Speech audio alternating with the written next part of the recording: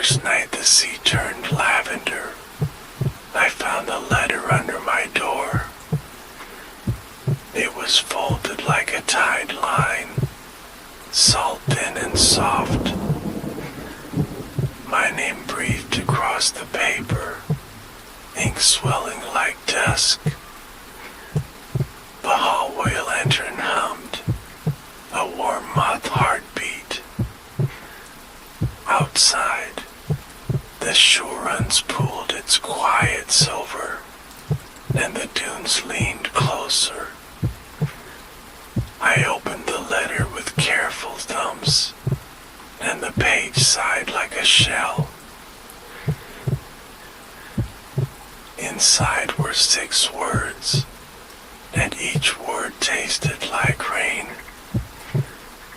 Meet me where the tide folds. I had never been invited by water, but the night carried a patient kindness. I put on my old cardigan, sea thread clinging at the elbows. I followed the footpath past the fig trees and past the postal boxes that sing in wind. At the dunes, I paused, listening for a voice that might belong to tide. Only the sandpipers trilled, like needles stitching a hem. The shoreline waited with its patient library, each with another page returning. Up beyond the shoal, a lantern bobbed, faint as a held breath. The moon was a porcelain saucer, balanced on the dark cupboard of sky. I walked until my soles met foam, and the foam recited my grandfather's lullaby. I felt the letter again in my pocket, warm as if held by another hand. She arrived like the hush after page turning, thin scarf trailing a sentence behind her. Her dress was the color of faded kelp, with buttons like wet pearls. She did not speak at first, and the silence felt kindly. We faced the water together, letting its small grammar wash our ankles. At last she said, "Thank you for reading me." I asked her name, because names are small boats. She smiled in a way that warmed the tide, like tea steeping in porcelain.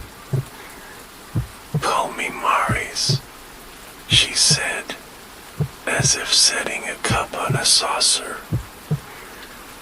We shook hands, and the water tugged once at our wrists. The tug felt like punctuation, firm and tender. I told her I restored old letters, pressing them flat with glass and patience. The town brings me attic boxes, and the boxes bring me dust. Some envelopes keep moths, some keep confessions. She listened the way a horizon listens, empty enough to hold everything. Then she laughed softly, and the tide laughed too.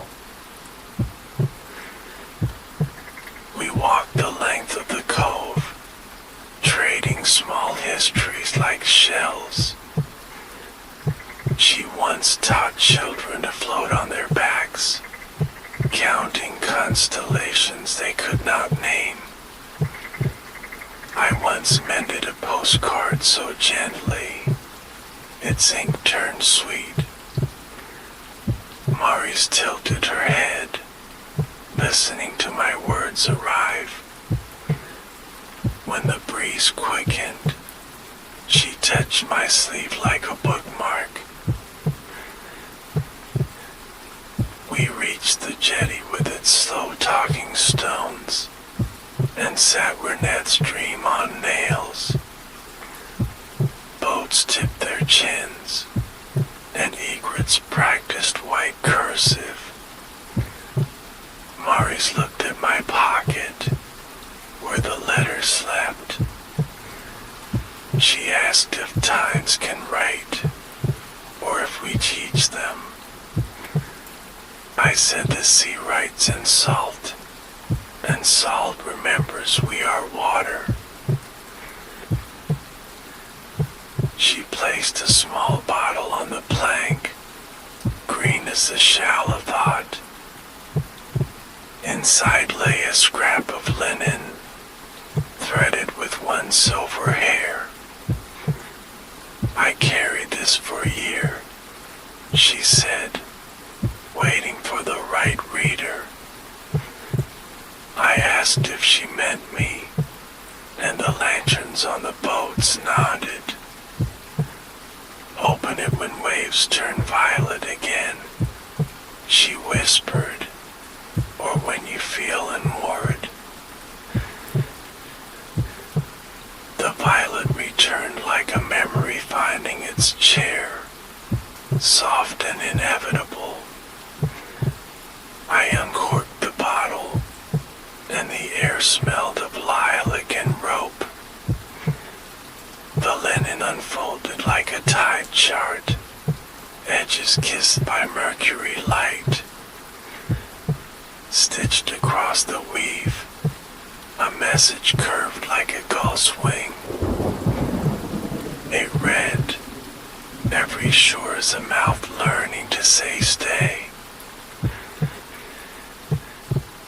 Maurice watched my lips shape the sentence, and she exhaled like a harbor after storm. We sat without adding anything, because some sentences are full. The egrets scolded themselves into parentheses, and Gus placed its fingers to its lips. I felt the town behind us breathe, porches inhaling citron and bread. In the days that followed, letters began arriving like tide pools. They slid beneath my door at dawn, sometimes damp as if shy. Some were blank except for a comma, which glowed gently. Some carried small seeds of moonlight that sprouted in my tea. Each envelope taught me a new silence, and each silence felt medicinal. I met Maurice by the jetty every evening, while the sky practiced new pastels. We did not always talk, because listening can be language. She would gather sea glass like mislaid verbs, rubbing them until they gleamed. I brought a satchel of rescued ink and drew maps of our pauses.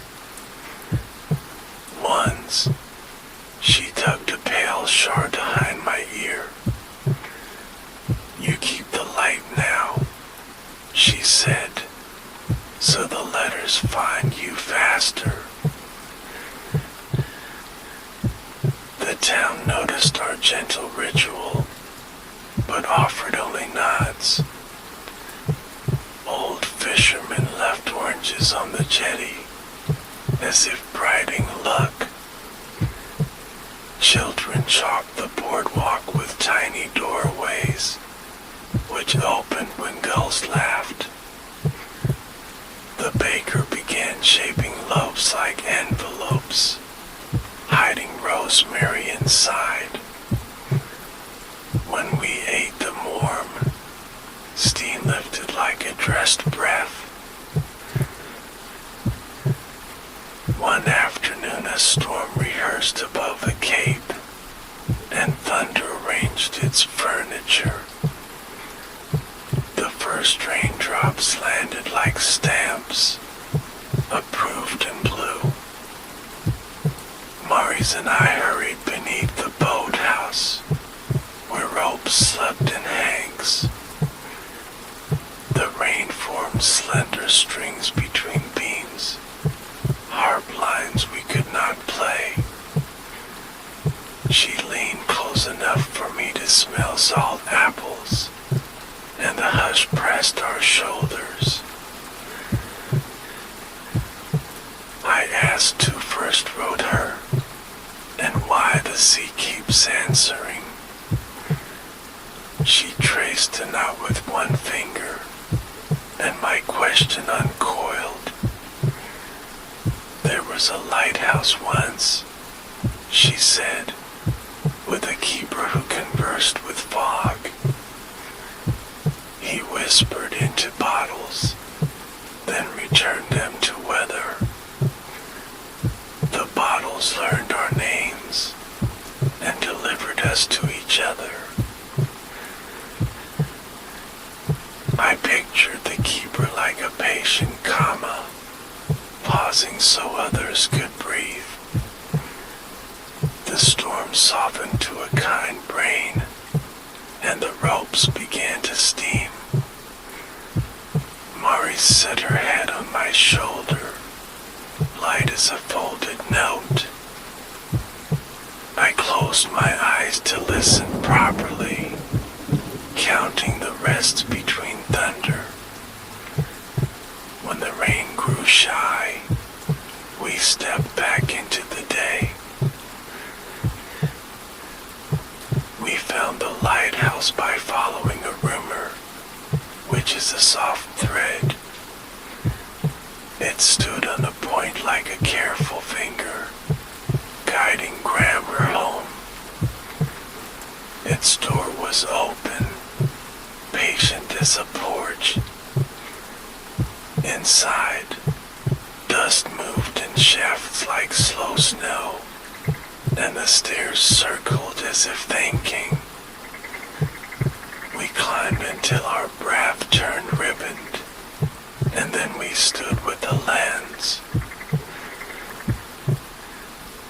The lens had been polished by centuries of longing, and it held a faint vanilla heat. Mari spoke her name into its heart, and her syllables gloomed. I whispered mine after hers, and the sound braided like seagrass. The room brightened without light, as if meaning itself had windows. For a long moment we did nothing, which felt like perfect work. We descended and found a drawer of maps, edges furred with salt. Each map had no place names, only verbs and tides. On one chart a dotted line moved softly, then settled at our cove. At the dot a tiny note said, "Right here if you wish to stay." Maurice looked at me as if I were harbor, and I looked at her as if I were finally water.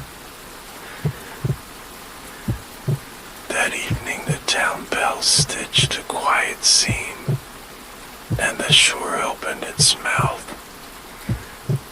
We returned to the jetty with soft hearts, like fruit handled well.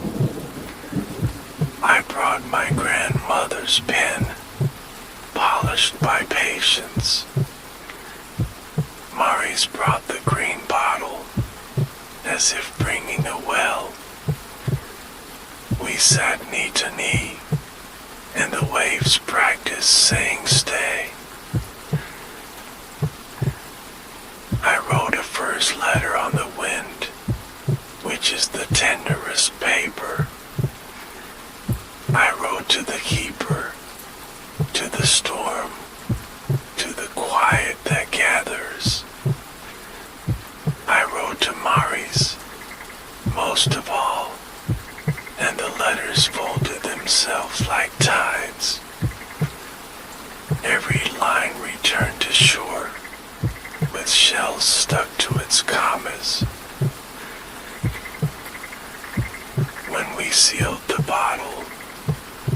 throats lifted like attentive shoulders. Maurice kissed the glass with a shy breath, and my name grew warmer inside. We set it adrift together, palms releasing in time with foam. The bottle swam toward the violet seam, small and brave. Around us, the town exhaled, and night stitched itself to the hem of sleep. The bottle vanished into velvet water, and our hands found stillness. Wind folded itself beneath the dock, humming a promise. Maurice leaned on my shoulder, and the lantern spoke in amber vowels. I felt the town at our backs, a quilt of porches and patient clocks. Somewhere a screen door agreed quietly, and the sea kept treating us. Morning brought a letter with a faint citrus edge, as if peeled from sunlight.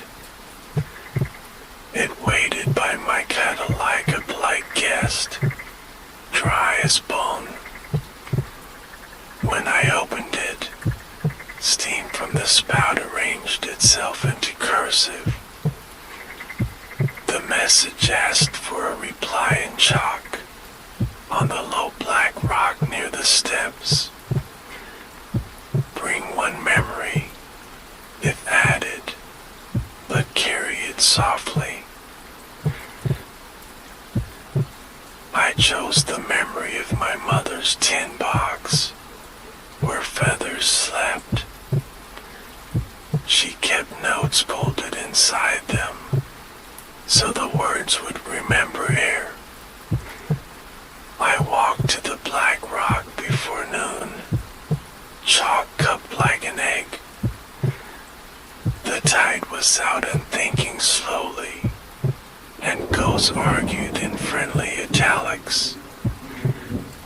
I wrote about the tin box, how the lid squeaked and blessed. The letters held, even when spray kissed them. Maurice appeared with her palms full of sky glass, pale and rounded. She read the chalk the way one reads pulse, eyes attentive and warm. She placed a shard on each corner, painting the memory like a gentle map. Then she spoke of her grandmother's oar, worn thin by telling. They used it to stir soups in winter, so voyages would enter the broth. We spent afternoons visiting small places that collect time and let it breathe. At the post office, a sparrow nested in box 12, pushing stamps aside. The clerk whispered please and thank you to envelopes and tied them with blue. At the pier, a boy sold nuts for pocket wishes, labeled by weather. We bought a fair wind knot, then tucked it into our silence. At dusk we learned the first grammar of sting, which is patience. We named our pauses like islands on a chart, shallow and kind. We practiced standing very near, without disturbing the sentences between us. Sometimes Maurice would hum a lighthouse note, low and round. My ribs answered by opening a little, as if windows. One evening the sea returned a bottle with a clover pressed. inside lay a map with no ink, only a faint salt lattice.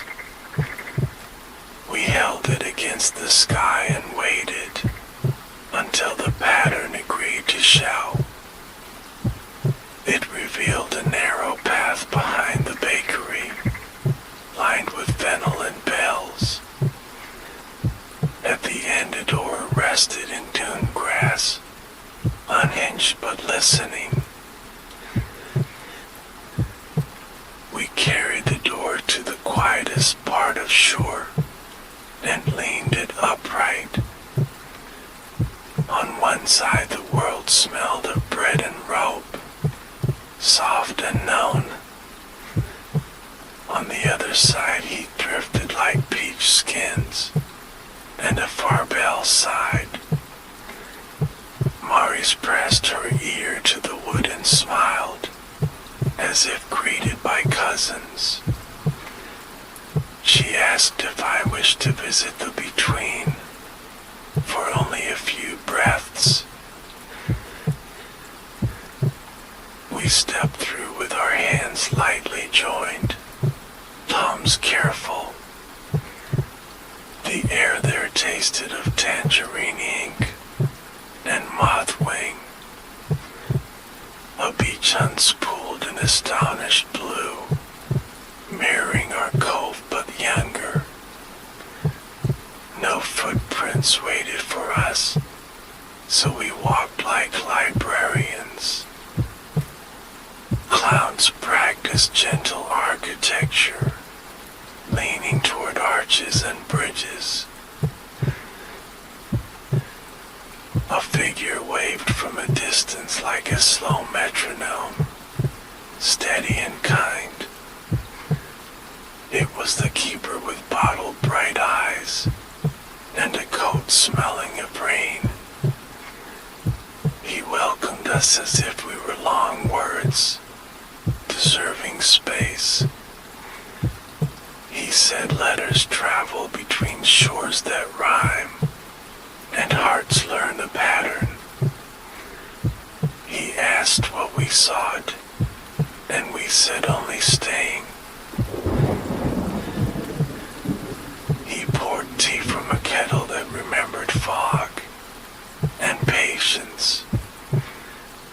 Each cup cooled to reveal a single readable ring, like tree age. Mine said listen longer than you speak, even to quiet. Maurice's ring said share the oar, even in shallow water. We nodded like small boats, tethered and calm. The keeper showed us a library of sealed weather, shelved by mood. There were jars of first snow and last heat, and jars of almost rain. He let us open a jar of evening hush, which smelled of wool and ink. He asked us to carry it back to our shore, for nights that forget how to soften. We agreed with our hands, and he believed us. When we returned through the door, the world felt tuned, one notch kinder. We set the jar on my windowsill beside rosemary and an old stamp. In the street a cat announced moonrise with velvet certainty, tail like a pen. Maurice touched my wrist just above the pulse, as if measuring tide. Stay, she breathed, and the word chose a home. Days braided themselves into a soft rope, useful and sweet. We kept the lighthouse clean of rusted syllables and polished its brats. We mended mitts at the jetty and listened for commas, hiding in brought us questions about sharks and love, and we answered with tide tables. The baker invented a loaf named Harbor, which forgave any knife. One noon the sea went glass quiet, as if holding a thought. A procession of bottles arrived shoulder to shoulder, clinking politely. They nudged the sand with a sound like sleep, and waited. Each held the name written like a tide curl, soft and sure. Some names belonged to our town, some to shores we had never met. We gathered neighbors and set a long table of planks and crates. We opened each bottle with a blessing and a listening. When a name matched a heart, eyes warmed like lantern wicks. When a name traveled further, we sent it with orange bread and ribbons. The beach learned to speak gently in many directions, and we learned with it. At twilight, an empty bottle rolled to my shoe, fried with patience. Inside was only a curl-driven of violet light, soft as breath. I held it up and watched the dust lean closer, curious and kind. Maurice touched the glass with 2 fingers, and a door shake glimmered in the foam. It was the old door again, but now it faced inward. I understood in the slow way water understands stone, patient and exact. The door asked for the story of my house, room by room. We walked back with evening on our shoulders and let the door rest in the hall. I spoke first about the kitchen window and its lavender, how it had its light. I spoke of the table that belongs to postcards and tea. Maurice told the door about the chair she carries from shore to shore. It is made from driftwood and moon, she said softly. She described sleeping there during long summers, when dreams learn tides. The door listened like a relative who refuses hurry, and smiled in grain. Then it showed us the hinge bright as a starling, ready to be set. We fixed the hinge with screws that remembered lullabies, turning slowly. The door settled into the frame like a checked heartbeat, then breathed. When we closed it gently, the house exhaled a shy relief. Walls learned the difference between echo and company, and chose company. Outside, the tide folded closer to the steps, as if welcoming us home. Night gave us a new ritual made from whisper weather and small light. We placed a letter on the threshold before sleep, sealed with rosemary. In the morning it returned with one gentle correction, never unkind. Our words learned to place their feet carefully, like waiters. We gave thanks to comets for their work, and into silence for its stitching. On a day of pearly drizzle, the keeper arrived in town, hat bowed. He asked us to come to the pointed moonrise for a naming.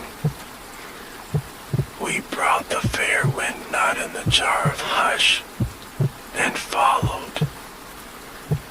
At the lantern room he set a brass plaque the size of a palm, warm to touch.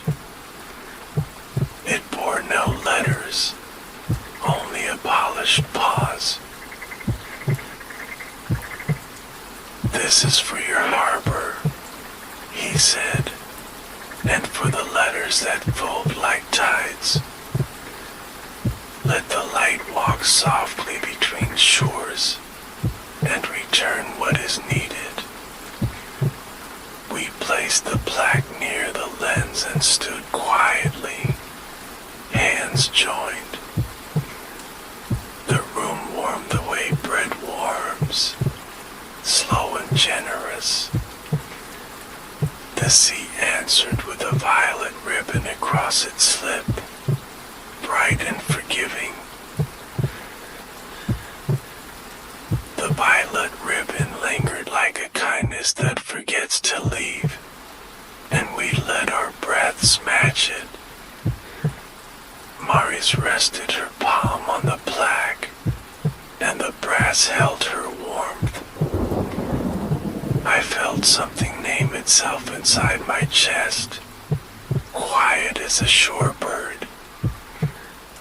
We walked down the stairs in slow spirals, carrying the hush like a lantern.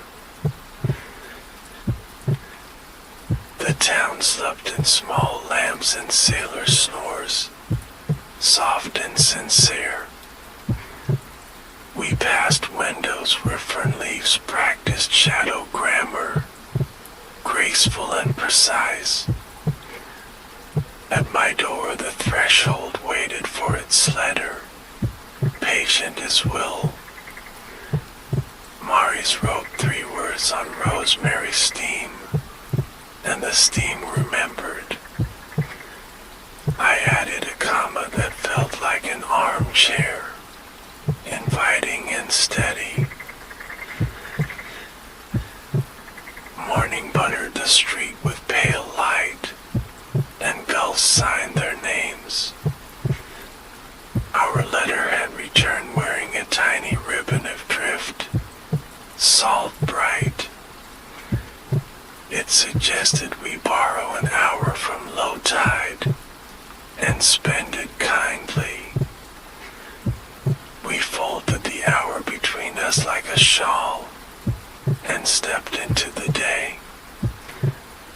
The air tasted of pear and rope, a breakfast for staying. We visited the tailor who hems weather and mends sleeves of rain. He measured our silences with chalk and thread, smiling like tide. He pressed a thimble into my palm, cool and promising, for stitching long afternoons. He said softly, "Maris chose 2 buttons made of cloud, light enough for vows." At noon the school children paraded with paper boats and cinnamon pockets. They asked us to name the flotilla with a gentle word, wide enough to float. Maris whispered harboring, and I whispered listening. The boats accepted both like twin oars and bobbed in agreement. A light rain applauded with silver fingers and then wandered off. In the afternoon we climbed the dune with a quilt and oranges. Clouds drifted like paragraphs catching their breath. slow and readable. Mari's peeled fruit with a tidy patience and shared each crescent. Juice sweetened the sand where her elbows rested, and bees wrote cursive. We planned nothing, and the plan held. A letter came folded as a gull wing and scented of mint. It asked for a dance at the tide line with bare feet. We rose and let the water teach our steps, small and kind. Mari's counted quietly in another language, perhaps weather. I followed the commas her ankles made and learned to pause. That evening the keeper delivered a small clock without hands. It kept time by listening to windows and waves. We set it on the mantel beside a jar of hush and rosemary. The room settled into a warm grammar of chair and cup. Our breaths moved together like a sentence that knows itself, unhurried and sure. Night brought a thin fog that braided our street into soft corridors. We walked with our shoulders nearly touching, carrying lantern vowels. Mari's told me a story about a town that sang when it rained. Each roof learned one note and held it, tender and true. By morning the streets wore lullabies like shawls, and no one hurried. We met the baker before dawn to fold loaves into envelopes. He taught us to score gentle messages in crust, barely seen. We wrote "Stay kindly" on 6 warm breads, then listened. The ovens breathed their amber wisdom, and the words softened. We carried one loaf to the lighthouse for the lens to taste. At the point the wind practiced careful handwriting, looped and patient. We broke the bread and shared it with gulls and horizon. Mari's placed a crumb on the plaque, and the brass warmed. I placed a crumb on my tongue and it spoke of windows. The sea answered with a lavender pulse, small and promising. Afternoons learned to open like letters, even when blank. We filled them with laundry lines and slow ink and porch light. Neighbors brought chairs to the curb and swapped tides like recipes. Someone strummed a guitar with mittened fingers, and time obeyed. Mari's taught the melody to a jar, which kept it safe. One twilight a rumor of distant storms arrived, humble and blue. We walked the jetty and listened for worry, but heard only patience. A bottle nudged my shoe with a soft insistence, asking to be read. Inside was a ribbon of tide chart, inked in silver. It marked a night 2 weeks hence, for vows of staying.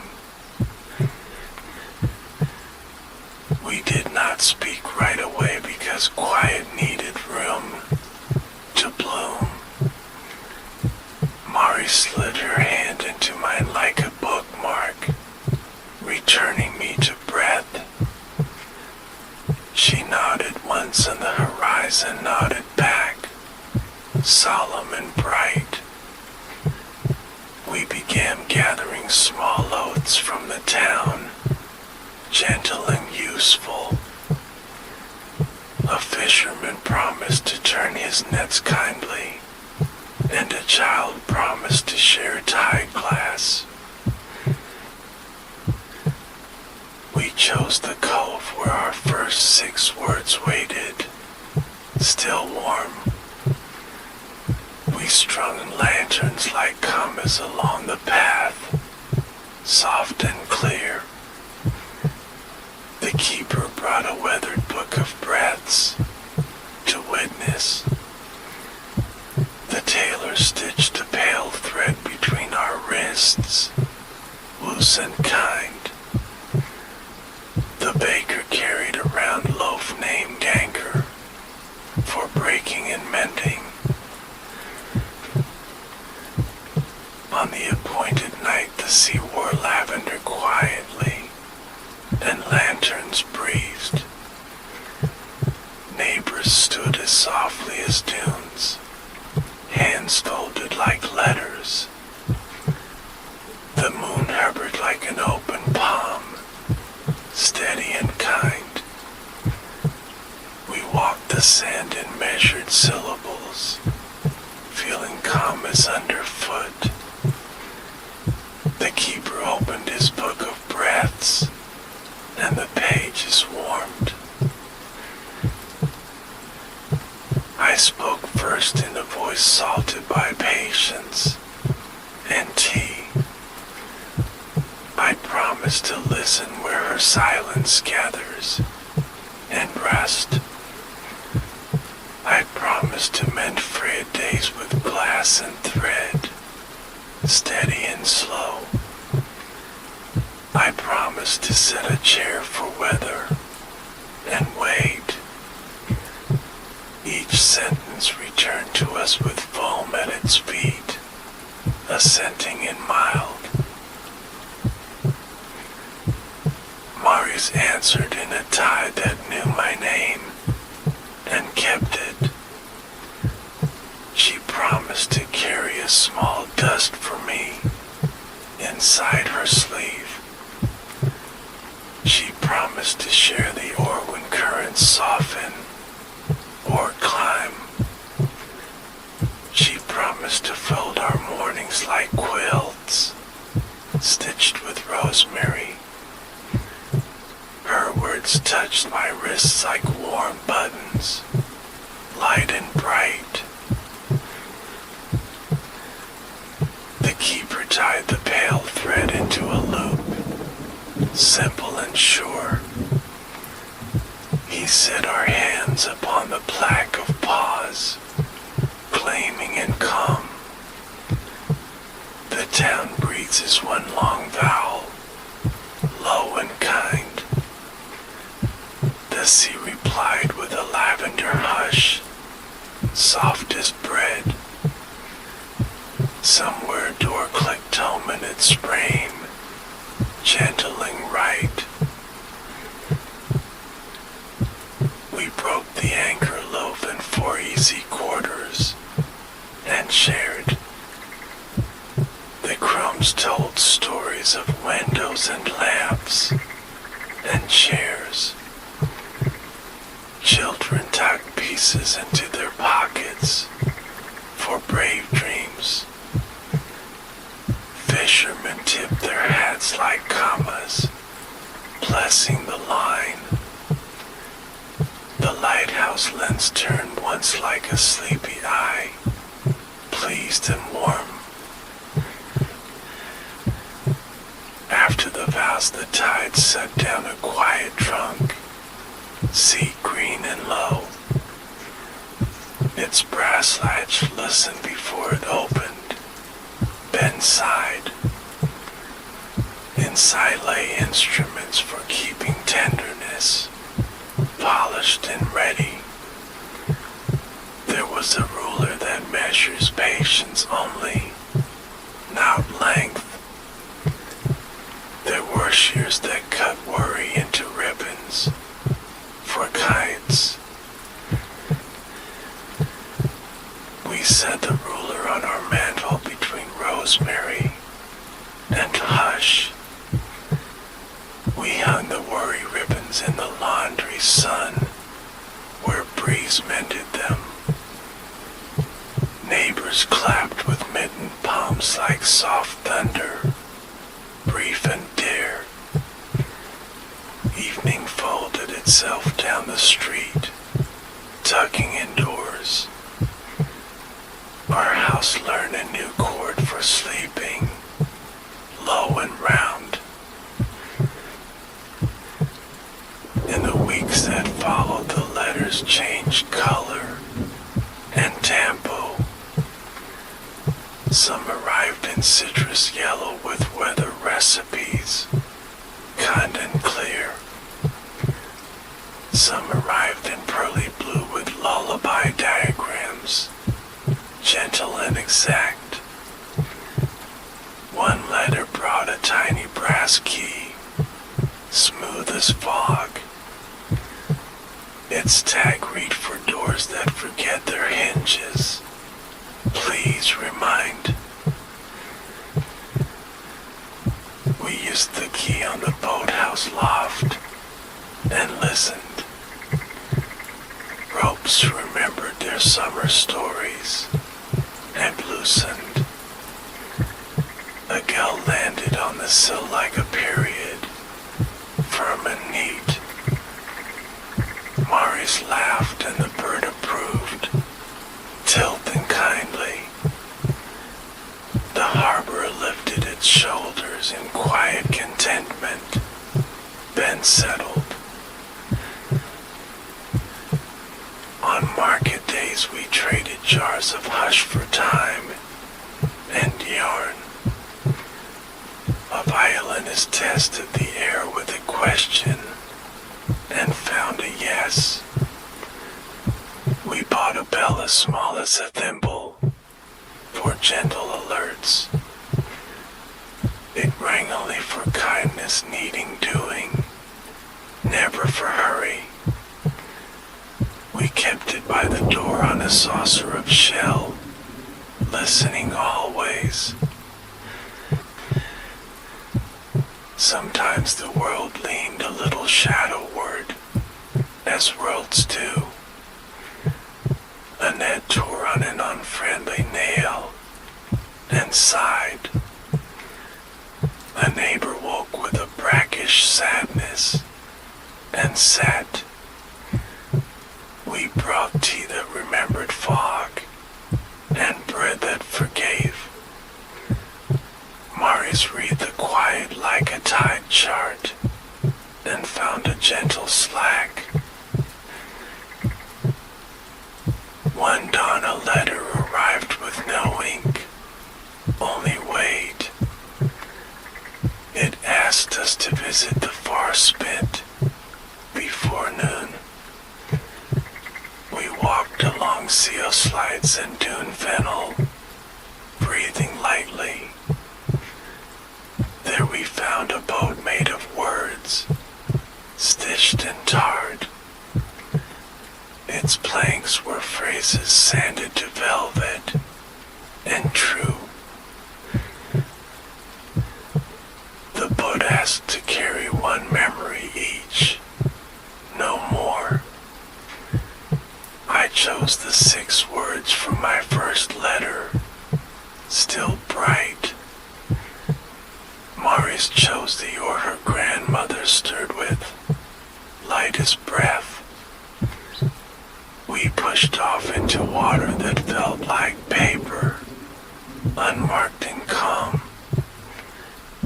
The horizon drifted closer as if reading us, aloud and slow. We reached the cove that matched ours faintly, but sang. The rocks chimed like porcelain cups in cupboards, sweet and shy. A village waited with doors ajar and bread cooling. Here the letters walked on their own feet, polite and small. They bowed to us and to Maurice by name, remembering her kindness. A letter led us to a square of warm shadow and bench. On the bench sat a woman threading dawn into lace, calm and steady. She smiled in a way that steadied the air, then listened. She said your vows rang here before they formed, like rain rehearsing. Please carry our tie glass back to your shelves for nights that wonder. We accepted a bowl of blue shards warmed by sun and story.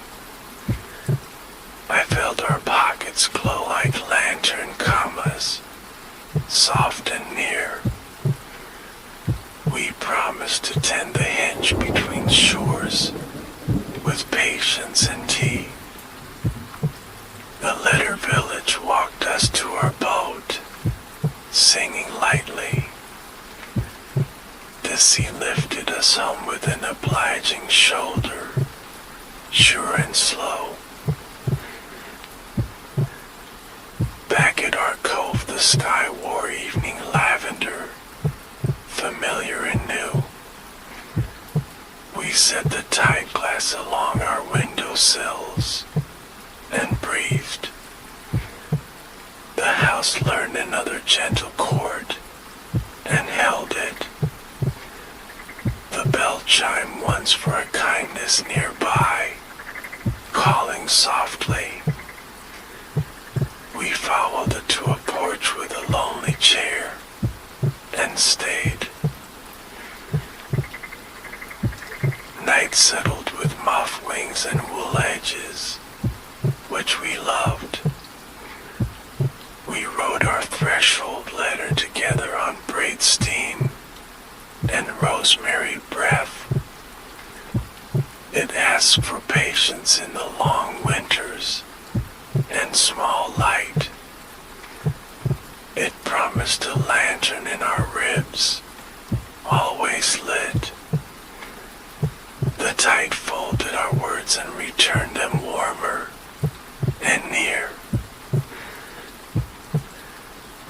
Winter rehearsed at the edge of the calendar, soft and silver. The wind learned a lower vowel and used it kindly. We hung wool at the windows like gentle curtains and breathed together. The time glass along our sills drank curly dusk, then glowed. Some nights the lighthouse clicked once in its sleep, content and near. A letter arrived wearing frost-like lace, careful and bright. It asked if we might lend a season to distance, without heartbreak. Mari's read it with her head tilted, as if listening to snow. She placed the page on her palm and closed her eyes, measuring hush. When she opened them, the room felt larger and kinder. She said some letters must be hand-carried over sleeping water. She said the violet seam needs a guardian for winter, only for a while. I heard the truth arrive like a soft cart, steady and fair.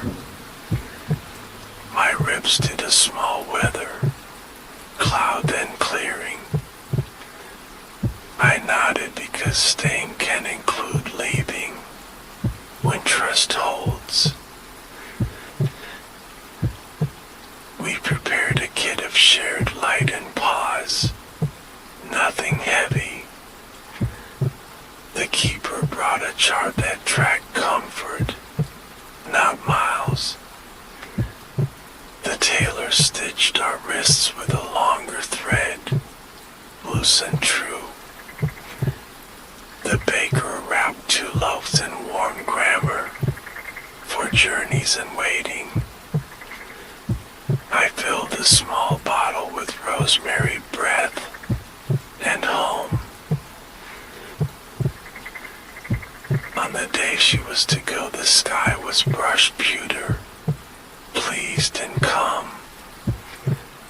We walked the boards as if reciting, soft and sure.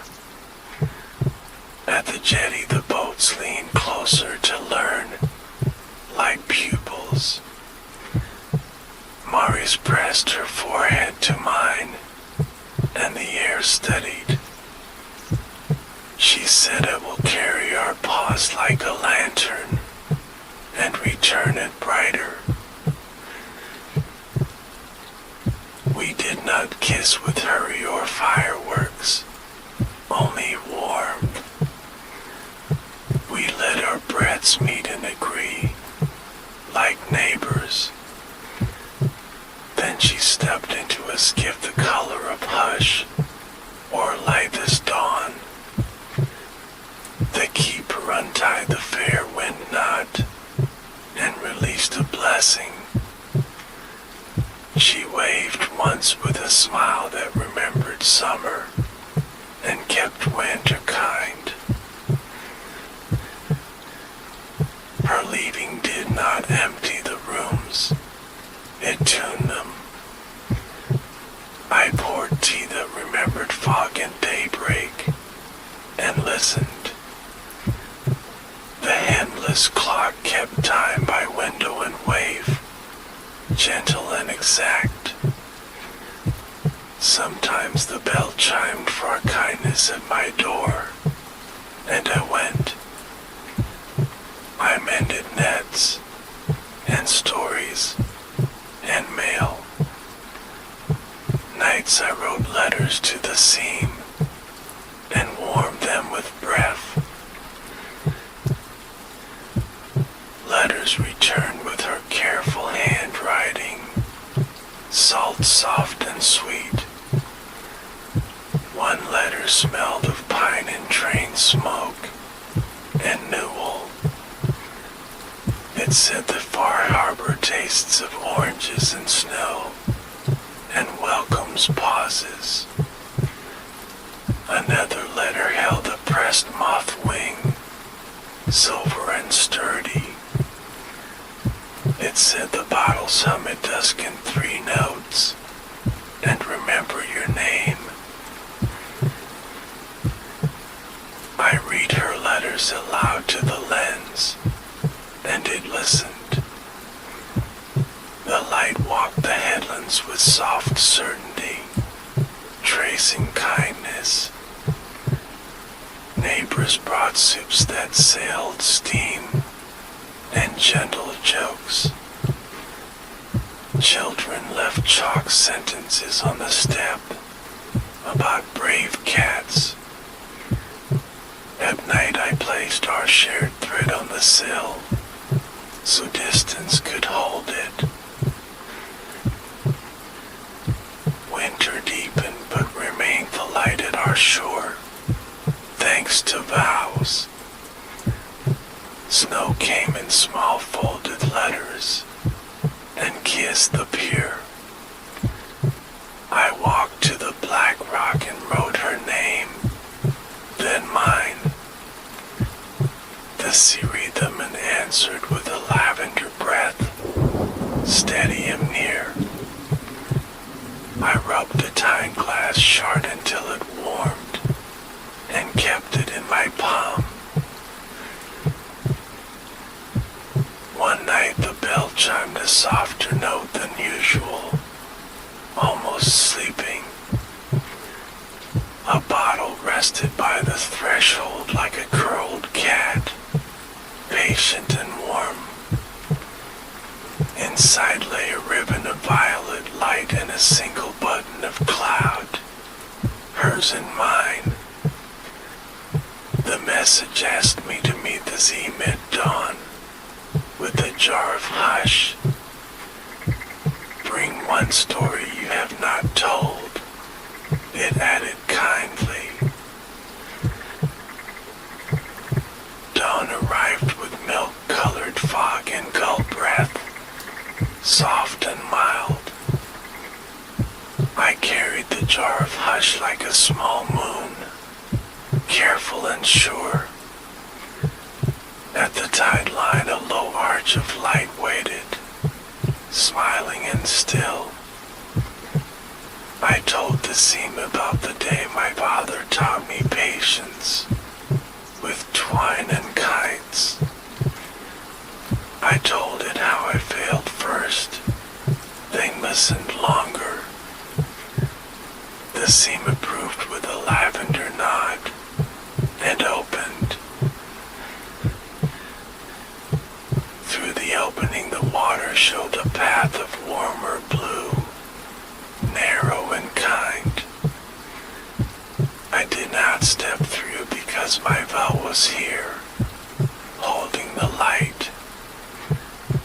Instead, I set the jar upon the water for a breath and back. When I lifted it, a new hush had joined the old, sweet and deep. It sounded like her footsteps on our boards, coming home soon. The days shortened into clean pearls of dusk and tea and rest. I hemmed the edges of evenings with a thimble and thread. I listened to windows count the tide and nodded. The lighthouse lens turned with a slow fondness, like a guardian on. All the while the shared thread on the silk kept warm, as if held. Then the sea changed its breathing by a half measure, just enough. I felt it in my chest like a door unlocking, quiet and bright. The bell chimed the note it used for homecoming, small and sure. The town lifted its sighs from winter mugs, smiling and ready. I walked to the jetty with no hurry, because love was close. Across the water a skiff appeared like a sentence finishing, gentling right. Mari stood in it with her scarf remembering summer and snow. Her oar moved like a careful comma, meant and kind. I raised my hand and the horizon raised one too, pleased to witness. The keeper watched from the point and approved, hat bowed and bright. When her shoes touched the boards, the whole dock exhaled and settled. We did not rush because our paws carried us like a boat. She pressed our shared button of cloud between our palms, and it warmed. We stood with foreheads together and let distance unthread, without knots. The sea folded lavender very quietly, as if blessing. We walked home on streets that knew our steps and welcomed. The handless clock listened to our windows and smiled, then agreed. We set the jar of hush on the mantel and opened it, slow and sure. The room filled with a cord of chair and lamp and breath. Mari's placed her oar by the door like a tall letter, home and ready.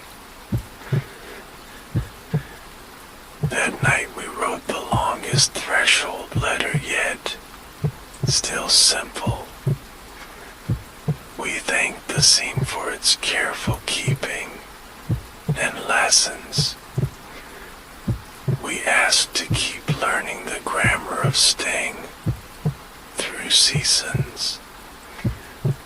We promised to lend our hush to others when needed. The tide carried our words and returned a single word: continue. Spring arrived like a soft rehearsal of color and breath. Fennel lifted its green sentences by the path, smiling and tall. Boats wore ribbons of fresh paint and patience, ready to listen. We aired quilts on the rail and watched letters drift and bask. The lighthouse turned slowly as if tasting peaches, pleased and sure. Maris and I mapped a new practice for mornings, mild and steady. We brewed tea that remembered fog, then sunlight. We read one sentence from the keeper's book and listened. We wrote a small reply on steam and rosemary, keeping it kind. Our house learned the rhythm and hummed along, gentle and low. The tailor visited with a spool the color of dawn, quiet and long. He offered to hem the season lightly, so days would fit. He stitched our porch with an invisible thread, warm and brave. Now footsteps arrived like practiced phrases, clear and good. Cats approved with whisker commas and polite blanks, authoritative and calm. A new letter came sealed with a fennel frond, crisp and sweet. It invited us to a reading of winds, down shore at dusk. Bring the jar of hush and a fair wind not, said the page. We packed both with bread named Harbor and 2 cups. The path offered small clover applause, tender and green. At the reading, a semicircle of neighbors faced water, hands easy. The keeper set a brass flute to his lips and waited. When he breathed, the wind wrote itself in music, low and kind. We felt our ribs answer in gentle chords, agreeing to stay. Maris tied the fair wind knot to the flute and blessed it. Afterward we shared bread and hush among blankets, warm and sweet. Children counted lanterns like friendly stars, bright and near. The sea rehearsed a lavender syllable at the edge, then kept it. I placed my palm over Maris's steady wrist, reading tide. We walked home by sentences of moonlight, complete and soft. On a Tuesday, a letter arrived wearing sand and sugar. It asked if we would host a small museum of pauses and thread. We cleared a front room and polished windows to listening. We labeled shelves with gentle words only, nothing sharp. Neighbors brought offerings wrapped in linen commas, proud and shy. There was a jar of evening porch much laughter, amber and soft. There was a handkerchief that once caught a brave tear and warmed it. There was a spool of thread that never tangled, only waited. We accepted each artifact with a nod, then placed it. The room learned how to hold without gripping, and smiled. A woman came with a letter that hummed slightly, like bees. She said it belonged to a man who left once, but stayed in words. She asked if we might read it aloud to water, so it could rest. We walked to the jetty and unfolded the page, careful and slow. The sea received each sentence like a shy heirloom, then quieted. That night the lighthouse lens turned one extra time, considerate and bright. We understood someone far off needed a path through weather. Mari set her oar across the threshold, like a promise. I placed the thimble beside the bell, ready to mend. We slept with our palms slightly joined and steady. Morning found a bottle resting in the rosemary, too bright and sweet. Inside lay a map of sound instead of lines, soft and exact. It marked the cove where silence breaks unfairly and needs help. We packed the jar of hush in a loaf named Anchor, then went. The sky wore a calm cardigan of cloud, reassuring and pale. The coast spoke in choppy syllables at first, unsure and quick.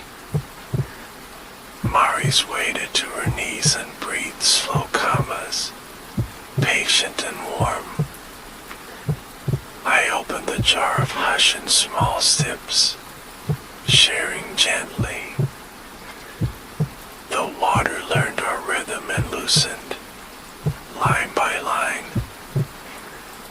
Soon the cove reached the lower bow unsettled, like bread. We left anchor crumbs on a flat stone for gulls and luck. A child from that shore brought us a coin, plunged with a star. It was a ticket for safe crossing between hushes, they said. We thanked them with a tide glass shard, blue and brave. The sea tucked the exchange into its pocket, pleased and neat. Days learned to unfurl like patient ribbons, without snag. We repaired benches that sagged with stories, then sat. We hosted small readings of weather recipes, served with tea. Children practiced tying fair wind knots at dusk, careful and proud. The bell chimed softly whenever kindness needed hands, and hands came. One afternoon, the door in the dune grass returned, face shining.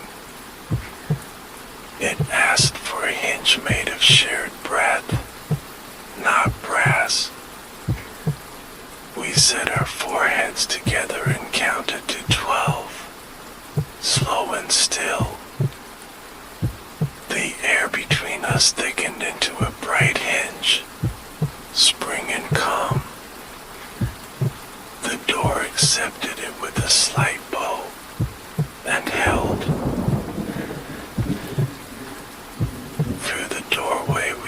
stones to harbor of future days, tidy and kind. I saw a table with ink stains shaped like tides, and bread. Mari saw children floating on their backs, counting shy constellations. We did not step through because the glimpse was enough. For now, we closed the door gently and the hinge sang once, bright and small. That evening as Storm rehearsed again over the cape, careful and slow. Thunder arranged its furniture with courtesy, then waited. We sat on the sill with bowls of rosemary soup and listened. Mari's told a story about waves learning lullabies from whales. My heart opened a window and let the rain in to be fed.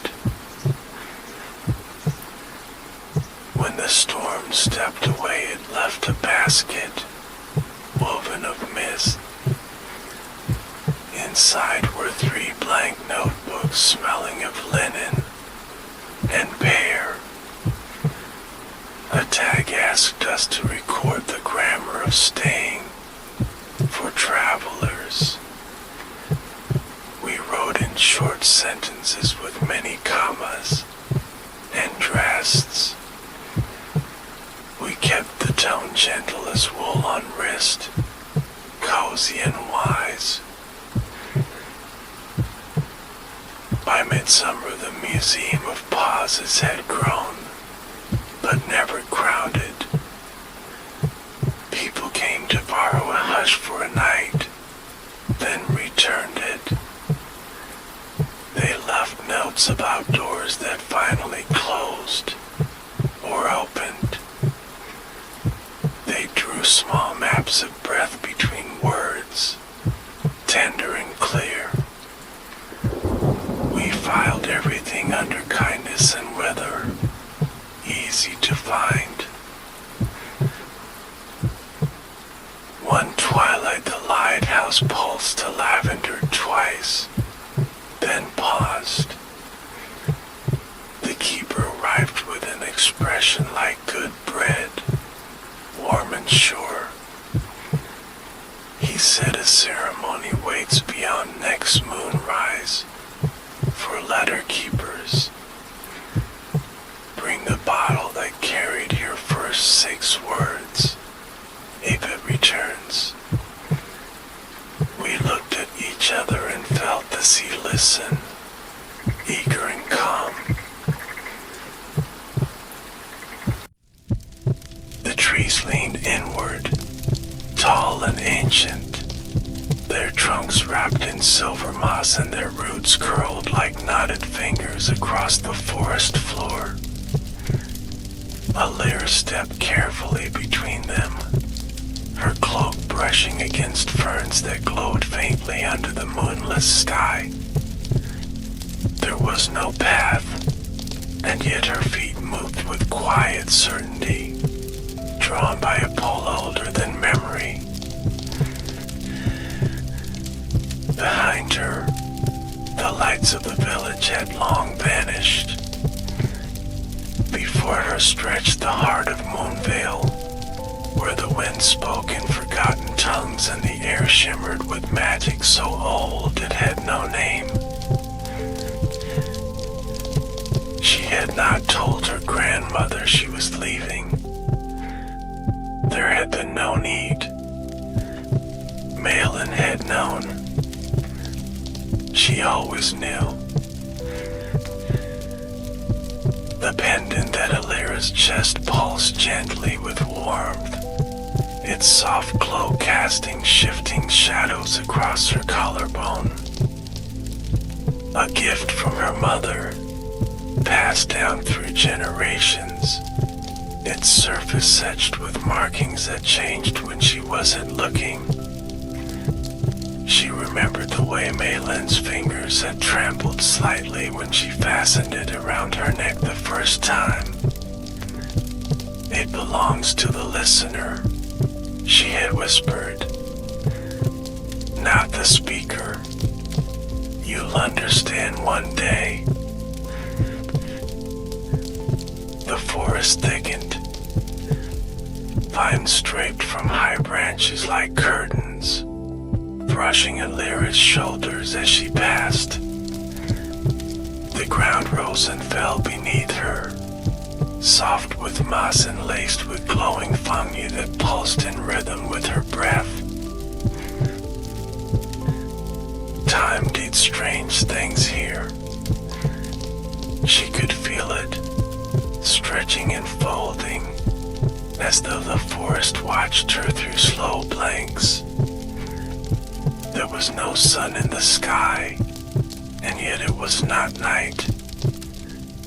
Just that endless blue twilight that never changed, the color of memory softened by age. A sound rose in the distance, soft and hollow, like breath through a bone flute. Lyra turned toward it, her pulse quiet, her steps steady. The trees parted without resistance. She found herself standing on the edge of a clearing. In the center stood a stone structure, circular and broken, its pillars carved with symbols that shimmered when she blinked. Around it, the grass grew in wide rings, darker near the stones, as though shadow lived there even in light. Lyra stepped inside. The pendant flared in heat, not painful, but insistent. The air shifted.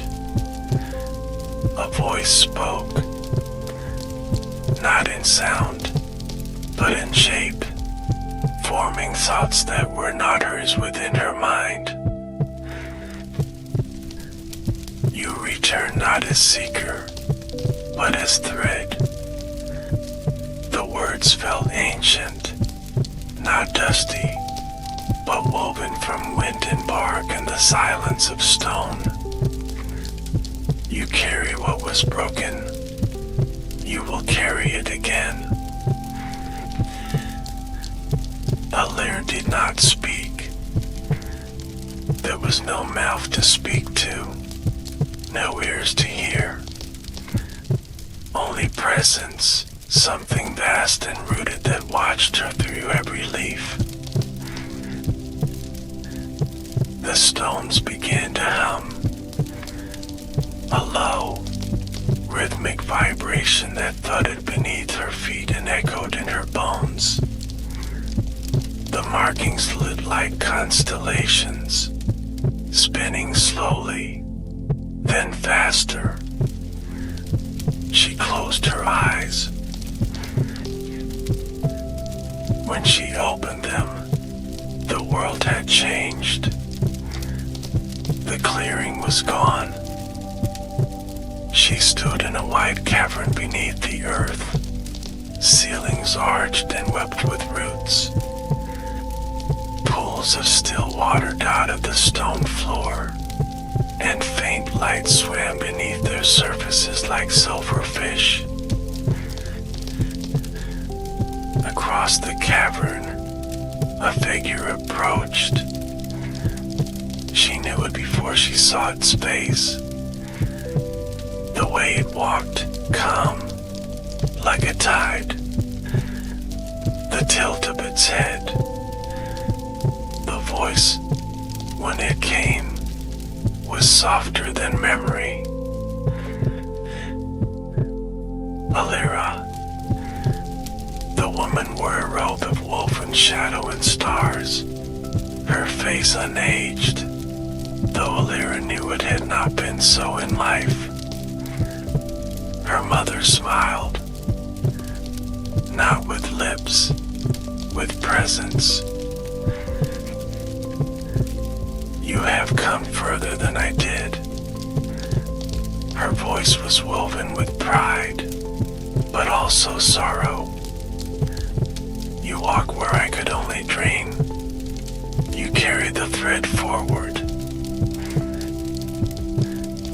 A lyre stepped closer.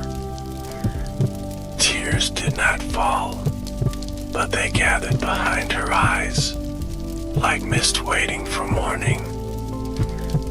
I don't understand, she said aloud, the words foreign on her tongue. What is this place? Why me?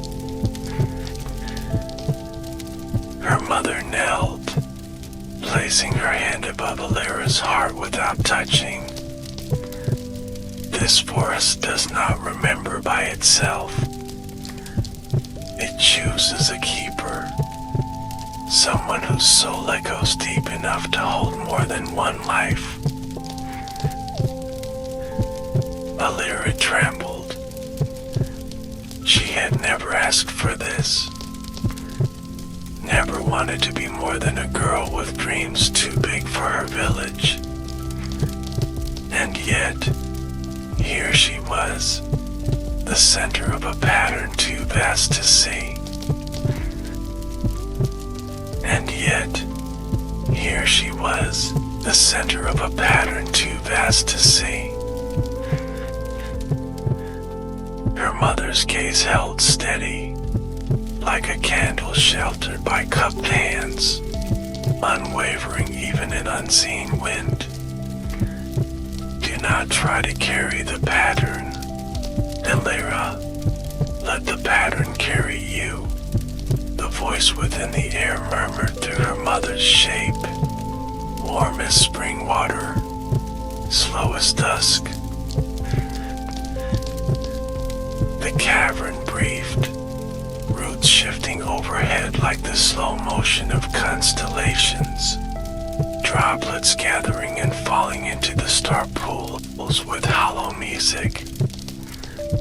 Alira's fingers hovered above the nearest surface of water, and the reflection broke into petals of light, each petal holding a memory that did not belong only to her, but to the forest and to those who had listened before. They forgot us because they needed to forget their fear, her mother's presence said, the words forming like dew along the edges of thought, round and delicate. When fear is louder than wonder, stories are the first to fade and the last to return. Can I bring them back? Alira asked, her voice quiet, not wanting to disturb the patient breathing of the stone. Or must I stand watch until the end of endings? Must I be only a door that no one opens? A soft laugh rose from the rude work, tender as moss, as if the whole earth smiled with her. You are not a door, child. You are a path that remembers where feet go when they have forgotten their weight.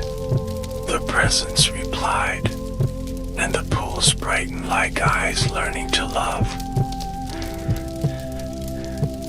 The pendant warmed against her skin again, a steady pulse, a metronome for breathing with the world. Walk with me, her mother said without moving her lips, and the silver-lit shore of water extended like a ribbon of dawn through the cavern, making a corridor where none had been. They moved without their feet, gliding as if carried on the memory of steps, leaving nothing disturbed behind. Around them, the stone grew transparent in places, revealing a slow theater of roots beating light to one another, exchanging carrying silent news of rain that fell a century ago, news of wind that have not yet arrived. A door of woven branches waited at the end of the ribbon. No hinge, no latch, only the patient crossing of living wood, green and fragrant, soft to the eye. Alira raised a hand, and the twigs unbraided with a sigh, opening like a yawn into night. The night was not dark, but the color of violets in shadow, lit from within by a moon that was not the skies, but the forest's own heart. Fields rolled away, not of grass, but of luminous spores drifting knee-high, parting around them like friendly breath. For beyond, a city rose, not built of stone, but of braided trunks and singing glass. Towers grown from patience and listening, windows shaped by rivers as they froze in thought across centuries. It is older than the stories of age, the present said, and younger than the next leaf that will open. It is both, like you. They approached along a causeway of roots that remembered feet, and the towers leaned slightly toward Alira, curious. The way tall flowers follow a child who sings.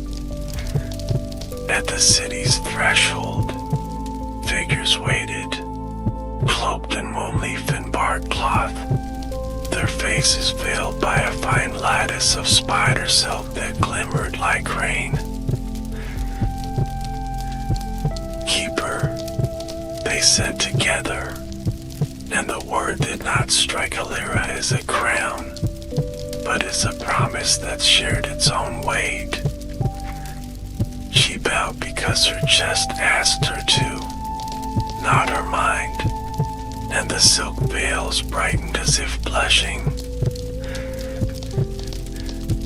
We remember you from before, one of them added, voiced like cloven reed flutes.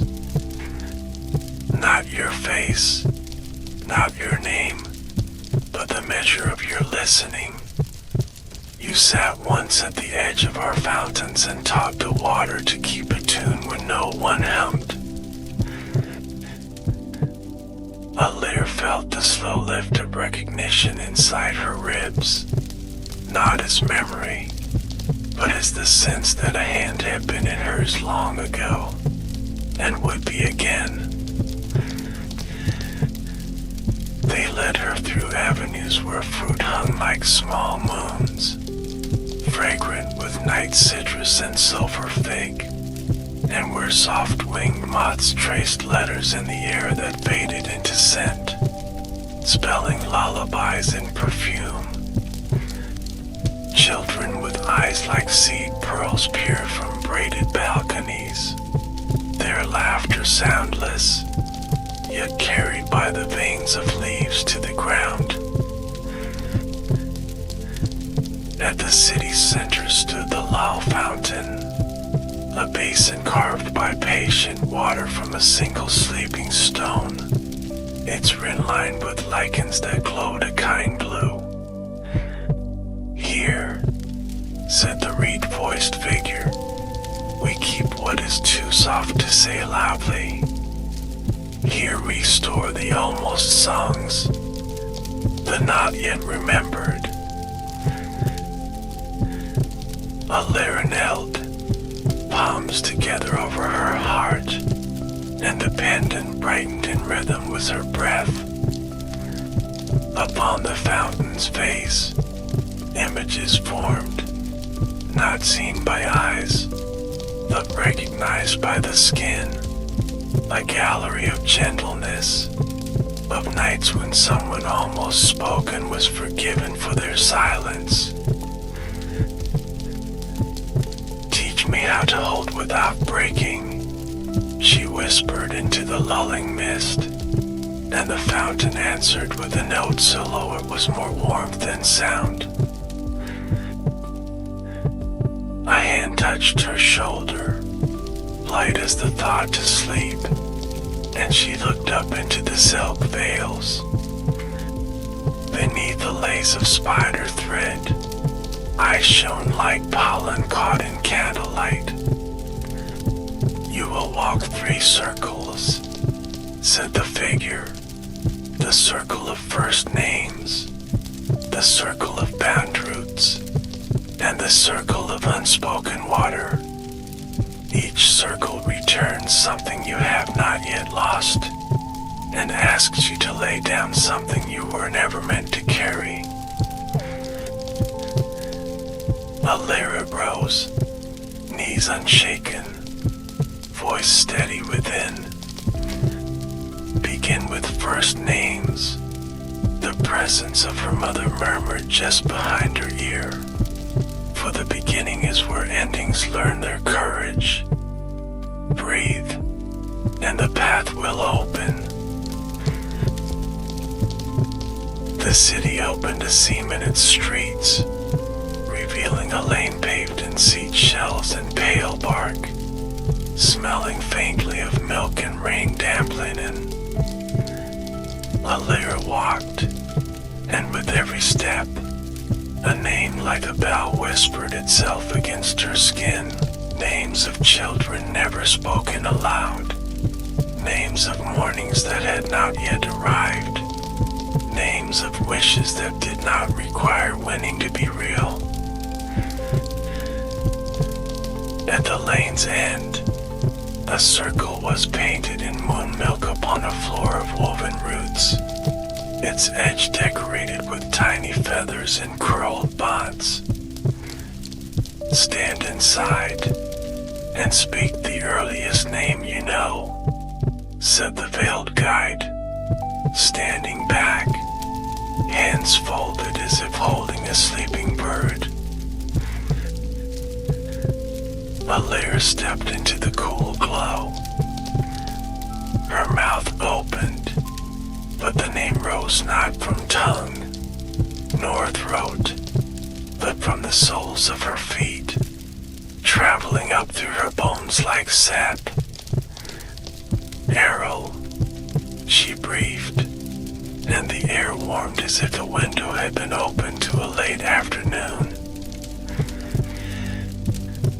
She did not know the name, yet it knew her, and with it came a memory of sunlight resting in a cradle of reeds, of tiny fingers grasping the shadow of a leaf, of a lullaby hummed by a throat too full of love for words.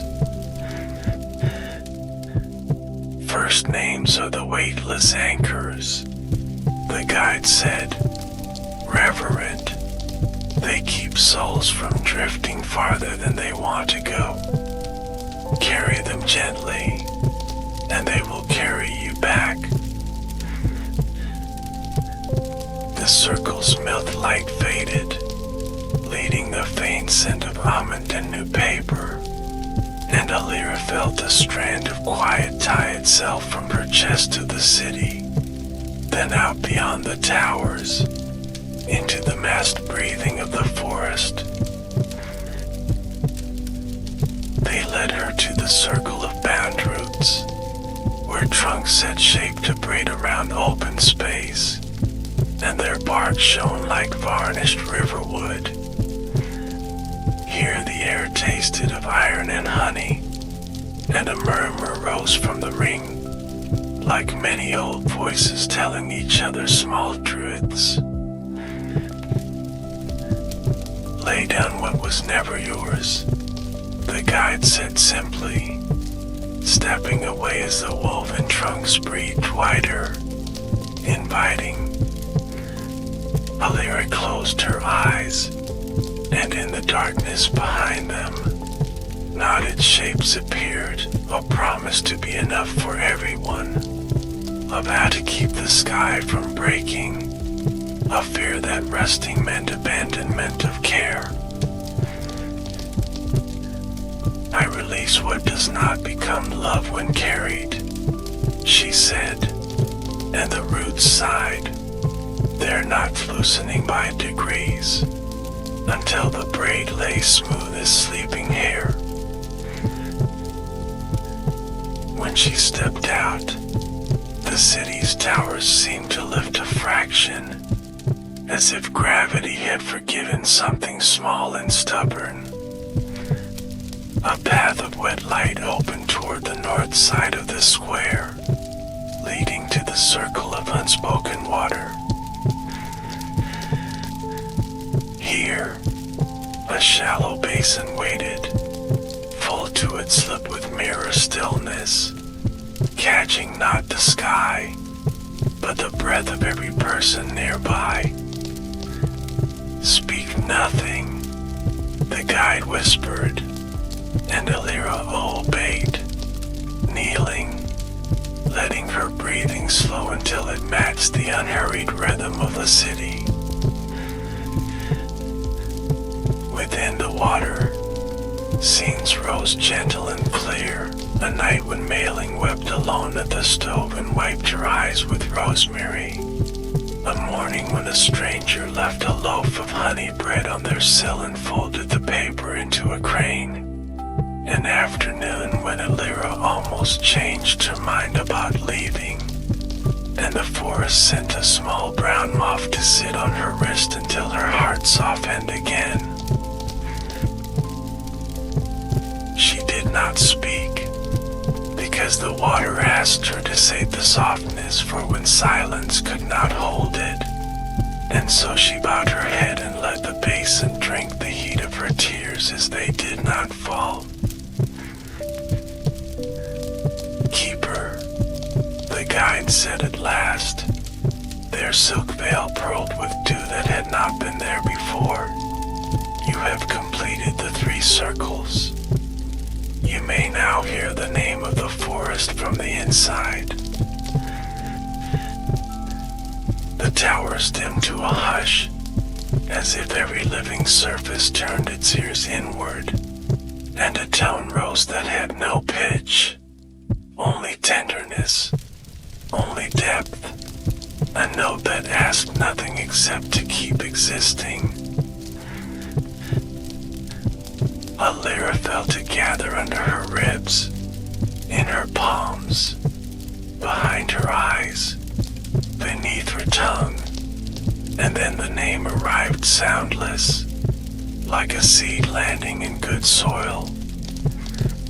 She could not say it aloud, not because it was forbidden, but because speaking it would make it smaller than it was, and the forest deserved its full size.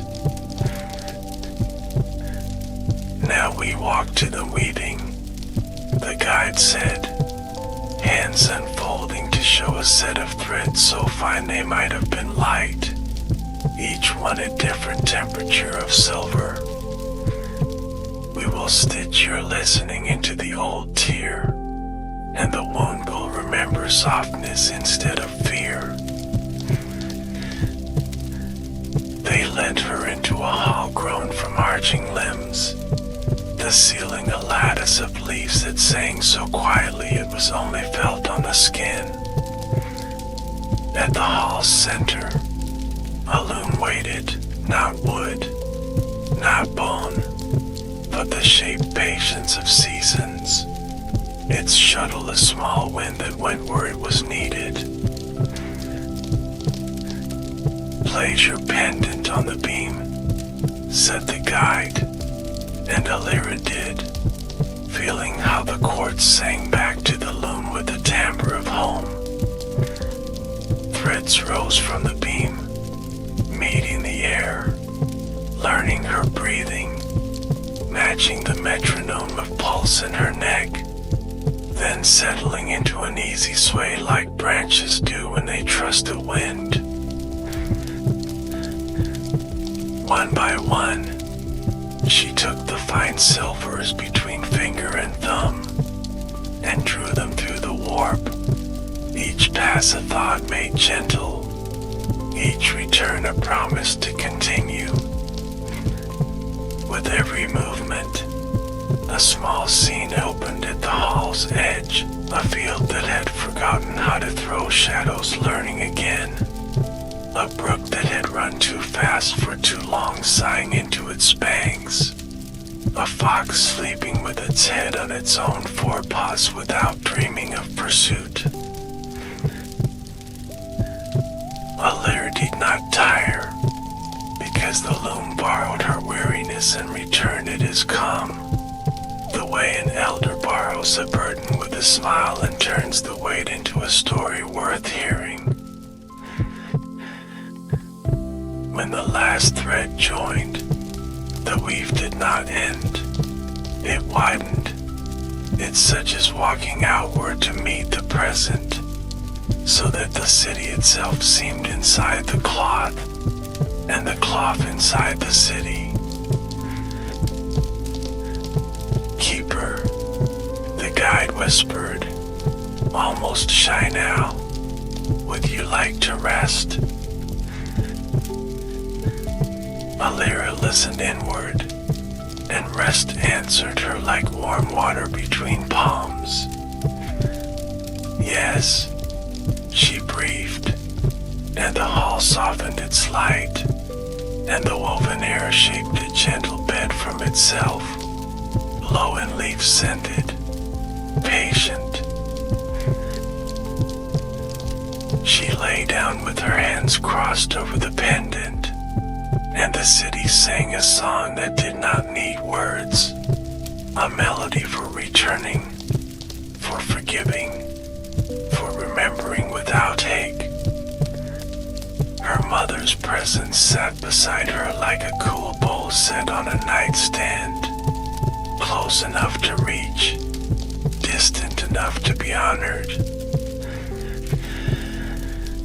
Sleep, little river, the presence murmured, and Alira drifted down between breaths as if held by hands made of dusk.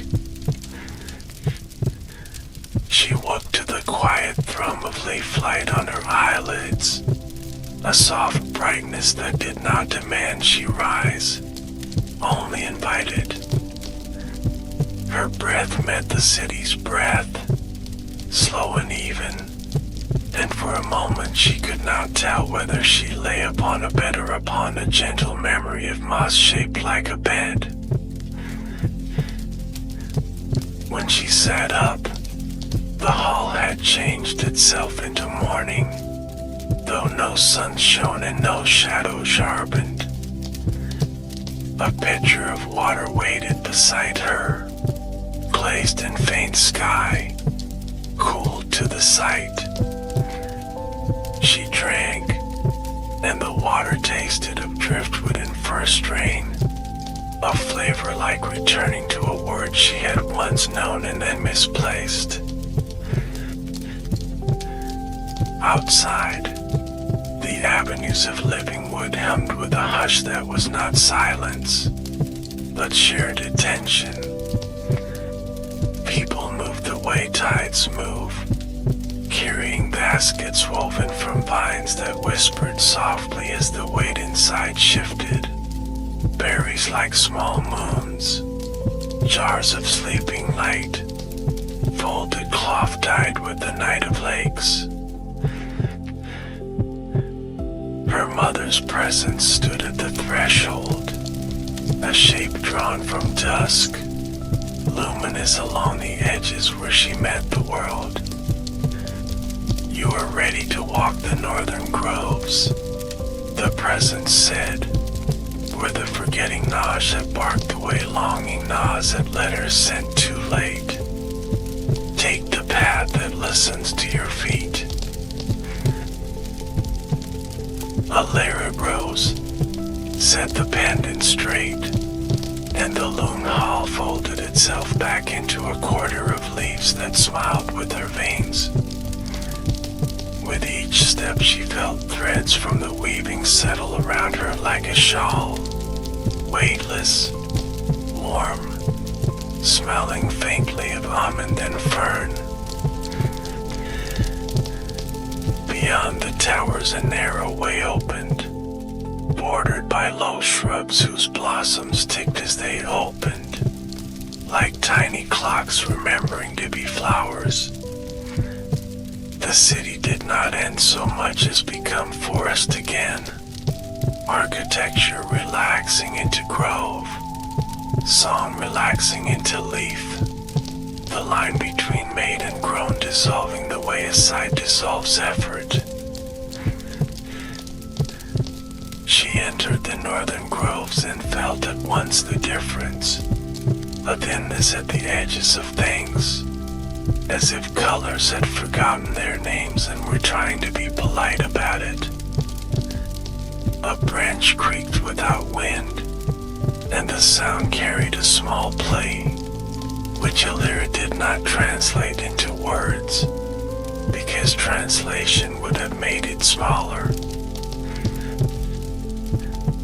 Walk until the path mistakes you for itself, Malin used to say over tea, and then you will begin. So she did. She walked until her feet learned the measure of the ground without asking her mind's permission, until the moss trusted her weight and sent word ahead to the next patch to be ready. A lake waited between cedars, small and round, its surface veined with the reflections of boughs like the palm lines of a giant's hand. At its shore sat a being shaped like a person only because it was kind enough to meet her halfway. Bark layered as robes, ice green as unripe figs. It lifted a hand that was also a branch, and the water's rim thickened, becoming a seed of braided cattail. Keeper, said the being, voice like a low tide running its palm across pebbles. You rive with threads and with thirst. Both are welcome. Illyra sat. I have come to the place where forgetting eats, she said, steady as the rim beneath her. Teach me how to feed it something else. The being turned its gaze to the lake, and a small whirl formed at the center, no larger than a palm, turning without moving the water around it. Give forgetting a task, it answered. It eats what lacks a place, what wanders without a use, what aches to belong to something gentler than erasure. How, Illyra asked, do I assign a task to what has no hands? By opening your own, said the being, and it cupped both branch hands over the whirl, which rose like the coin of water, trembling. Hold this until it finds your pulse, then let it count for you. If it counts, it will not eat. She extended her palms. The coin of water settled into them, cool and surprisingly heavy, choosing a shape that fit each line of her skin as if cast for her alone. It quivered once, twice, then learned her pulse and stilled, each beat sending a small shimmer across its surface like moonlight bowing. Illyra breathed, and the coin breathed with her. She felt how many tiny hungers in the grove loosened their jaws to listen, how the nibbling quiet broke into intervals, how absence became a rhythm instead of a theft.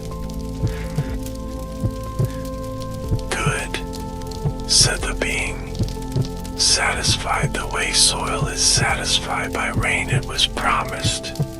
Now leave it in the bowl of the cedar to the east, and from there walk until the wind forgets your name and asks for it lightly.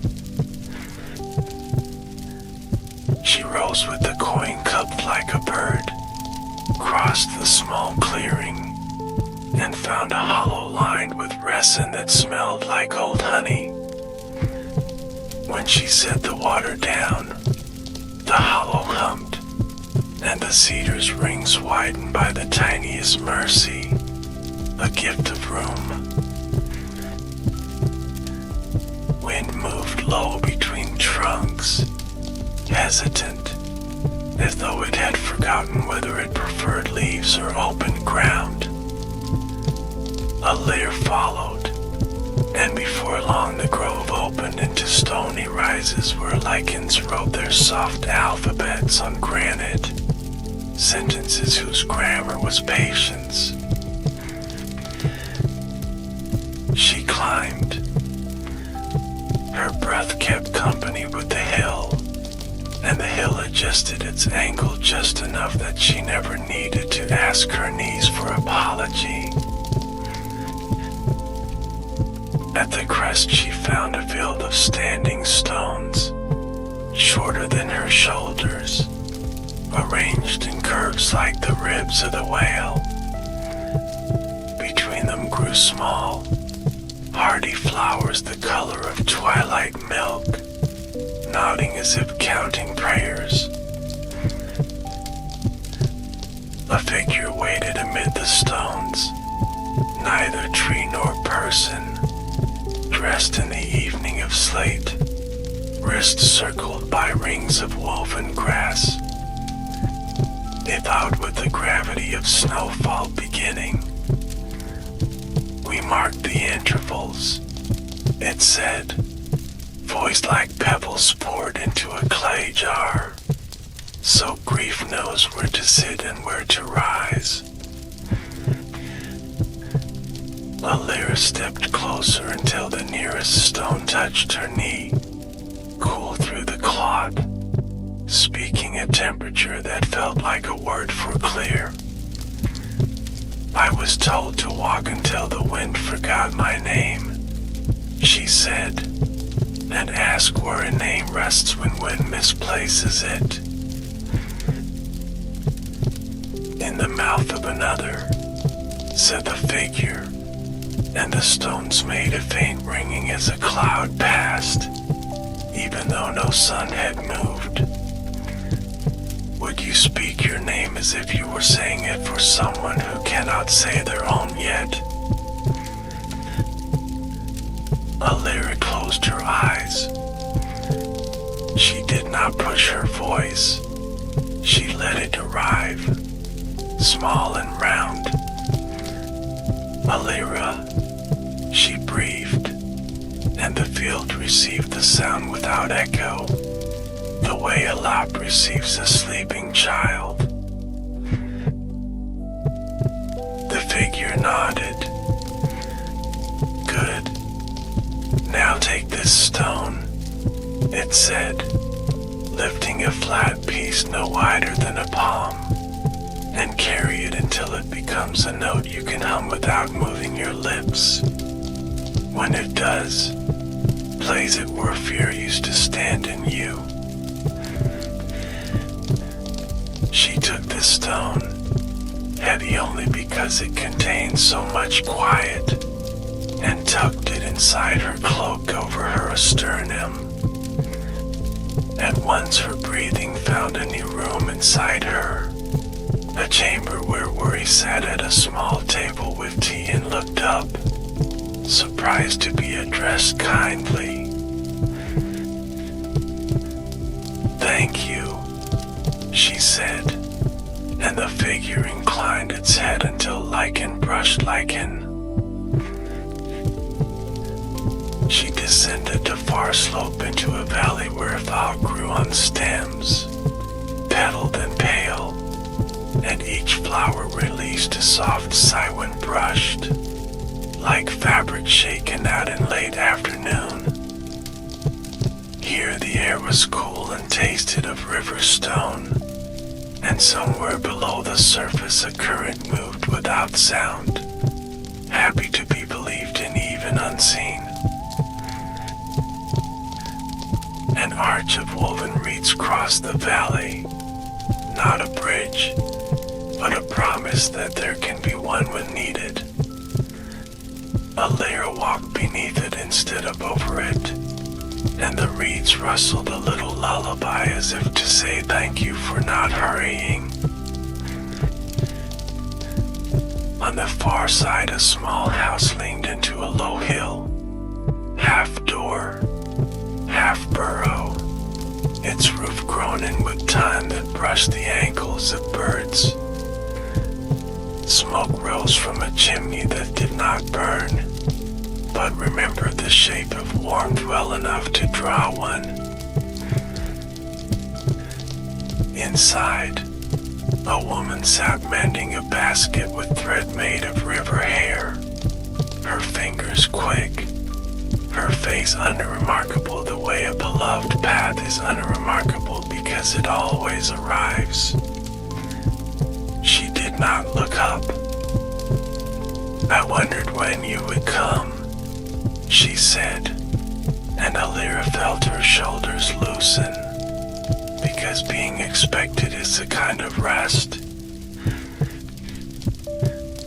What do you mend? Alira asked, though it was plain as breath. Carriers, the woman replied, for those who take more than they need without malice. Baskets for memories that want to move together instead of apart. Sit, and I will show your hands how to be softer than intention. Alira sat, and the woman placed the basket between them, guiding Alira's fingers through the weave. The reeds spoke in tiny ticks, correcting the angle of her touch, praising her when she chose ease over force. Everyone thinks mending is the opposite of breaking, the woman said, smiling without showing her teeth.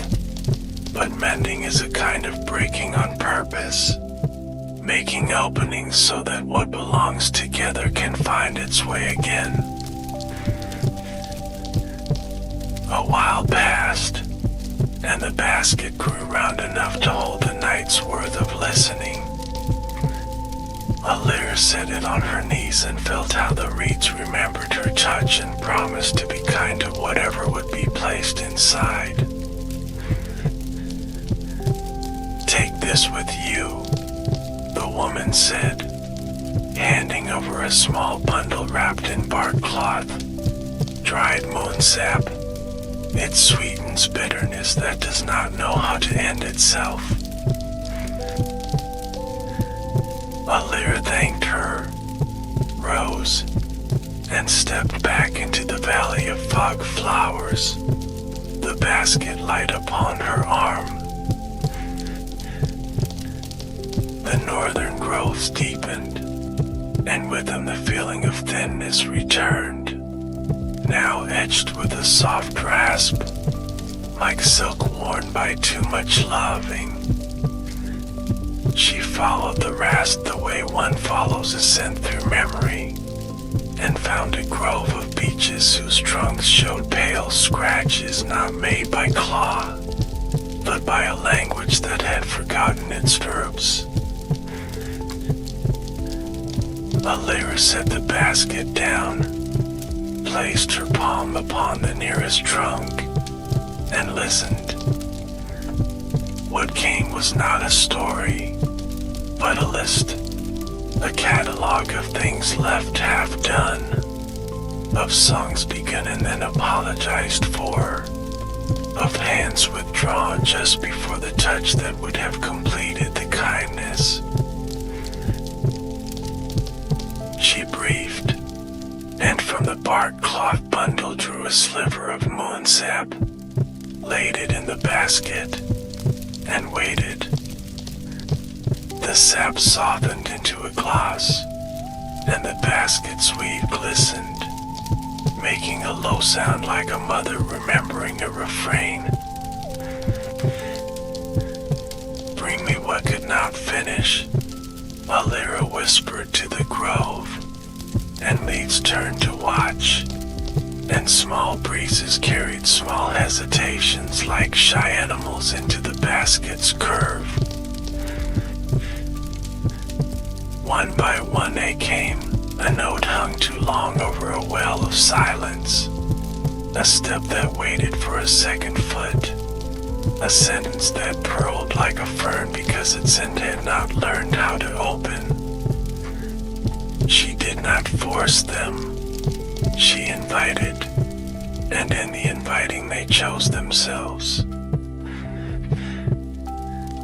When the basket weighed as much as a small hour, she lifted it and poured its contents gently onto the ground, where the moon sap made a shallow mirror, and the unfinished saw their faces and believed themselves worthy to continue. The rasp softened. The beaches smoothed their pale scratches until they became lines that meant resting instead of fraying. From deeper in the northern reaches a cry rose, not of pain, but of a sudden emptiness, realizing it could be full. A lair followed, her steps now accompanied by a quiet humming that belonged partly to her, partly to the stone at her chest, and mostly to the world when it remembers its own key. She came to a ravine where a bridge had once been. Its end still waited on either side, patient, as if trusting that even absence could learn to span itself. The drop was not deep, but it was important, and below a stream whispered the same line again and again like a practice the heart does before it dares to be seen. On the far side a child stood, hair like thistledown, eyes dark with carefulness, hands full of twine. They did not cry. They watched the lyra as one watches an answer that might be a question. Will you cross? The lyra asked. If we make something that is not a bridge but knows how to behave like one. The child nodded once, then looked at their twine as if it might speak first. Alira set down her basket, took the twine, and listened for the place where the ravine wished to be introduced to itself. She found 2 stones on either side that had been neighbors for a long time without learning each other's names, and she tied the first line between them, not tight, but friendly. Then she sang without sound, and the line called for another, and another, until a net of simple promises stretched across, humble as laundry, strong as mornings. Come, she said, and the child stepped lightly, holding a breath not of fear, but of respect, and reached the near side with a small app they had not expected to own. What is your name? Alira asked gently. The child's lips moved as if trying on shoes, then settled. Rin, they said, and the ravine repeated it once, satisfied. Would you like to walk with me for a while? Alira asked, until your feet remember being feet and not waiting. Rin nodded, and they went together beneath pines that smelled like cedar chests and winter letters. The air cool enough to carry thought clearly without hurrying it. As they walked, Alir told the forest quietly what it already knew, but liked to hear, that small hands are also hands, that twine is a kind of courage, that bridges are sometimes best when they remember laundry.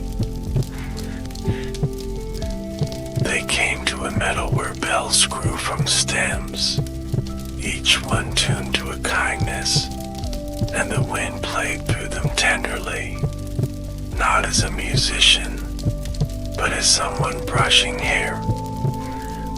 Ring ran between them, not touching, letting sound choose them, and their laughter rang the way a cup fills, surface rounding up in gratitude. On the far side of the meadow a gate stood with no fence, made of willow and silence, hinge oiled with patience. Alira opened it, even though there was nothing to keep out, because gates do not always mean barriers. Sometimes they mean attention. Beyond, a glade of low water lay like a mirror that had learned to breathe, dotted with stepping stones shaped like broadleaves. In the center, a tree grew from the water, long-limbed and silver-barked, fruit hanging like dim lanterns, light felt more than seen. The remembering think, Elira said without knowing how she knew. It ripens when someone chooses to stay. Rin looked up into the branches, and one fruit brightened slightly, as if smiling with pulp. Alira stepped onto the leaf stones, which held firm under her weight, and reached up. The fig detached itself without resistance, sat warm and patient in her palm, smelling of dusk and clean linen. She broke it open, and inside the seeds shone like small evenings, each one containing a house where someone told the story softly with the light slow. Alira offered half to Rin. They ate, and the glade listened, and far away the city leaned a fraction closer, pleased. With the taste still on her tongue, Elira felt a pull from the west, where the forest sloped toward a seam of shadow older than weather. She knew it the way one knows when a letter has been slipped under a door, a new weight on the floor that belongs to words not yet opened. I must go there, she said, and Rin nodded as if they had already agreed from the beginning. They walked until the ground wore less moss and more hush, until the trees grew farther apart the way chairs do when a room expects an argument, then closer again when it chooses comfort instead.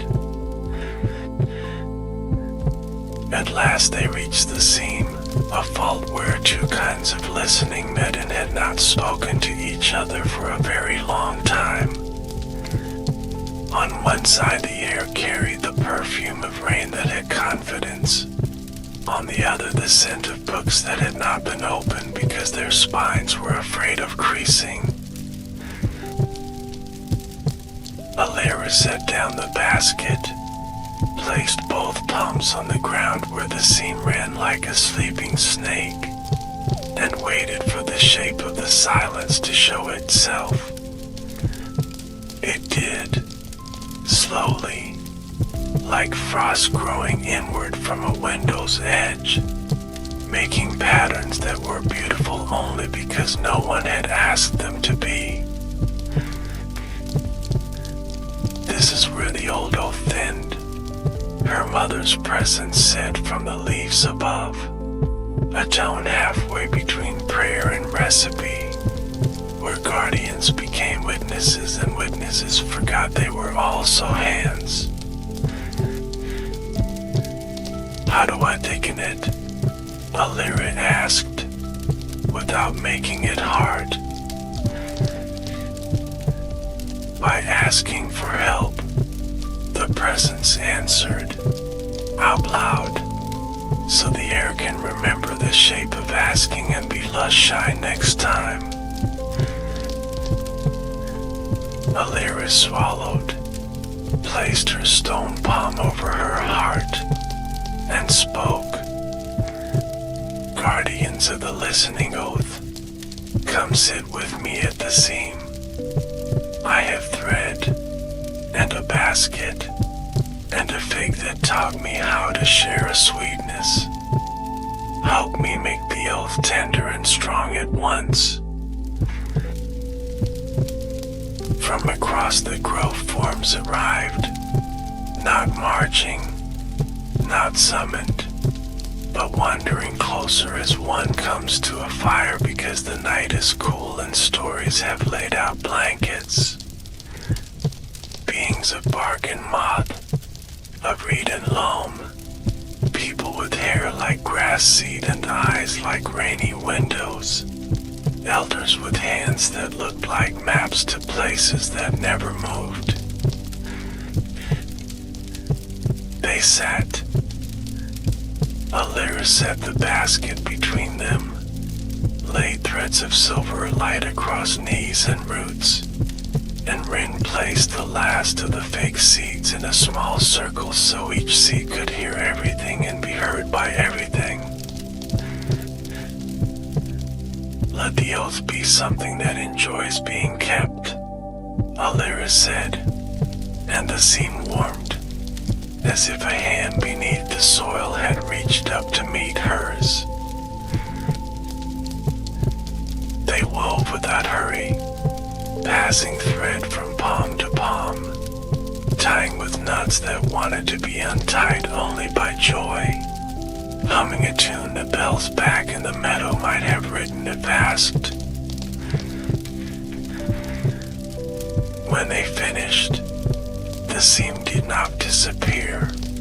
It learned how to be a seam that introduces rather than divides, and the two kinds of listening nodded to one another like neighbors letting their fences grow into hedges. Evening settled the way a shawl does when a grandmother remembers her shoulders are smaller than they were, and a mild shell reminded the grove that warmth tastes better after welcome. Rain leaned against Alira's side, weight light as an agreement, and the guardians began to rise in ones and twos, leaving behind the shapes of their sitting so the ground would not forget the joy of their company. Alira looked up through the branches. No stars, because Moonvale kept its own sky in its sleeves, but 1,000 small brightnesses where Sap remembered lightning kindly.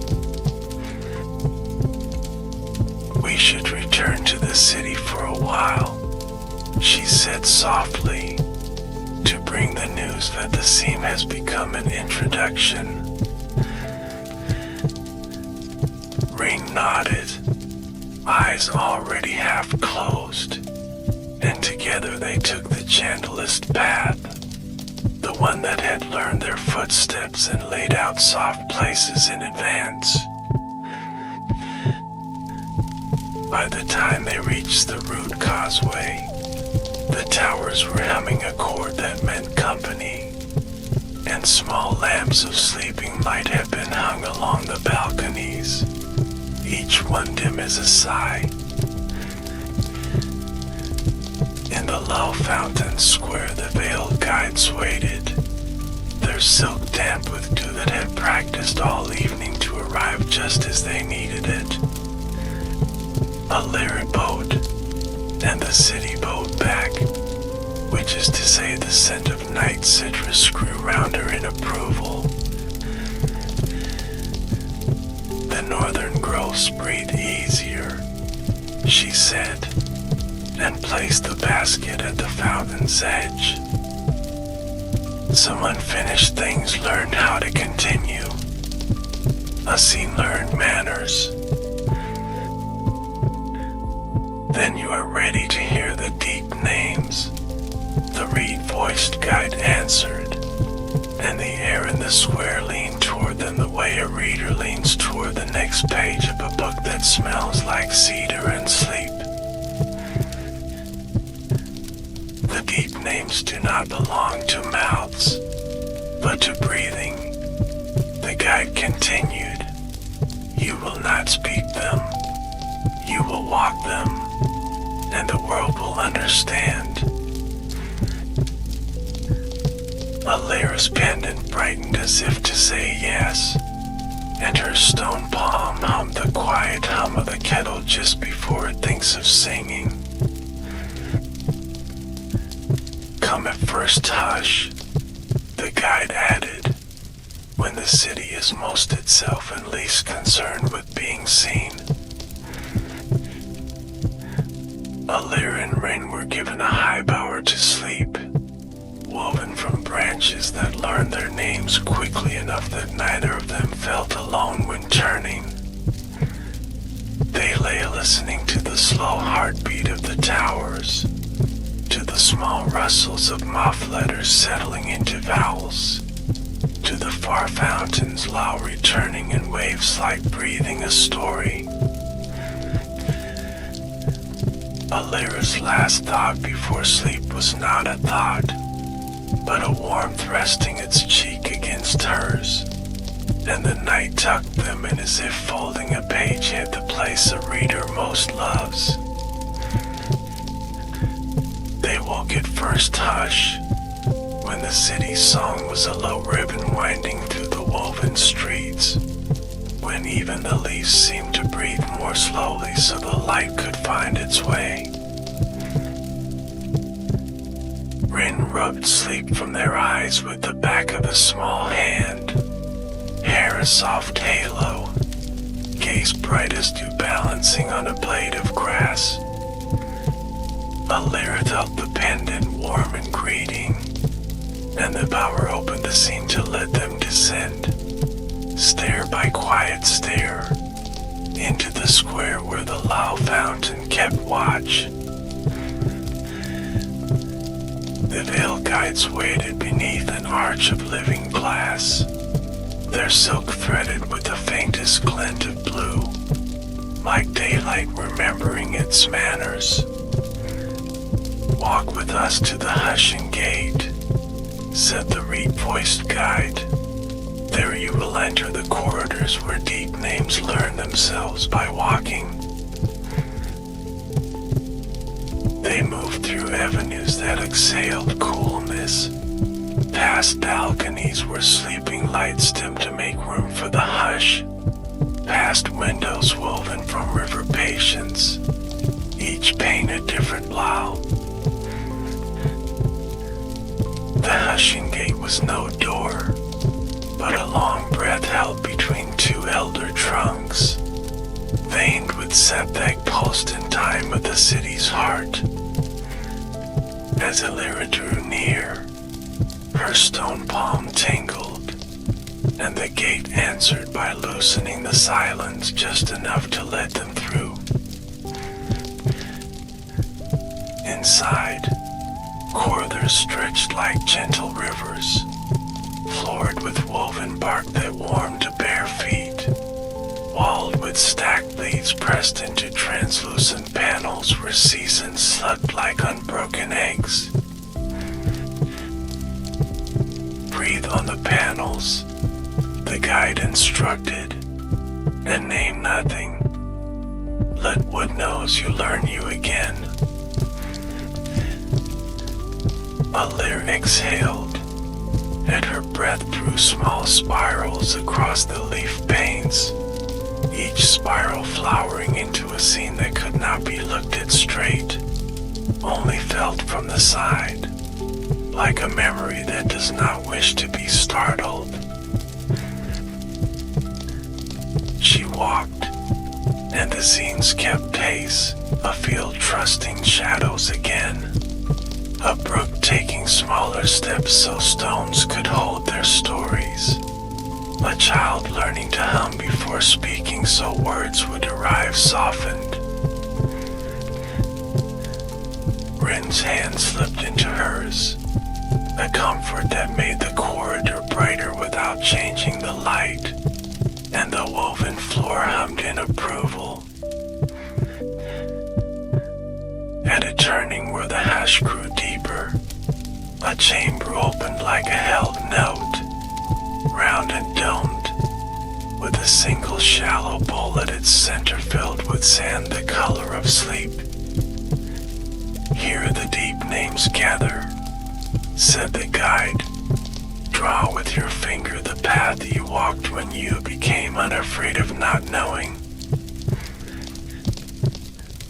Alara knelt. She touched the sand, and the bowl warmed like a lap. She drew a line that was not straight and did not apologize for it, curving where the growth asked, pausing where a moth might wish to rest. Around the bowl, the leaf panels brightened, and faint letters rose from the sand like steam from bread, assembling into a name she could not pronounce without making it too small. She did not speak it. She stood, breathed, and walked the name instead, tracing the line with her steps, letting it teach her how to move through questions as one moves through a garden without waking what has chosen to close for the night. Rin followed, and the sand held both sets of prints as if holding two notes in harmony, allowing each its own path while listening for the space between. When the circuit closed, the bowl smoothed itself, keeping the name not as text, but as warmth, and a new corridor opened from the far side of the chamber, smelling faintly of barren raincloth.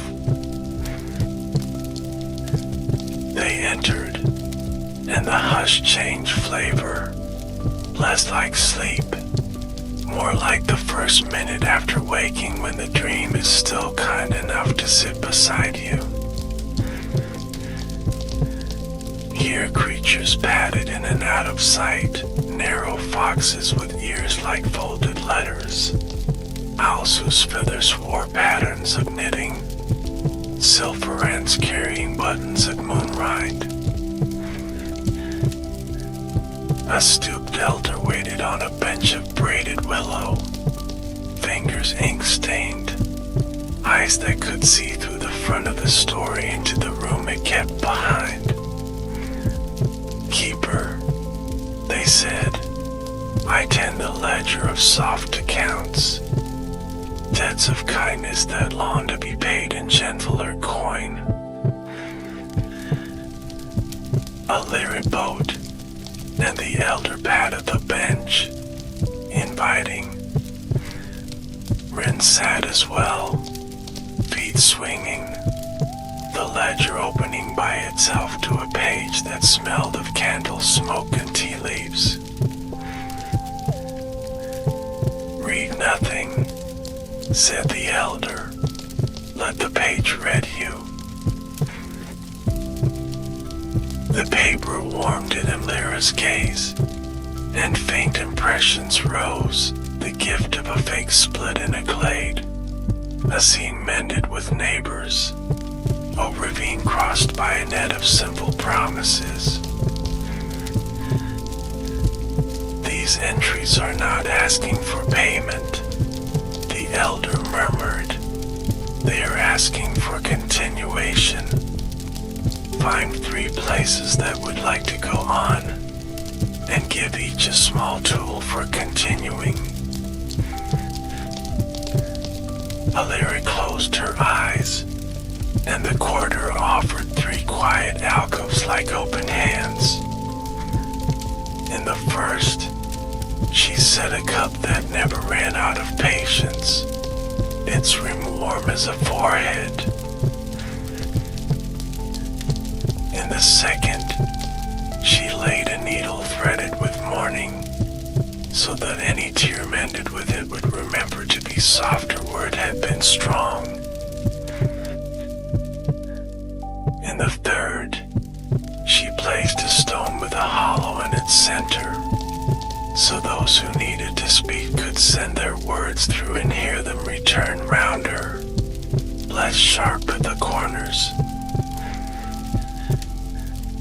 The ledger closed, satisfied, and the elder smiled as if a long-held breath had learned to leave without leaving.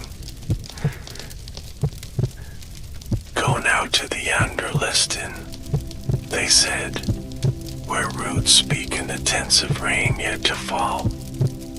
Bring back a forecast of gentleness. The corridor sloped downward, taking them into a cool that was not cold, into a dim that was not dark, into a chorus so low it was felt in the ankles before the ear. The Underlisten opened into a hall where roots hung like strings of quiet instruments, each tuned to a different kindness, each waiting with patience that had learned to purr.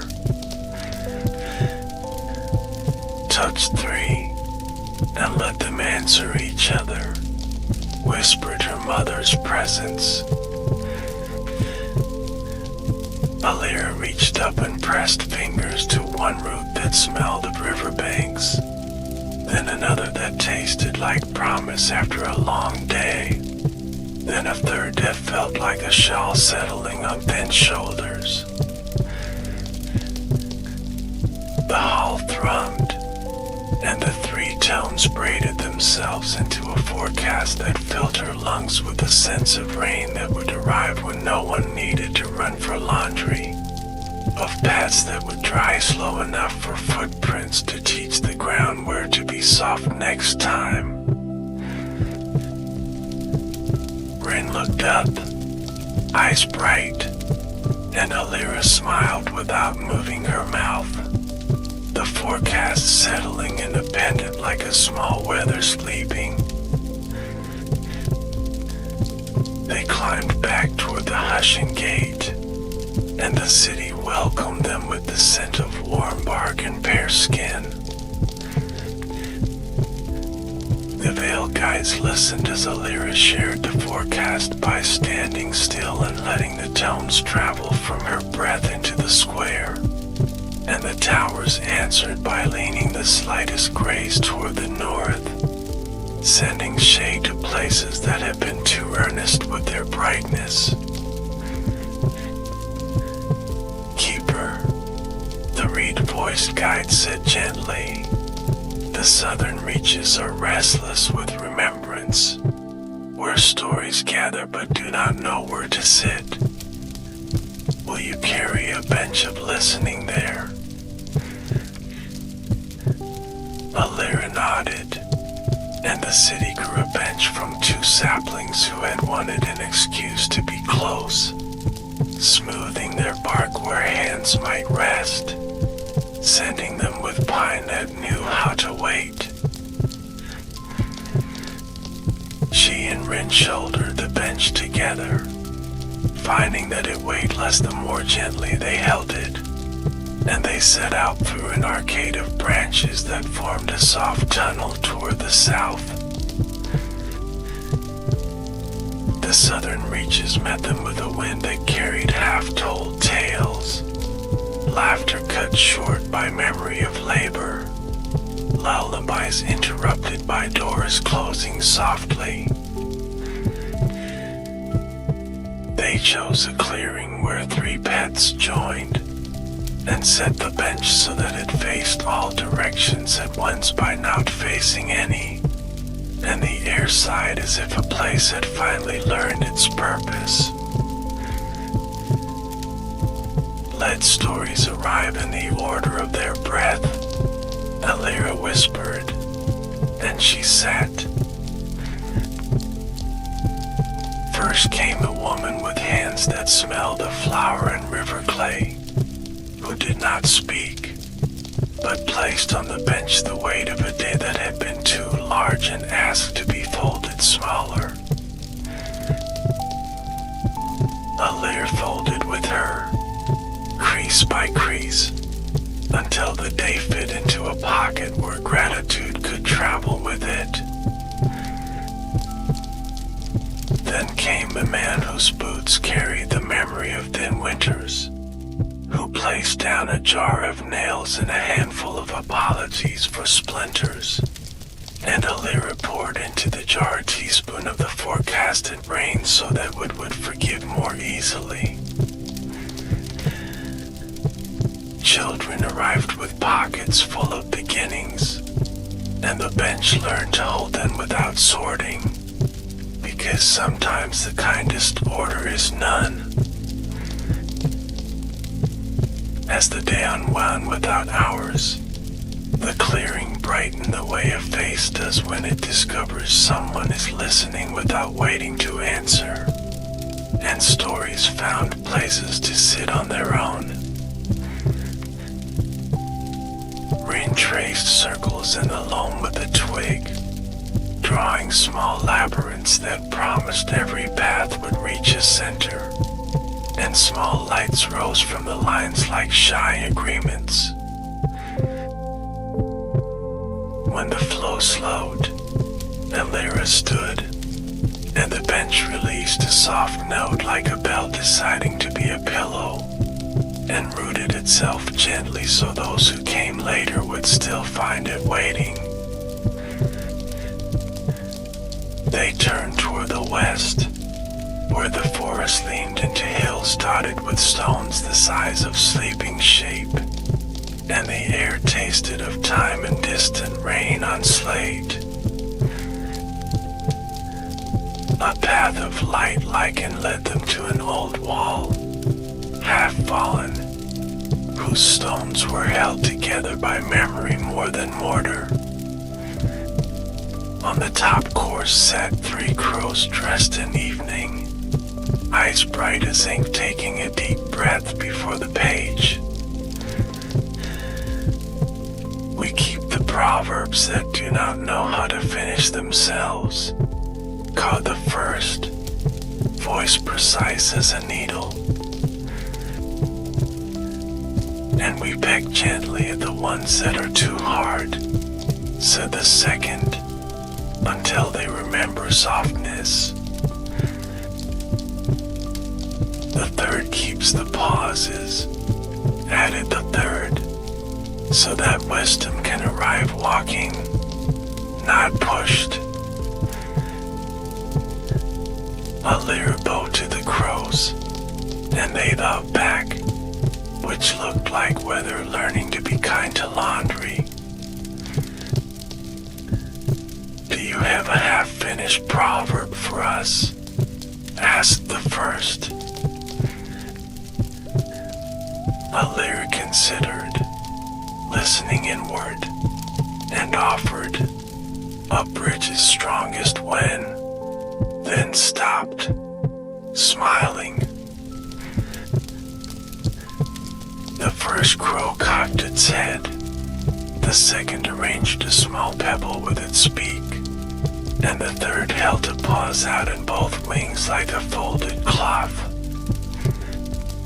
When it enjoys the feet that cross it, they answered together, satisfied. Take this. kindness, the first crow said, dropping a black feather etched in silver into Alira's palm. It is a bookmark for a breath. Where you place it, breathing will remember to turn the page at kindness. They parted with gratitude, and the wall stood a little straighter as if pleased to have been a library for a moment. Night that did not darken so much as deepen gathered in the branches, and Alira felt the city calling them home with a taste of pear skin and cool bark. Rain yawned a small moon, and Alira lifted them briefly to rest against her shoulder, the pendant beating quietly between them like a small drum learning a lullaby. When they reached the towers, the lull fountain sang a note that remembered benches and crows and bowls of sand, and the veiled guides came forward with hands that smelled of linen dried on a hedge. You have walked deep names without saying them, and the south has found places to sit. The reed voice said, tomorrow the east will ask for you, where the wind keeps archives of scent, and the dunes write letters that only evening reads. Alira nodded, grateful to be tired in the way that means having given something back, and the city raised the bower for them again, lined with leaves that felt like cool hands rinsed in jasmine water. As she lay down, she slipped the crow feather into the weave above her head, and the night turned the page softly, careful not to wake what was learning to rest. At first hush again, they set out toward the east, where the forest thinned into long sand stitched with grasses that sang underfoot, their blades keeping time like patient metronomes.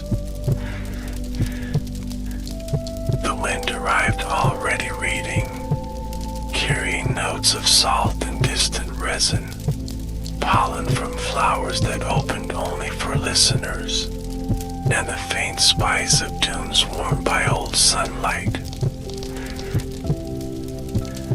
Ridges rolled like slow breathing, each crest soft as an eyelid, each hollow holding a cooler hush where stories might sit to remove their shoes.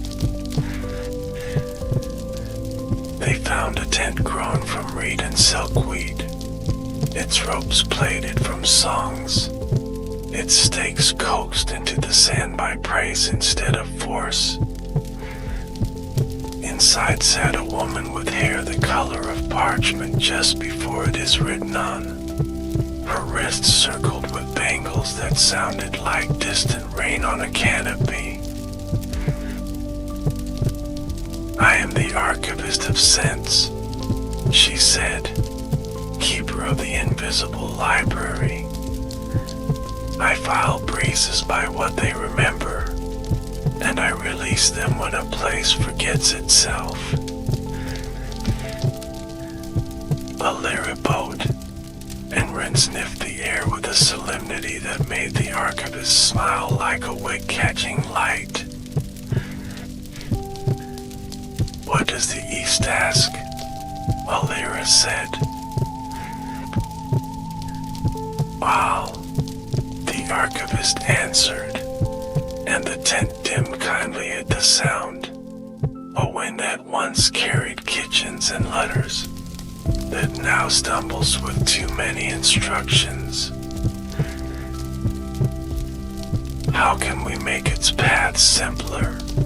Alira asked, without taking away its stories. By giving it shelves, the archivist said, and she drew aside a panel to reveal rows of narrow frames strung with threads of differing coarseness, each kind of memory. Walk with all, she instructed, and when it grows heavy, lift the memories from it as one lifts bracelets from a wrist. Lay them across the threads they prefer, and bless the empty wind to be light again. They stepped back into the dunes, and all met them with a shy rush, smelling of coriander crushed between warm fingers, of letters opened over bread, of a dock where someone waved a handkerchief knowing the boat would return. Alir lifted her arms, and the wind slowed as if listening for directions from her bones, then swirled gentle, dropping aromas like bracelets onto her extended hands.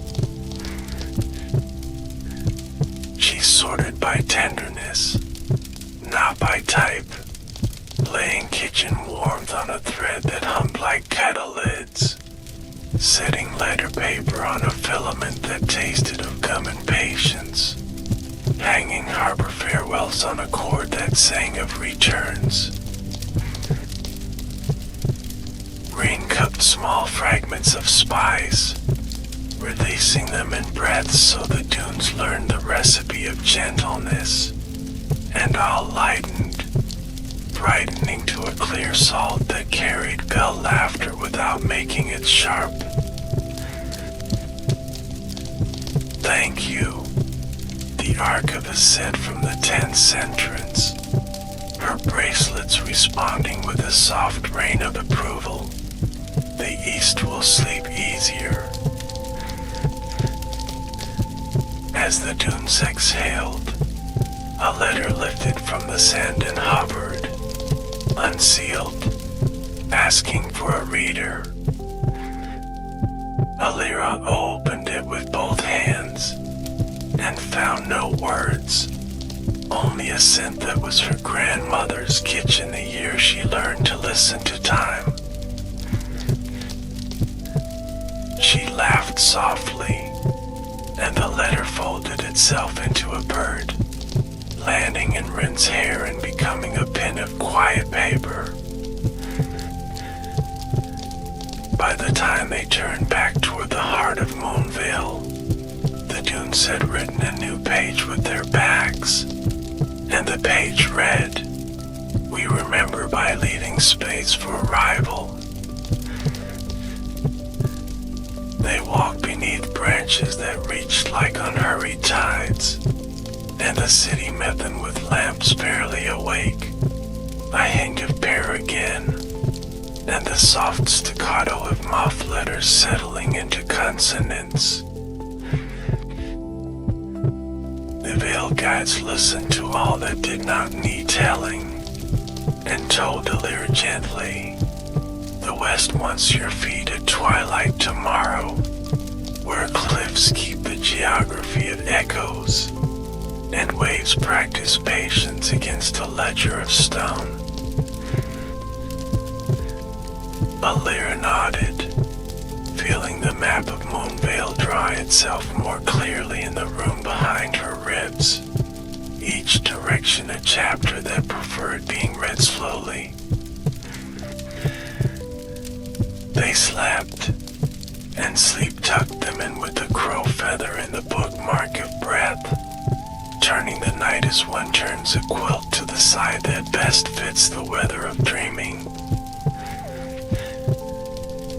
Twilight met them already waiting at the western cliffs, sea spread below like a page that refused to end, waves writing lines and letting them be erased with grace. Stone ledges teared down the face of the cliff, each a bench for echoes that had not yet found their original voices, each holding small bowls where salt dried into lace. A figure in a coat of kelp and net stood with their back to the wind, hair salted to the color of gull feathers, eyes long acquainted with horizons. the censor of long replies. They said with a smile, I shorten nothing. I merely teach patience to those who fear they will be interrupted. A lyre boat, and the sea applauded gently against the stones out of habit rather than urgency. Some echoes returned too quickly, the censor explained, and so they grow thin, like bread cut while still steam soft. We will show them how to take the longer path so they can arrive with flavor. They set small mirrors at different distances along the ledges, polished with eelgrass until they remembered the moon even in daylight, and Alira sang without sound toward the farthest glass. The echo left like a shy guest shown the door with warmth, traveled in a wide arc that let it glimpse coves and gulls and a slow arithmetic of tide, and returned heavy with kindness, fitting her like a shawl instead of a shout. Rin clapped quietly, and the censor grinned as if Salt had invented laughter. They tuned several more echoes, some meant for cliffs, some for city courtyards, one for the Lao fountain that would only be used when someone forgot how to forgive themselves and needed to hear their own plea returning kinder.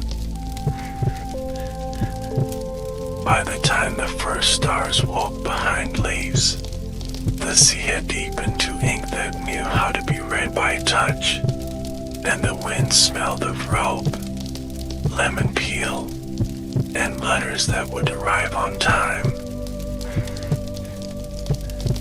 They walked back slowly, because slowness teaches past how to love the feet that used them, and the towers of the city glowed with the soft pride of hosts who enjoyed setting extra plates.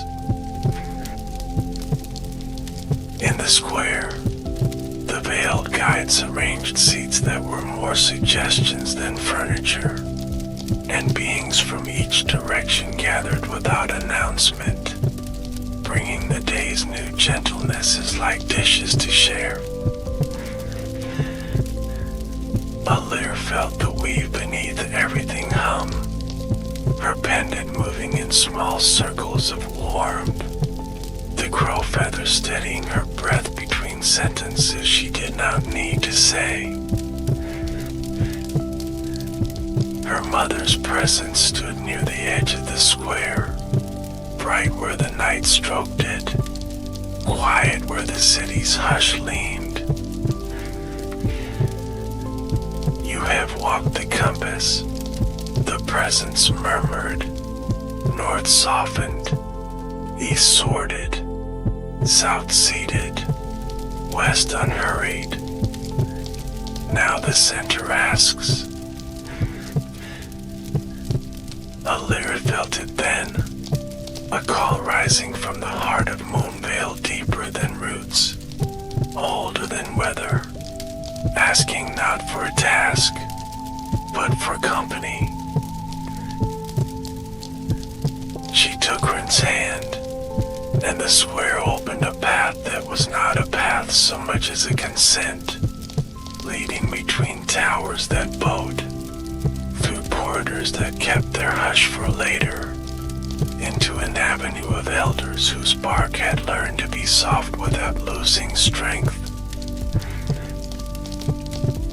At the avenue's end lay a circle of earth without moss, without leaf, bare as a palm held open for trust.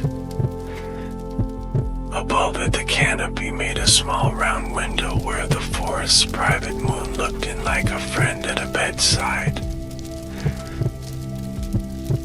Sit, said the presence of her mother, and Alira sat, letting her knees fold, letting her hands bind each other. then sat too, their shoulder warm against hers, their breath finding the page where hers rested. The beareth cooled her through the cloth, steady as an old lullaby remembered without lyrics, and the circle began to hum, a tone that looked like dusk and tasted like rain paused on a windowsill. Moonvale would like to tell you a story, the presence said, in the way forests tell them, which is to say slowly enough for roots to nod along.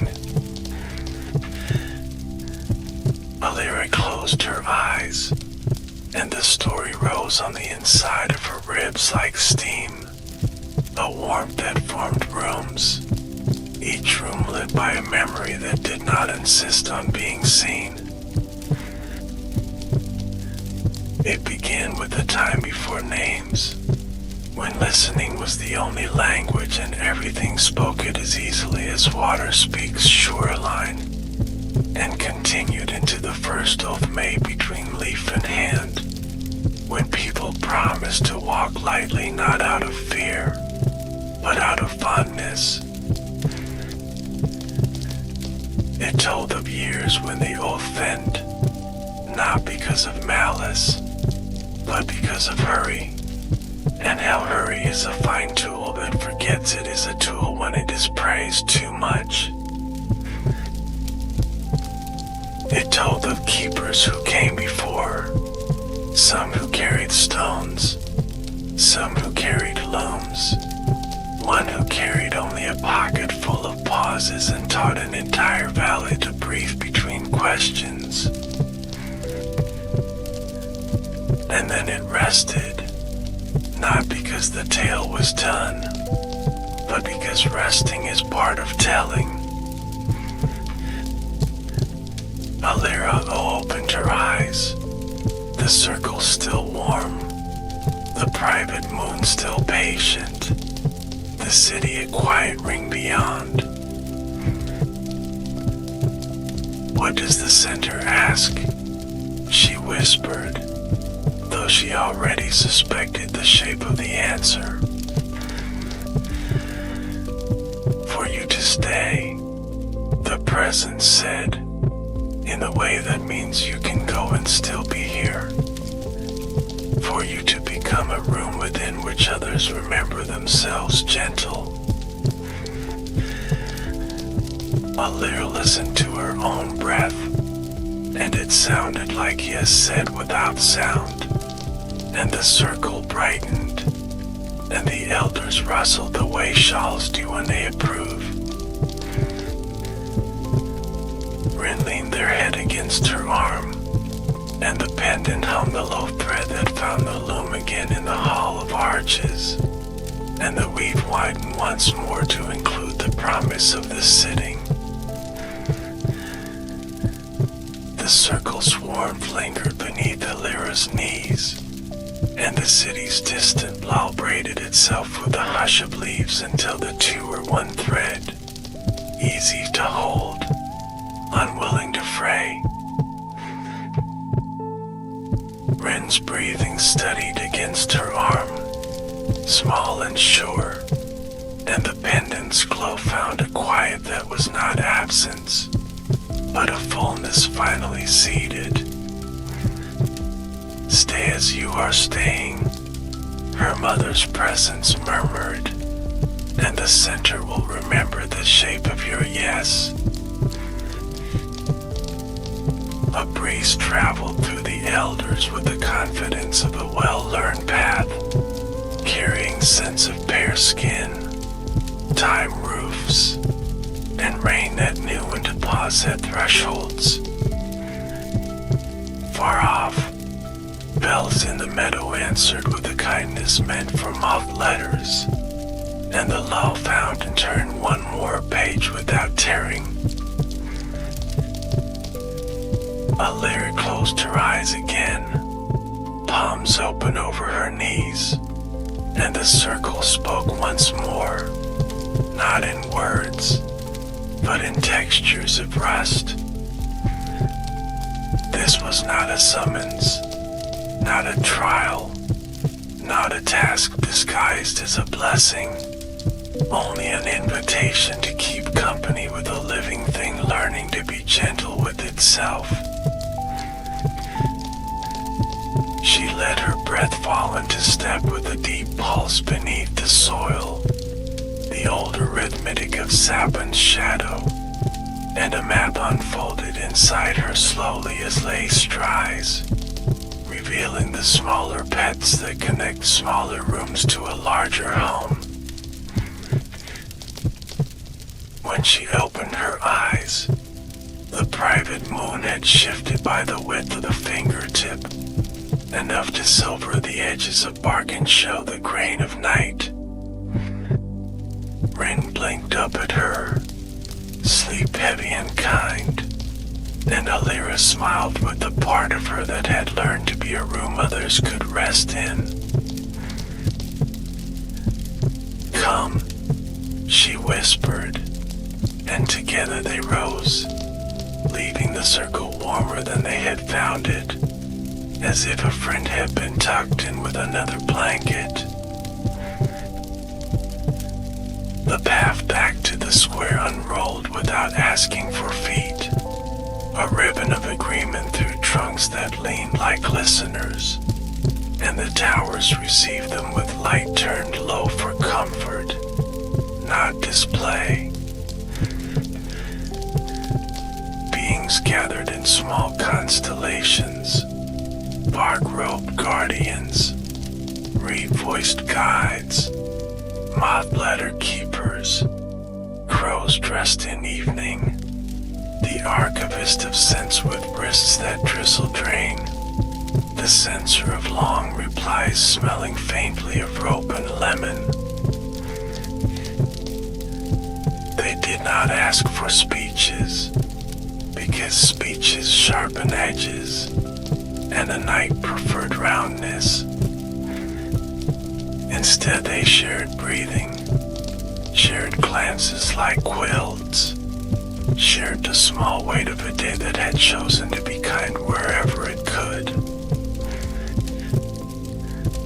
Alira took from her cloak the black feather etched in silver, and slipped it into the weave above the Lao fountain, a bookmark for breath where anyone might find it and remember to turn the page gently. Her mother's presence stood at the edge of the square where shadow and leaflight trade secrets, bright along the borders like a promise carried carefully. "It is time for me to rest more deeply," the presence murmured, "not away from you, only further in." Alira's throat warmed as a cup warms to tea, not boiling, only ready to hold sweetness. "Thank you for staying as long as the story needed," she said without words, and the presence bowed as a shoulders when shoulders do.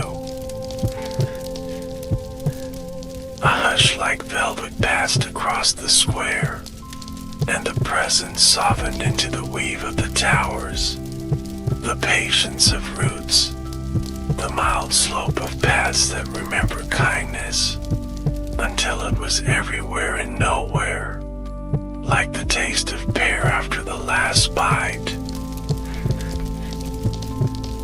Ren's fingers tightened around Alira's for a heartbeat, then relaxed with a trust that moved like tide, unafraid to go, certain to return. The reed-voiced guide approached, silk veil silvered with dew that had learned the timing of blessing, and placed in Alira's palm a small spindle grown from river patience. For ordinary days, they said, when there is no ritual, and you must still weave ease from the morning. Alira turned the spindle once, and a thread of almost invisible light gathered from the air, soft as a breath that has found listening, strong as a promise that likes being kept. Night deepened at the edges like ink finding paper, and the city lifted the vow again. Leaves cool as rinsed hands, fabric of shadow-tuned halal. A layer lay with written tucked close as a comma tucked into a sentence that means to be gentle. The pendant warm between them like a small hearth, the feather above remembering when to turn the page. She did not count hours, because Moonveil does not keep them like coins. It keeps them like seeds, ready to be planted wherever rest can grow. Dreams came like moth letters read aloud by the dark in a voice trained for kindness, and each letter folded itself into a nest at the edge of her breath, promising to hatch into mornings that do not hurry. At first hush, she woke to the city's slow ribbon again, the taste of time in bare skin, the sound of water remembering lullabies in stone. There was no summons waiting, and that was a gift, because not every day needs a task to prove it belongs. She rose and walked the avenues that learned her steps, greeting guardians with nods, exchanging small jars of sleeping light for jars of sleeping light, because sharing is also a way of keeping. At the lull fountain, she dipped her fingers and watched the water place a quiet upon her nails, a Polish maid of patience. The crow perched on a braid of branch above her, head tipped, eye bright as punctuation. Bookmark still holding, it remarked, pleased by its own brevity, and Delira laughed without sound, a laugh that made the fountain remember an older page worth rereading. She visited the loom hall where the woven air kept widening itself without being asked, edges walking outward to include new small promises placed by strangers with careful hands, and she placed beside the beam a spool labeled ordinary, spun from the new spindle in a color not seen, only felt in the jaw unclenching. In the northern groves, she found the cedar bowl where the coin of water had learned her pulse, then touched it with 2 fingers, leaving behind a thank you that tasted of almond and new paper. Beaches held their lines now like soft stories told on blankets, and the ravine's net of simple promises had been replaced by a bridge that refused to pretend it was more than woven twine, proud of being enough. In the south, the bench of listening had grown the merest hint of roots, so it would not wander when stories crowded, and someone had left a note beneath it that read and sent, "Thank you for letting my day become smaller." To the east, I'll practice shelves with delight, setting down kitchens and letters with the order of a cook who hums, lifting again with lightness and good salt. To the west, echoes took the long way home, returning shawled and flavorful, making cliffs feel like pages that enjoy being turned by careful hands. Everywhere, small things continued, and continuation became its own ritual. requiring only breath, and sometimes a spindle, sometimes a feather, sometimes a bench, often nothing but presence. Alia returned at evening to the circle of bare earth, sat as she had sat before, and felt the center sit with her, companionable silence that tasted faintly of pears and dusk. She did not ask what would come next, because next had learned to arrive without knocking loudly. Rin arrived with 2 small figs in their hands, the remembering fig having chosen to ripen for those who stay, and they split one again, sharing sweetness between breaths. The private moon lowered its veil a fraction more, silvering the hair at Alira's temple, marking her not as older, but as kept by a gentleness that shows.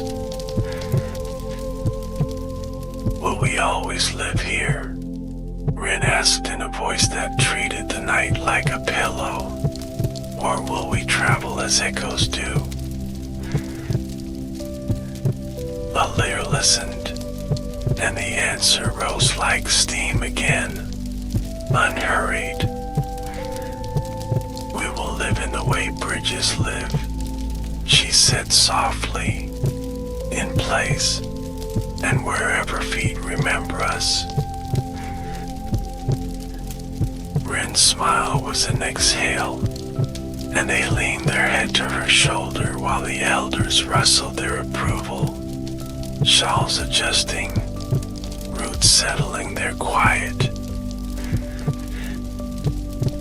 The night grew round. The city dimmed itself to the color of rest that arrives before sleep and therefore deserves to be noticed, and lamps held their light like cupped hands at story's edge. Alir lay once more beneath the bower, the feather marking the breath she would not rush, the spindle at her side in case morning forgot how to be unremarkable. She let her thoughts walk the compass of the day, pausing at north to greet the cedar, at east to shelve a kitchen, at south to sit a story, at west to tune an echo, arriving again at center ready for nothing but company. The pendant sang the lowest note it knew, and the weave over the city answered, not as choir, but as household, as the sound of many small rooms learning to be gentle at the same time. Beyond the bower, Moonvale breathed, not as forest, not as city, but as one long kindness that had learned the patience of seasons and the intimacy of cups. Sleep arrived as a guest who knew the house, moving through without switching on bright lights, placing blankets where shoulders remembered winters, cooling foreheads that had warmed themselves with thinking. Alir did not chase it. She only opened the door and let it take off its shoes, and the night completed the sentence the feather had marked, turning the page with care. In the room behind her ribs, where maps and oaths and benches and coins of water keep company, a final small promise settled, simple as twine, bright as pear skin, steady as stone.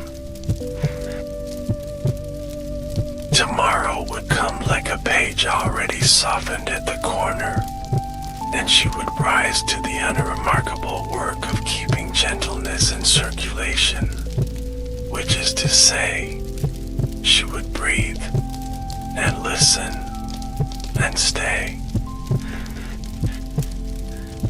For now, Moonville held her as a forest holds a remembered name, and the name did not need speaking to be true. And teach this to keep a different hour on Sundays, the hour when I sit with Nona and forget which stories belong to which decade. Aurelio smiled with the corner of his mouth reserved for tasks that are not tasks, but companionship disguised as work. Lena arrived with strawberries in a paper bag that leaked small suns, hair braided for weather that could not decide which instrument to play first. He showed her the watch, the rosemary, the request that sounded like a door held open with a football carrying soup. Sunday hour, she murmured. We can set a lane that the minutes enjoy walking slowly, like market aisles where tomatoes greet neighbors. They opened the back, found a mainspring that remembered salt kitchens, found dust that had the decency to be romantic, and brought both into present tense with oil and patient air. Aurelio drew a tiny mark on the regulator, a careful syllable in the alphabet of balance, then set a thin brass tab he had shaped years ago for the day a letter like this would arrive. When the crown is pulled to the first click on Sundays, the escapement will favor the longer path, he said, so the hour extends itself by grace, not by theft. Lena pressed the rosemary into the indigo felt, its scent rising like a well-remembered chorus in a small church. They sent the package with a note, a drawing of how to find the first click, and a recipe card that ended, as always, serve when the room's breathing matches yours. At midday, the bell rang twice by accident, and Amara tumbled in with her case and a program printed on paper that smelled faintly of ink and nerves. I play a small hall next week, she said, and I need the metronome to teach me how to bow to an audience without bowing to fear. Aurelio set the metronome to 72, then removed the bell so the click became more companion than conductor, and Lena turned the sign to soon so the afternoon could be all rehearsal and tea. They practiced bows the way one practices breathing, with kindness for lungs that forget timing when hearts get ambitious. Marabo to an empty chair first, then to a row of travel clocks, then to the kettle, which accepted with steam. 72, she whispered, and the room kept the count as if counting were a lullaby. In late afternoon, a boy peered around the door with a wind-up toy clutched like a passport, hesitant, hopeful. It used to walk in small circles, he said. Now it forgets where legs are. Aurelio knelt at the counter's edge, and showed the boy the spring, the gears, the axle that needed the softest nudge. They wound it together, placed it on the floor, and watched it draw in each circle like a moon learning handwriting. The boy laughed in a key the shop liked, and left a sticker on the door that read "Gently open," which is the best kind of instruction. Evenings they walked, Lena and Aurelio, along streets that had learned not to rush them, and sometimes they spoke of Mateo as if he had just stepped out to fetch oranges. Grief wore its better coat now, less scratchy, more wool that remembers shoulders, and it sat at a polite distance and less invited closer. One such walk brought them to a square where a public clock had aged into stubbornness, its face mottled, its chime tardy, its hands unsure whether noon deserved gesture. A maintenance worker stood on a ladder frowning gently, the frown of a professional who likes winning but prefers cooperation. "May I?" Aurelio asked, and the worker shrugged in the international language of "Be my guest if this becomes a story." He listened through the metal as doctors once listened through wood, and heard pigeons arguing about grammar inside the bell housing, dust offering its autobiography, the escapement whispering that it would love a chair. With a small felt wedge and a line of graphite, he built the idea of seating where the verge met the wheel, and the public clock cleared its throat, apologized to the square, and chimed the noon that made cafes pour coffee with dignity. The worker laughed, shook its head, and handed Aurelio a patch that read "Municipal Kindness," which Lena insisted he sew inside his coat where only needed things live. Weeks folded like letters answered on time, and one blue morning a package arrived from the Rosemary Watch's sender. A photo of Nana in a shawl patterned like crossword puzzles, smiling in a Sunday hour that had chosen to stay for a second cup. "Keep the sprig," the note said. "We learned that time grows flavor when you let it simmer." Aurelio pressed the photo inside the notebook beside the sentence about benches, and drew a small rosemary leaf above the margin like a bookmark for kindness.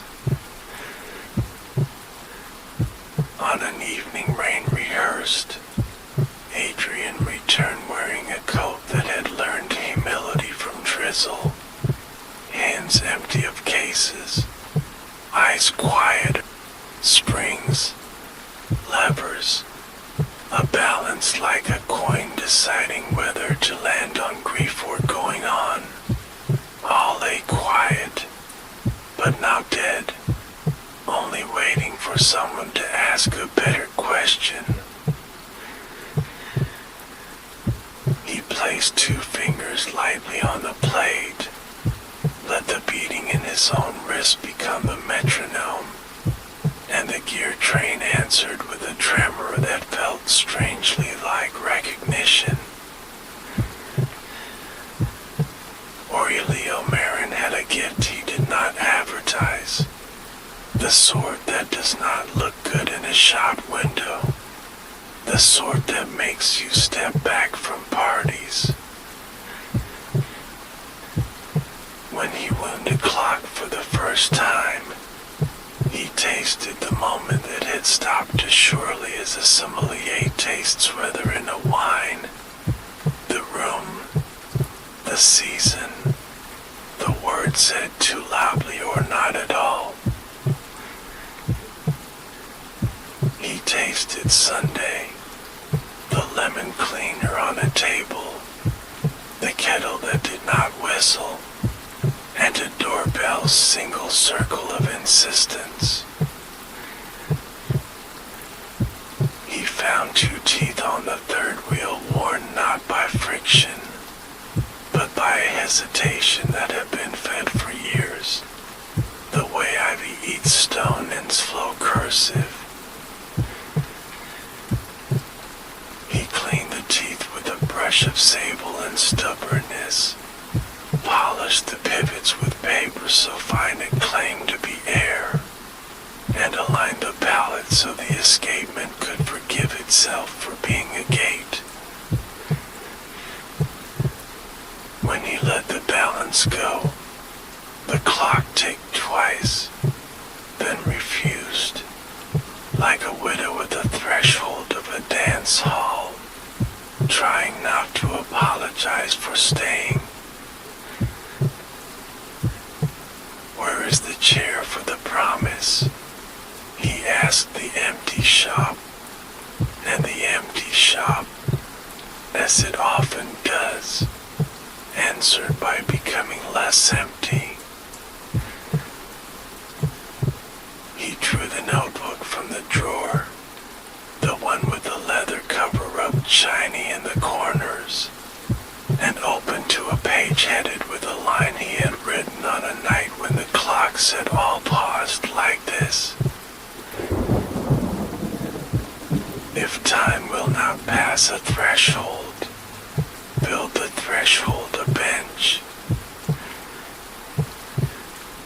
He looked around for wood, found a scrap of walnut the size of a laugh, planed it with a file until it was thin enough to be mistaken for kindness, and slipped it where the case met the blade, a wedge no thicker than certainty.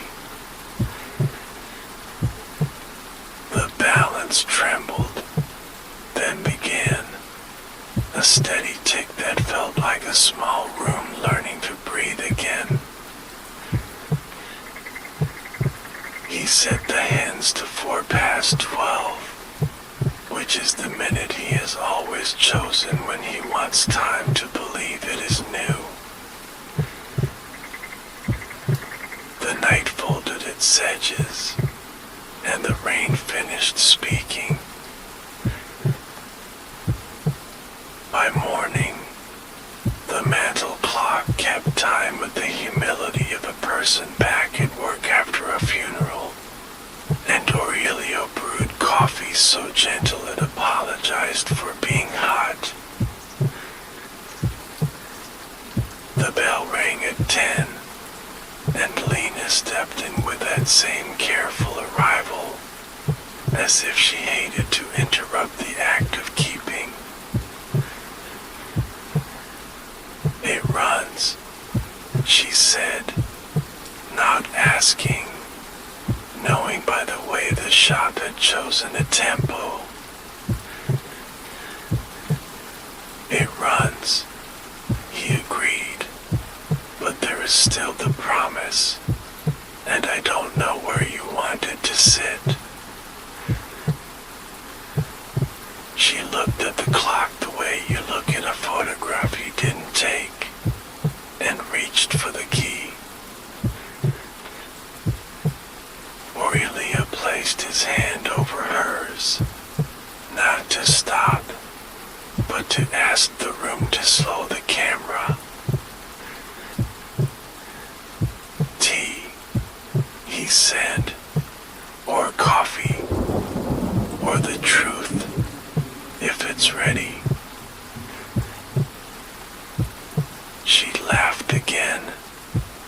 The second hand on the nearest wall clock skipped happily, a child hopping chalk squares.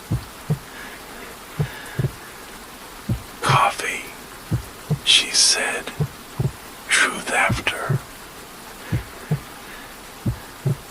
They drank from thick white cups that made even lies taste domestic, and she told him about the Sunday, and the man named Mateo who made omelets like apologies that came before the harm, and the long illness that had taught them to count afternoons instead of years.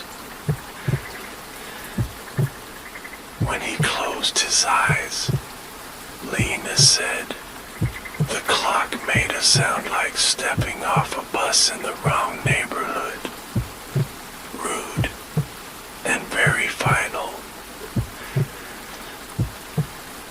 Aurelio inclined his head the way carpenters do when admiring a joint that should have split and somehow did not.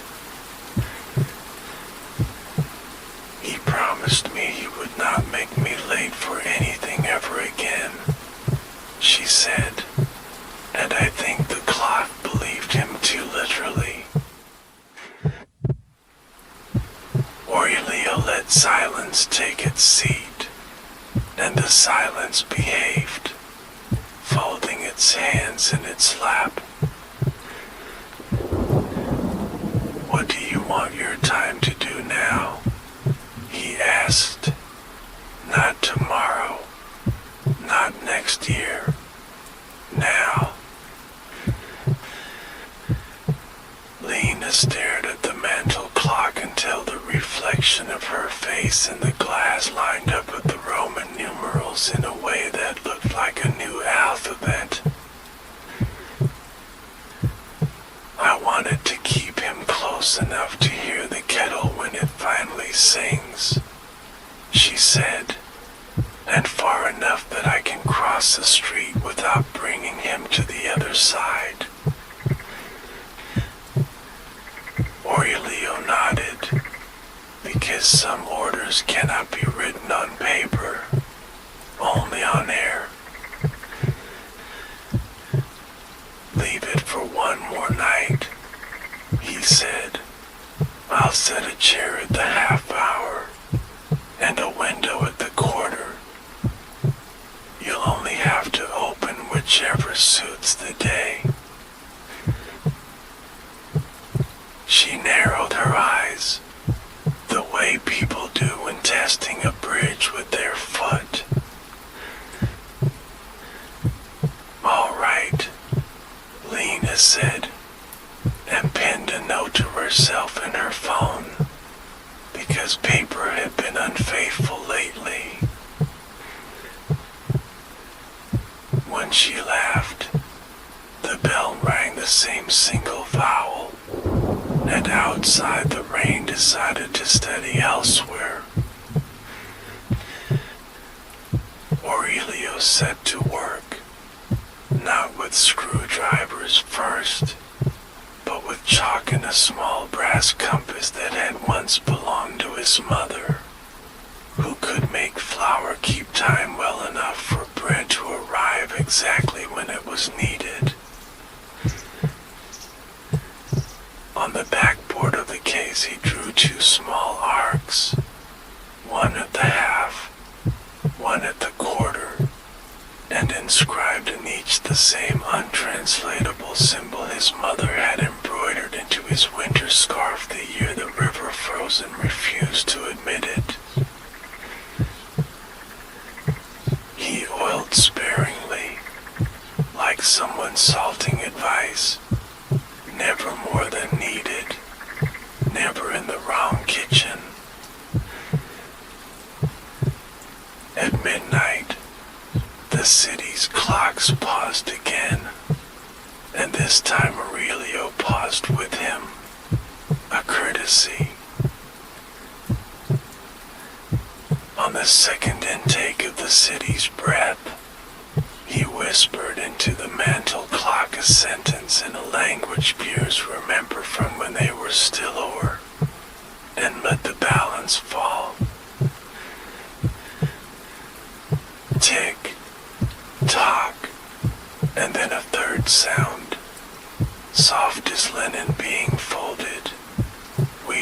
myself between the two. In the morning, Lena returned with no umbrella and the intention to buy one if this guy insisted. Aurelio presented the clock the way a waiter places a plate he cares about, and she rested her palm on the mahogany as if testing the temperature of a bath drawn for a bravery she had postponed. At the half, he said, "It will open a chair for your promise to sit, and you can talk to him while the minute hand lingers. At the quarter, it will open a window, and you can wave without being waved back." Lena closed her eyes, and the second hand made itself small to avoid interrupting. "Show me," she said. Aurelio set the hands to 29, then nudged them to 30, and the shop filled with the faintest impression of a chair scraping politely across an unseen floor. Lena lifted her head, eyes wet the way good rain wets stone, evenly, with patience. "Hi, love," she said into the little room that the half hour made, and the word love arranged everything in the shop so dust did not settle for a moment out of respect. When the minute pushed on, the chair folded itself, and the clocks all pretended not to have been lessening. "How much?" she asked, reaching for her purse. "Bring me a kettle that sings," Aurelio said, "and a promise that does not turn to burr." She tried to argue, but the price was perfect, and you do not haggle with perfection, only accept it while it is still in stock. She left with the clock. The bell rung twice by accident, meaning luck, or at least timing. For 3 weeks, Lena appeared in the doorway every other day, sometimes to ask for oil, sometimes to return with scones that did not apologize for butter, sometimes to stand in the smell of lemon oil and name the hours she dreaded. They learned the same jokes, which is to say, they learned which silences wanted company, and which wanted to be left to do their work. On a Tuesday that began with brass a little brighter than usual, she placed a new navy-wrapped bundle on the counter, smaller, square, and too light to be grief alone. "A kitchen timer," she said. "It ticks loudly, and in the evenings my rooms get shy." He turned the aluminum shell in his hands, the numbers cheerful and round. The pointer scuffed as though someone had tried to rub away a particular quarter hour. "What do you want it to measure?" he asked. "It will do minutes regardless, but it helps if it thinks it's doing them for a reason." "Courage," she said. So quickly he looked up, and then she laughed at herself for speaking the truth before checking its label. Aurelio wound the spring to 10, set the timer on the bench, and placed beside it a coffee mug turned upside down like a drum. When it rings, he said, you will turn the cup upright, and whatever courage has condensed in the rim will be enough for the next 10. She eyed him for the trick, found none but faith, and nodded.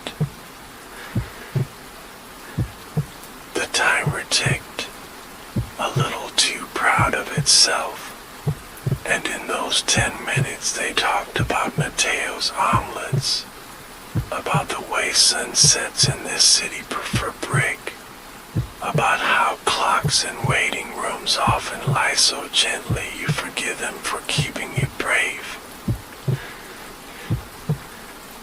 When it rang, she turned the cup, and there was nothing visible, yet she breathed differently, the way people breathe when they remember a window in a room they thought had none. That night, in her kitchen, the timer measured boiling water and also the time between then and the moment she realized she had not looked at the chair at the half for 3 hours.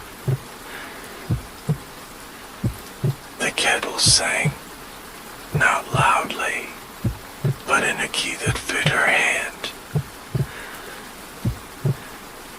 She returned the next day with the singing kettle, placed it on the counter as payment, and the shop took a grateful breath that smelled for a second like steam and new porcelain. Keep it here, she said, for the afternoons when tea makes repair easier, or repair makes tea easier. He wanted to say something that would not rust, found only thank you, which rarely rusts when used with care. By the time spring rewrote the city's air, Lena and Aurelio had learned each other's pace, the length of hallways between question and answer, and which doors to leave open because some tools like to feel included.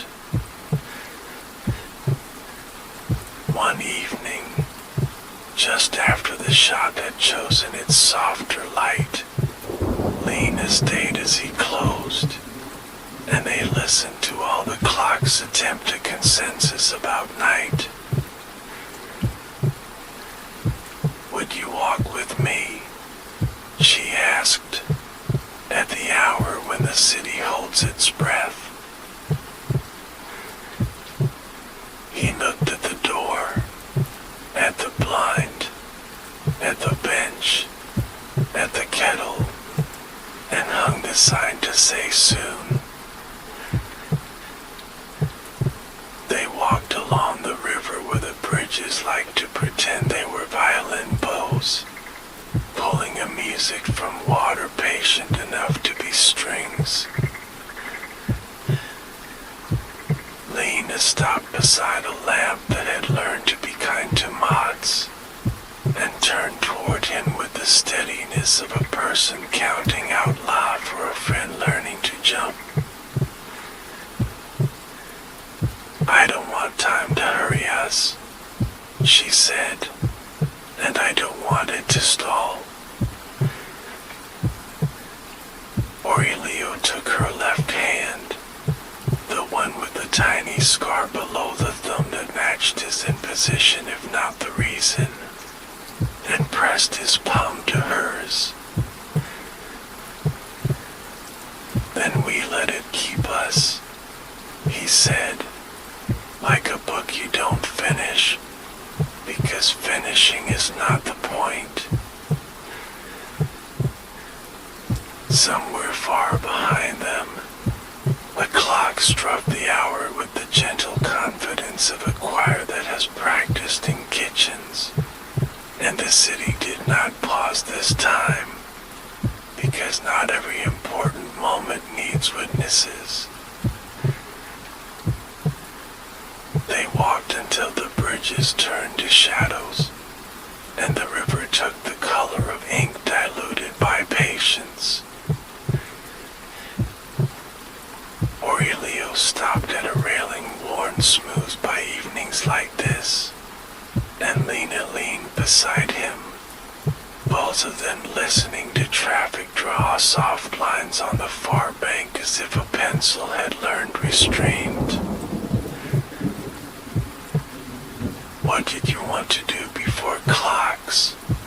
she asked, voice low, careful with the dark.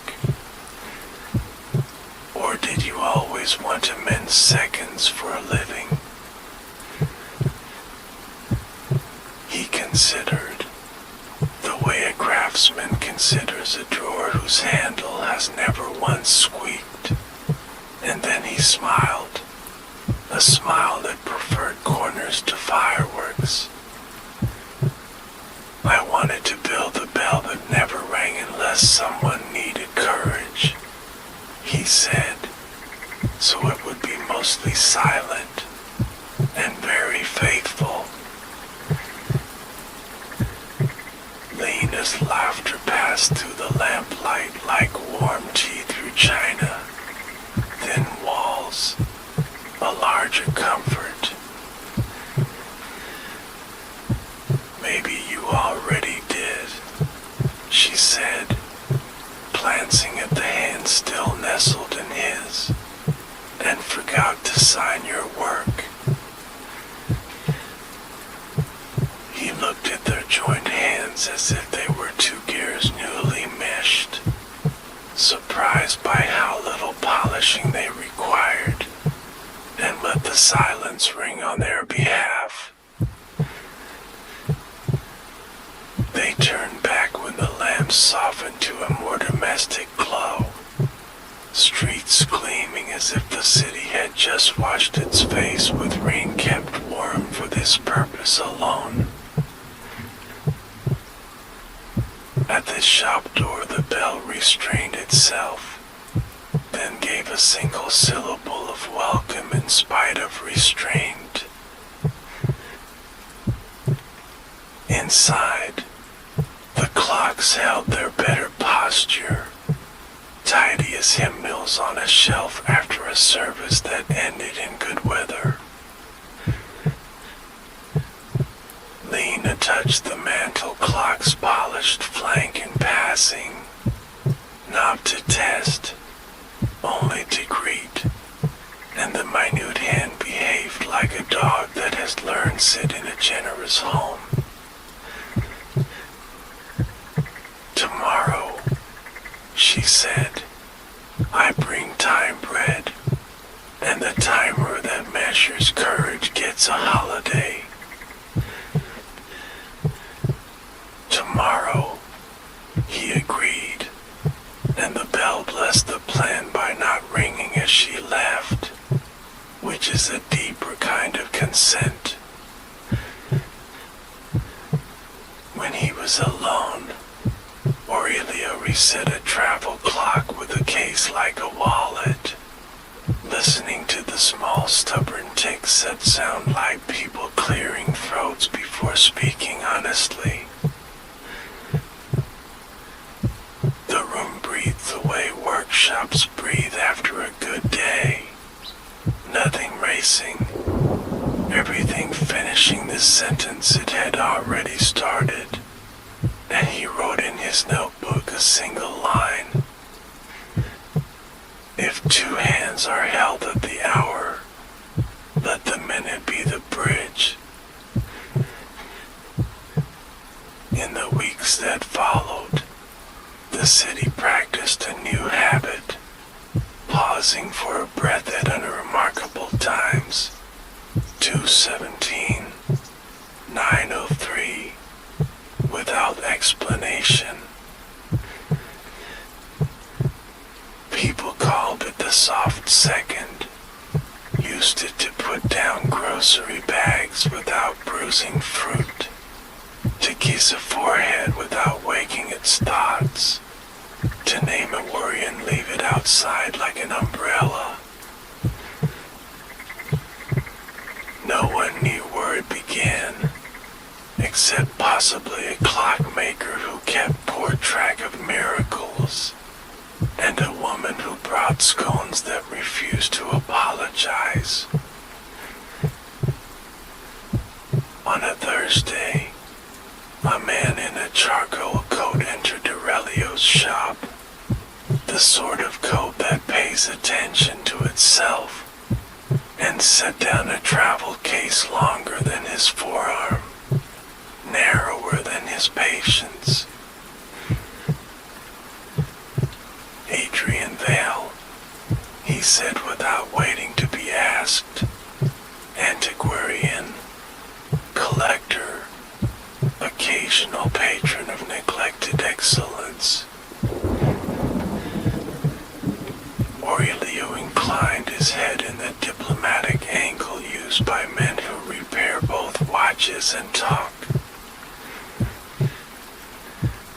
I've heard about your half-hour chairs, Adrian continued, the smiles in his brass foil. I'm here to purchase one for a piece that refuses to behave. We don't sell chairs, Aurelio answered, gentle as oil. We build the idea of a chair where time wants to sit. Adrian's gaze flicked across the wall of clocks as daylight flicks across a pond, noticing everything, admiring very little. He opened the case, revealing a ship's chronometer older than most arguments, brass dealt to the color of stern honey, gimbal rings exhausted but proud. It stopped at sea, he said, and refuses the shore. Aurelio leaned in, the loop breathing a circle of clarity onto the dial, and tasted salt, rope, and an argument with weather that had not conceded but had grown tired of winning. Leave it with me, he said, and leave me your patience as deposit. Adrian chuckled in the key of a coin flip for show. I collect patience as well, he said. Tragically, it is frequently counterfeit. He signed, laughed, and the bell revised his exit into something less definitive. Lena arrived before noon with time bread as promised, and the shop smelled briefly like a bakery that respected clocks.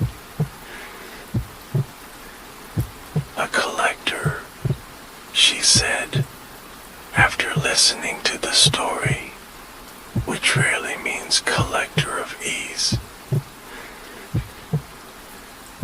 He wants a chair for a sea that still believes in waves, Aurelio replied, turning the chronometer so the light found scratches that told truth without boasting. They worked together, Lena holding tiny bottles, Aurelio aligning the balance, both of them letting their pulses teach the old sea how to hear land without becoming it. When the chronometer ticked at last, it did so with a sailor's courtesy, steady, alert, prepared to disagree politely with storms.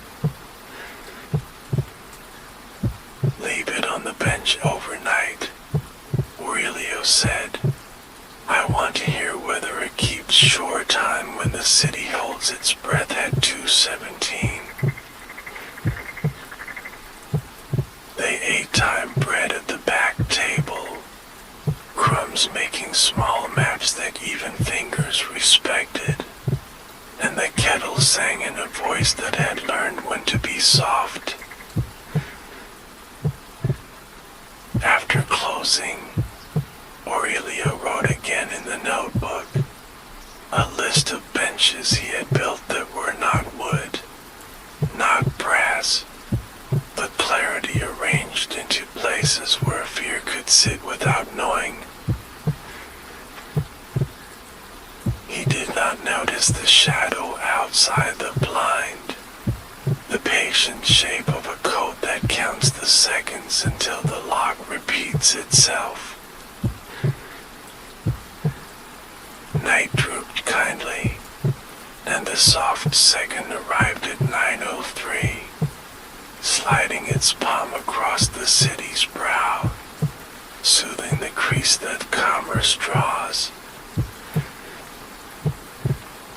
At 2:17, the chronometer took a breath with everything else, then resumed, a sailor stepping back onto deck after tying a line more carefully than before. Morning brought Hadrian veiled with a smile that had rehearsed for mirrors.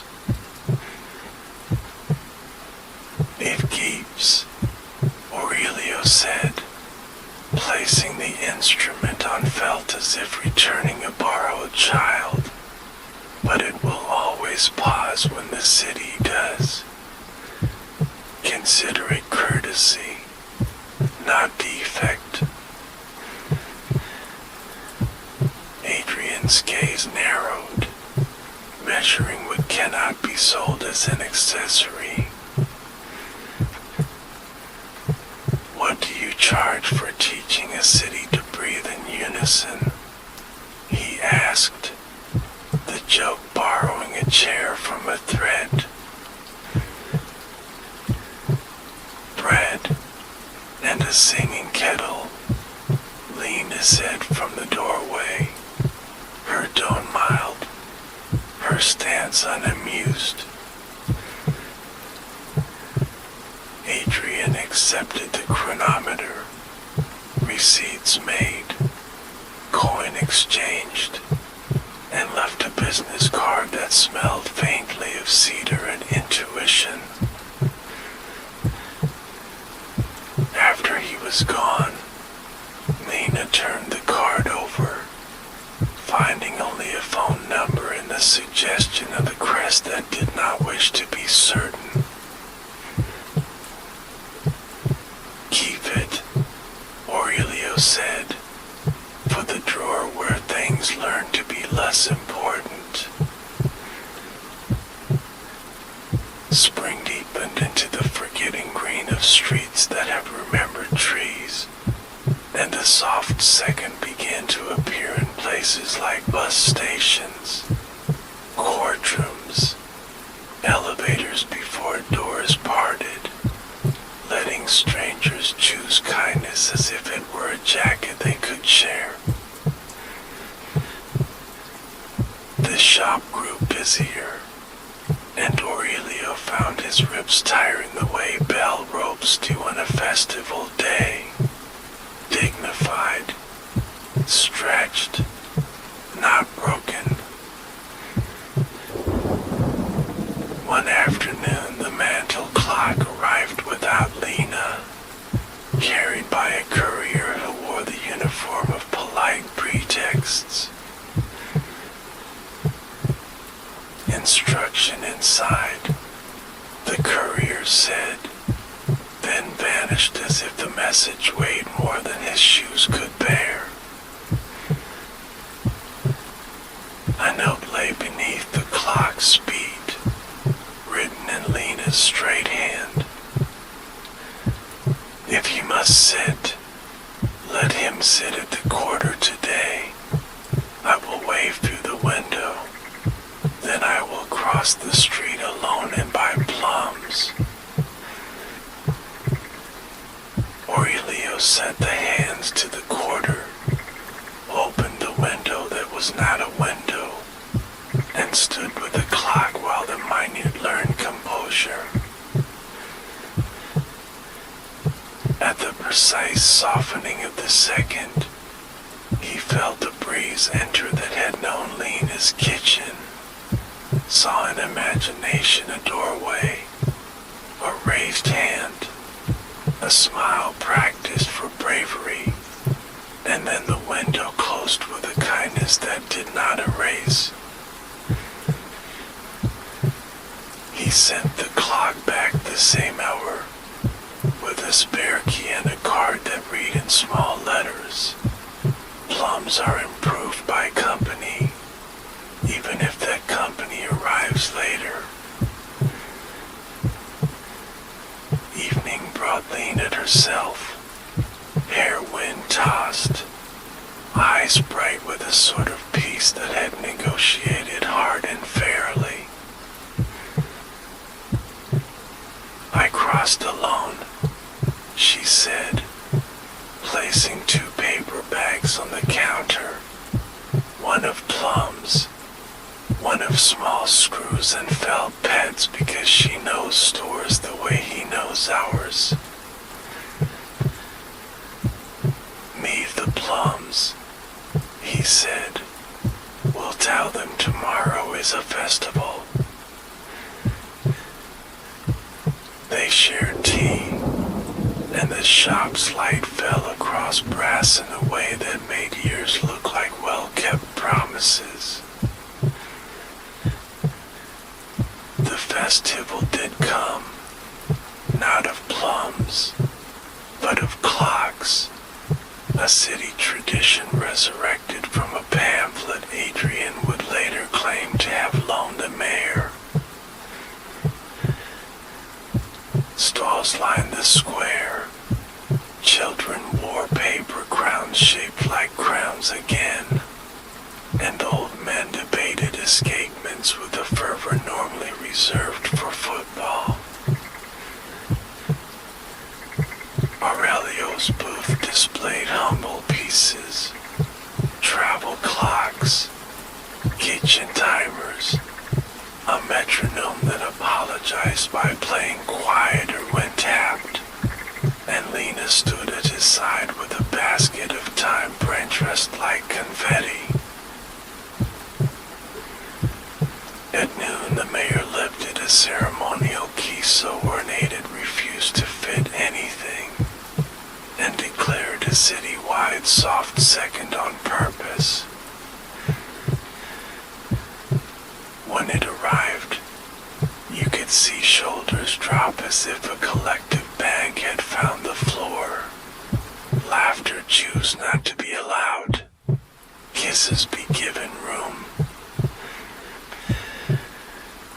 Aurelio felt something in his chest release a knot he had not meant to keep, and Lena's fingers brushed his in the exact interval the second allowed. Permission shaped like touch. Adrian watched from a respectable distance, his smile adjusting its polish, his hands joined behind his back as if handcuffed by silk. After the festival, talk rose in the city like steam about who owned a pause, who could license the hush, whether courtesy could be patented. A letter arrived on stiff paper asking Aurelio to demonstrate his method to a board with a seal that liked to stamp itself.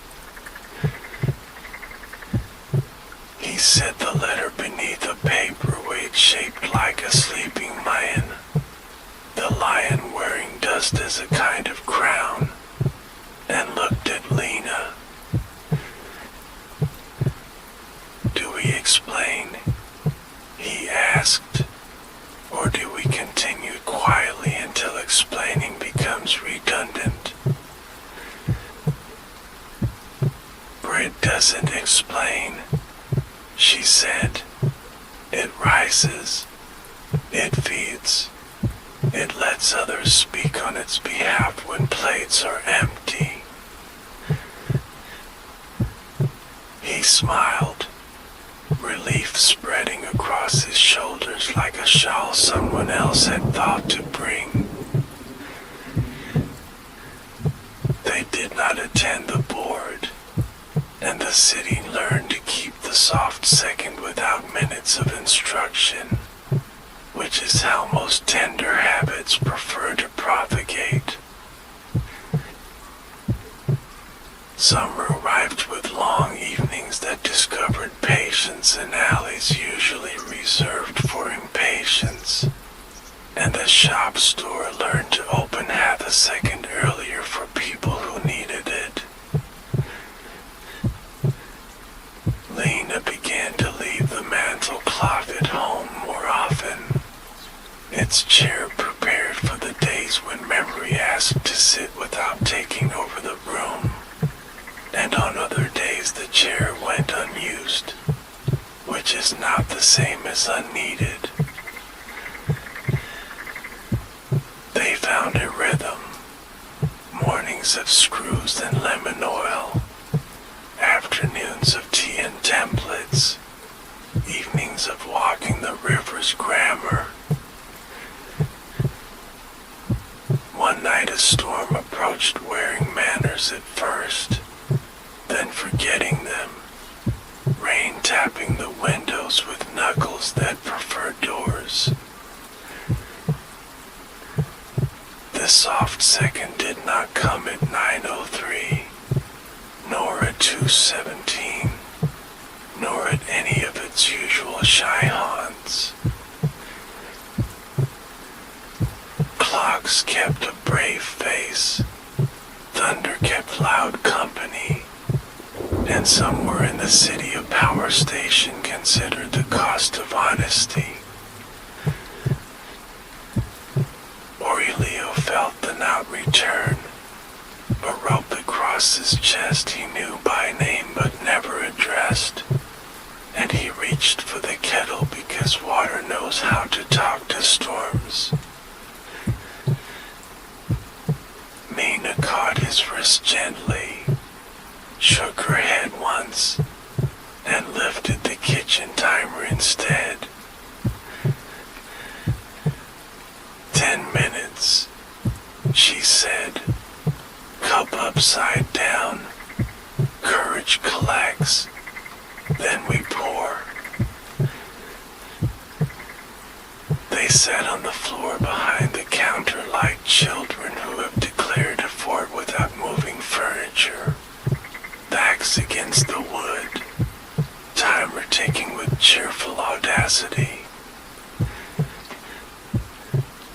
At 8 minutes, lightning stitched to seem so bright that even the brass blinked, and the storm forgot for a moment why it had come. At 9:30, the soft second arrived, shy, late, carrying its shoes, and the storm stood aside to let it pass, embarrassed to have been loud. When the timer rang, Lena flipped the cup, and courage tasted like warm porcelain that remembers hands. Thunder walked away muttering apologies into its collar. Rain followed like a friend who intends to make sure apologies reach their destination.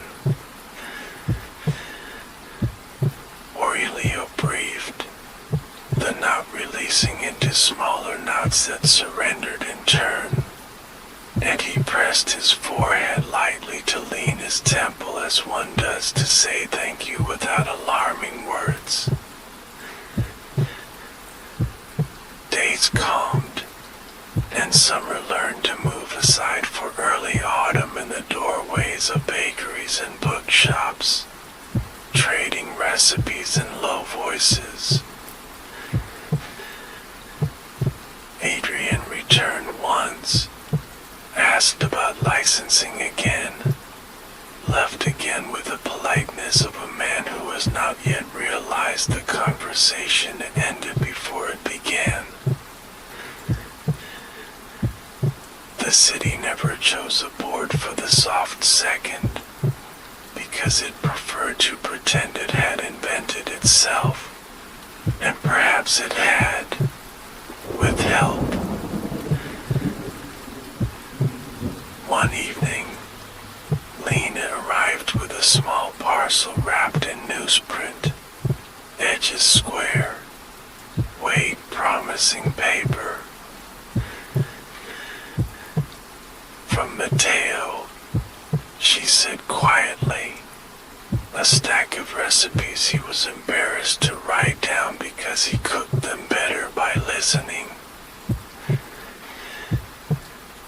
They unfolded the pages at the back table, the ink a little faint, the handwriting not proud, and found that every ingredient list ended with the same line. Serve when the room's breathing matches yours. They looked at each other and did not need the soft second, because some permissions carry their own clocks. Aurelio copied the line into his notebook beneath the earlier sentence about benches, and drew a small bell beside it that would ring only for courage, which is to say, mostly never, and very faithfully. Outside, the river practiced the long sentence it tells at night. Bridges held their violin bows steady, and somewhere a kettle chose key. They closed the blind, set the bell to soon again, and kept the hour together as if it were a book worth not finishing. Autumn arrived as if someone had opened a drawer of copper leaves and let them breathe, and the city practiced wearing scarves without deciding who had invented the habit first.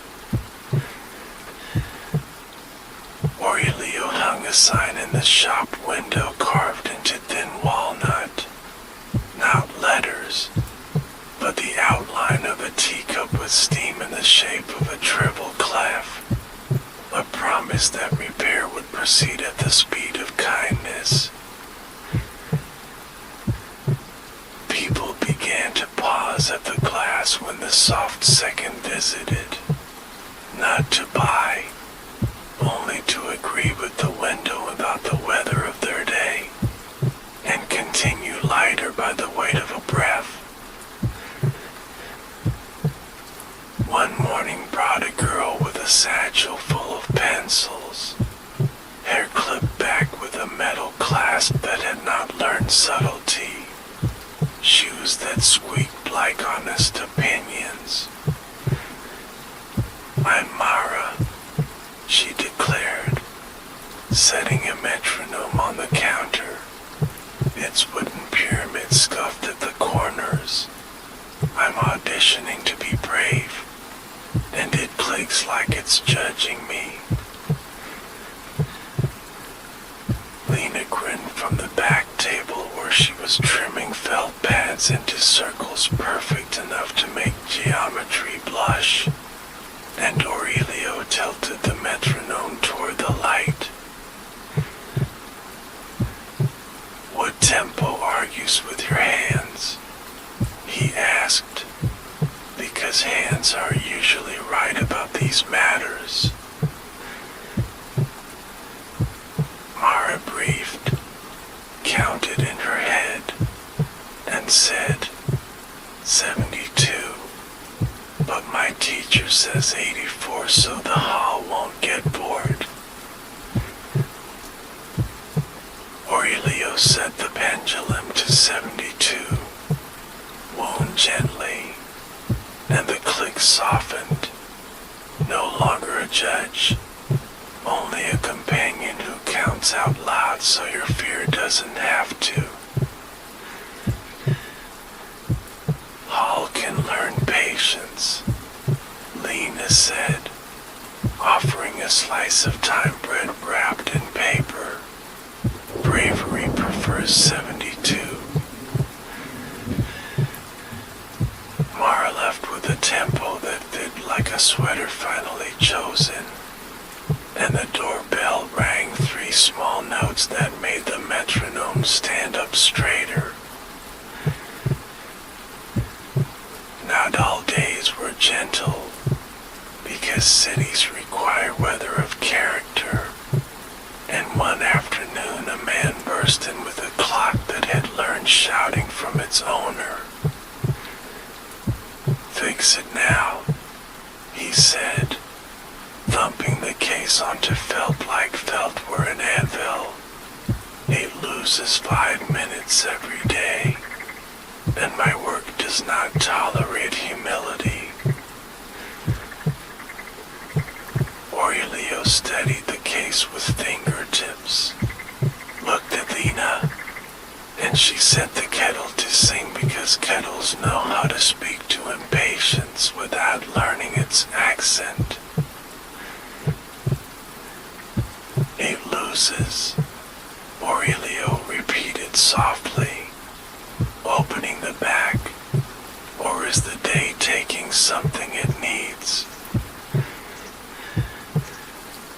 5 minutes is theft, the man snapped, tapping his wrist as if the watch lifter were to blame. Aurelio examined the pendulum leader, found a bent where none should be, and a smudge of grit that had no reason except hurry. He straightened the leader with the tenderness of a librarian mending a favorite spine, cleaned the pivot, and set the beat. "Tea," Lena offered the man, and he took it as if cups were contracts, standing at an angle that apologized to no one. When the clock found its pace, the shop eased, and the man's shoulders dropped the distance of 5 minutes, which turned out to be the weight of a single breath taken properly. "How much?" he asked, less iron in the voice, more linen.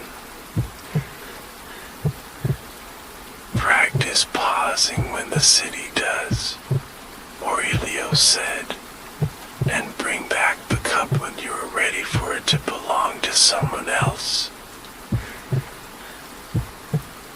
The man nodded once, surprised to be included in his own afternoon, and left carrying less argument than he brought. In October, a letter arrived with no return address, paper thick as expectation, seal pressed with a crest that refused to be specific.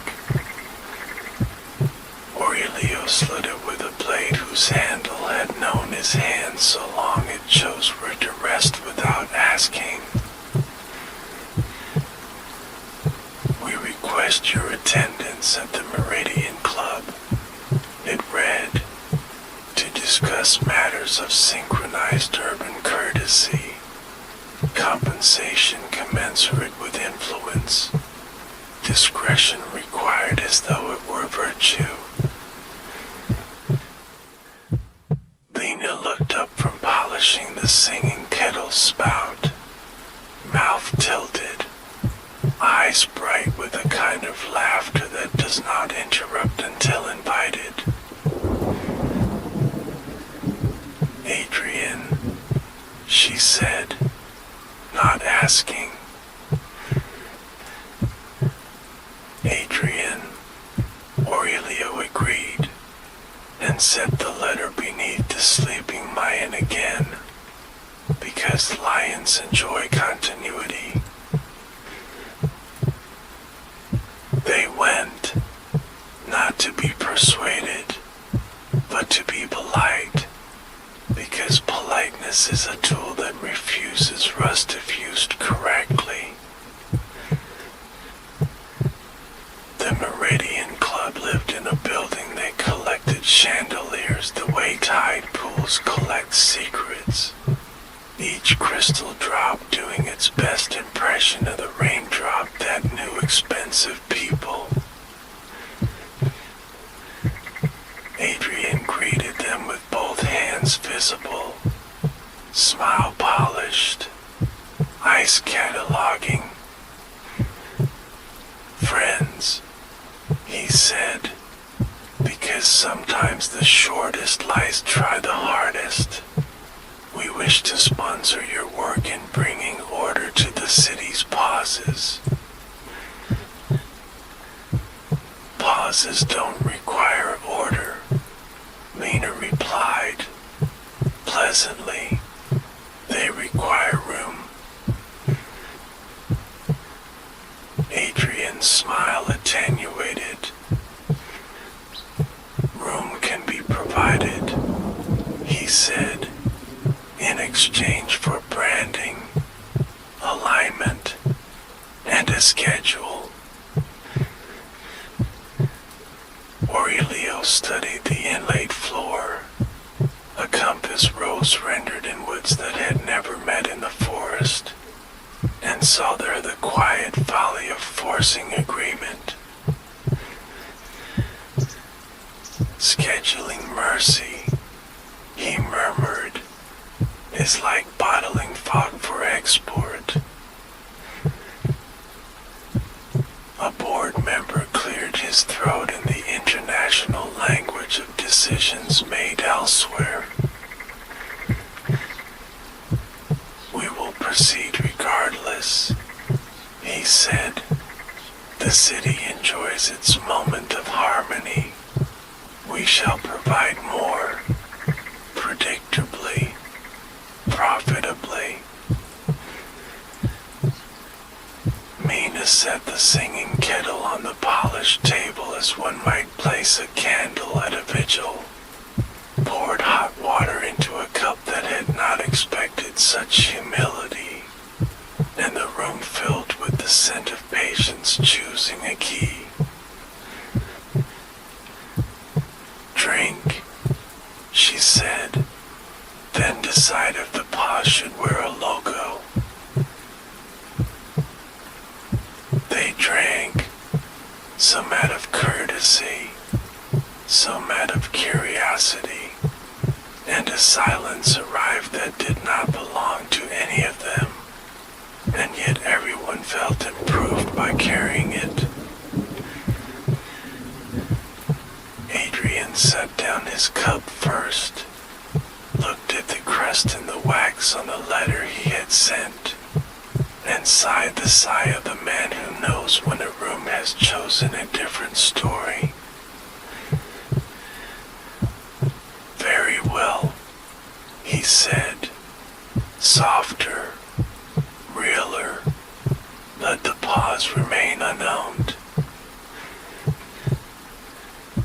They walked home along streets that had decided to keep them, and the city allowed them a private soft second at a crosswalk where no cars came, not because of rules, but because of luck and attention.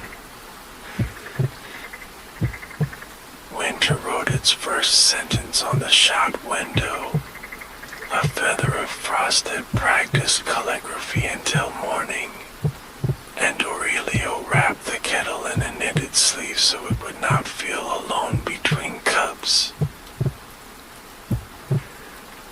Work changed with the season. Heavier clocks, slower oil, customers who told longer stories because darkness extends honesty. A woman brought a cuckoo clock whose bird refused to appear, not from shyness, but from principle.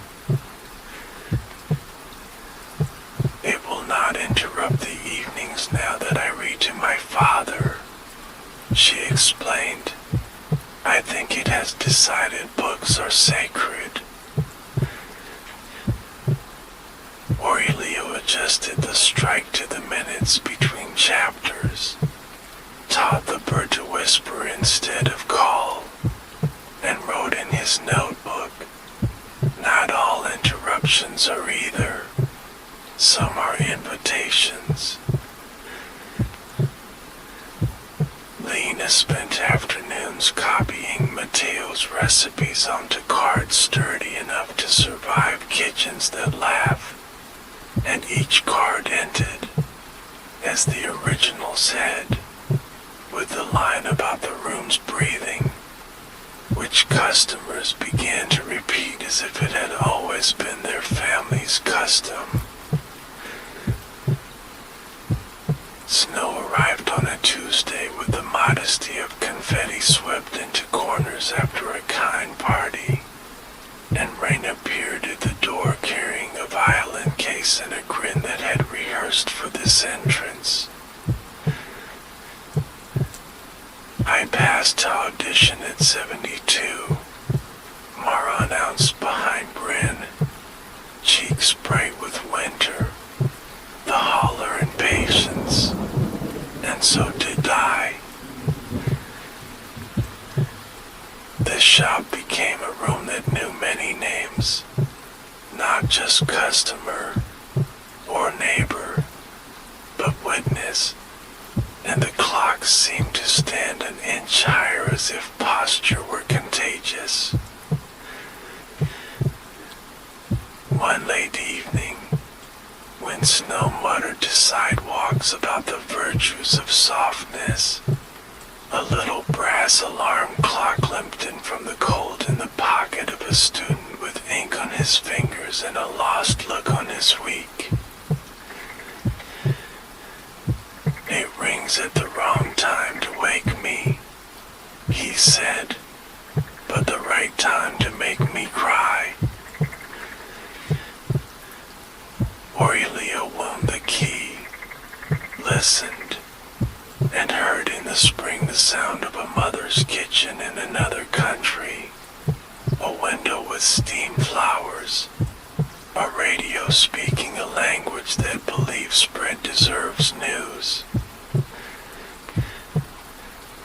He set the alarm to the soft second nearest dawn, and taught the bell to ring like a spoon against a cup in a room where someone loves you without scheduling it. The student slept, woke, and returned with eyes that had learned their own patience. "What do I owe?" he asked, hand already in his pocket where coins fidget.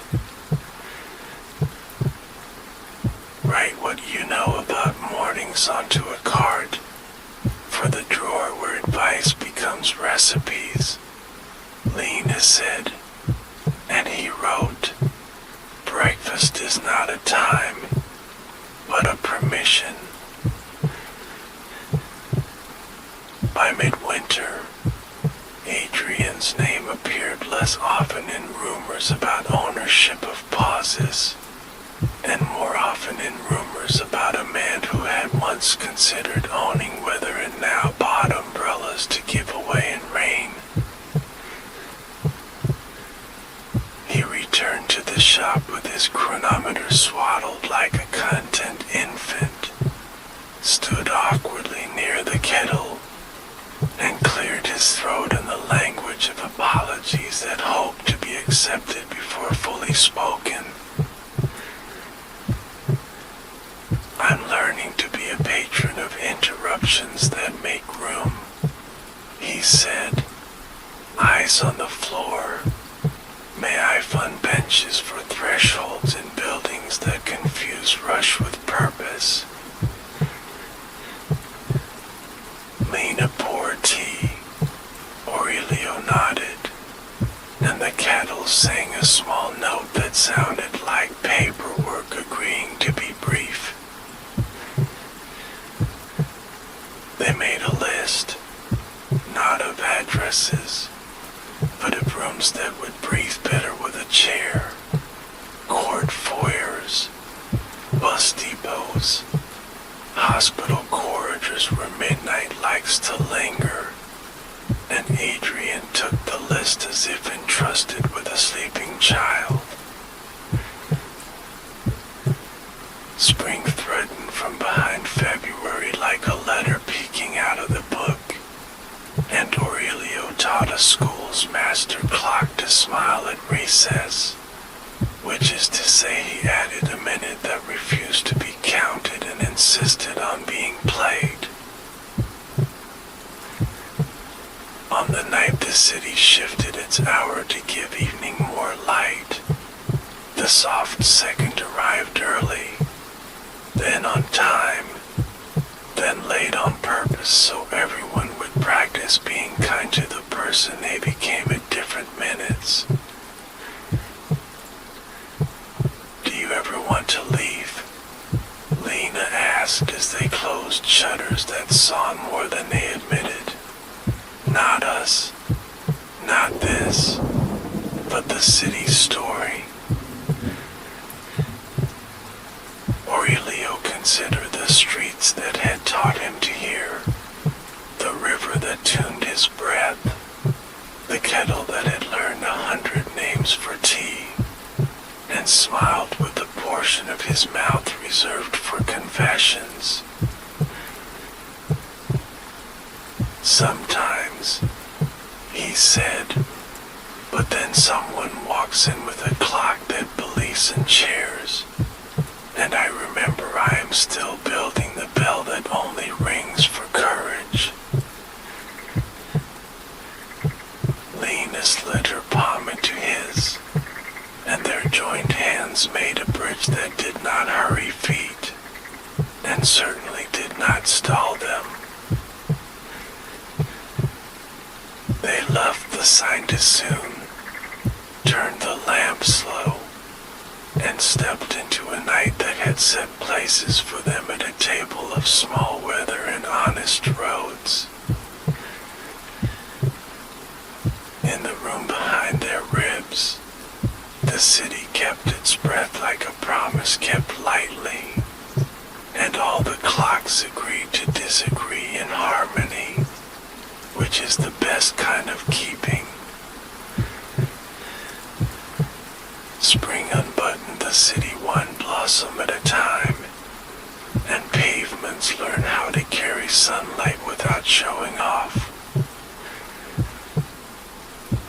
Aurelio opened the shop to air that smelled of wet brick and early bread and the faint metallic hope of bicycles. On the counter waited a parcel wrapped in craft paper, string-tied with the competence of someone who has wrapped many gifts, even when days did not propose celebration. He cut the twine, lifted the lid, and found inside a pocket watch seated on indigo felt beside a folded letter and a pressed sprig of rosemary. The watch was older than most regrets, case worn smooth by honest pockets, crystal faintly clouded the way windows remember long winters. He turned it in the light, and the hinge sighed a practiced sigh, the kind that forgives before asked. The letter bore careful handwriting that did not hurry the ends of its lines. "Please, if you can, teach this to keep a different hour on Sundays. The hour when I sit with Nona and forget which stories belong to which decade."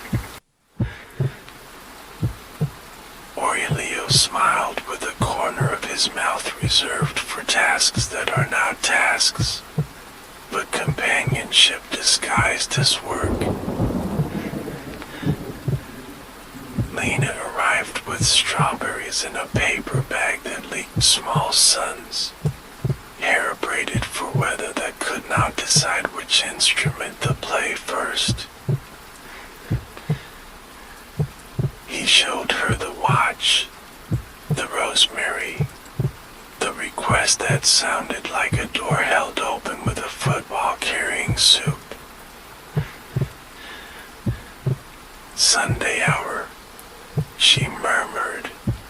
We can set a lane that the minutes enjoy walking slowly, like market aisles where tomatoes greet neighbors. They opened the back, found a mainspring that remembered salt kitchens, found dust that had the decency to be romantic, and brought both into present tense with oil and patient air. Aurelio drew a tiny mark on the regulator, a careful syllable in the alphabet of balance, then set a thin brass tab he had shaped years ago for the day a letter like this would arrive. When the crown is pulled to the first click on Sundays, the escapement will favor the longer path, he said, so the hour extends itself by grace, not by theft. Lena pressed the rosemary into the indigo felt, its scent rising like a well-remembered chorus in a small church. They sent the package with a note, a drawing of how to find the first click, and a recipe card that ended, as always, serve when the room's breathing matches yours. At midday, the bell rang twice by accident, and Amara tumbled in with her case and a program printed on paper that smelled faintly of ink and nerves. I play a small hall next week, she said, and I need the metronome to teach me how to bow to an audience without bowing to fear. Aurelio set the metronome to 72, then removed the bell so the click became more companion than conductor, and Lena turned the sign to soon so the afternoon could be all rehearsal and tea. They practiced bows the way one practices breathing, with kindness for lungs that forget timing when hearts get ambitious. Mara bowed to an empty chair first, then to a row of travel clocks, then to the kettle, which accepted with steam. 72, she whispered, and the room kept the count as if counting were a lullaby. In late afternoon, a boy peered around the door with a wind-up toy clutched like a passport, hesitant, hopeful. It used to walk in small circles, he said. Now it forgets where legs are. Aurelio knelt at the counter's edge, opened the tin turtle, and showed the boy the spring, the gears, the axle that needed the softest nudge. They wound it together, placed it on the floor, and watched it draw in each circle like a moon learning handwriting. The boy laughed in a key the shop liked, and left a sticker on the door that read gently open, which is the best kind of instruction. Evenings they walked, Lena and Aurelio, along streets that had learned not to rush them, and sometimes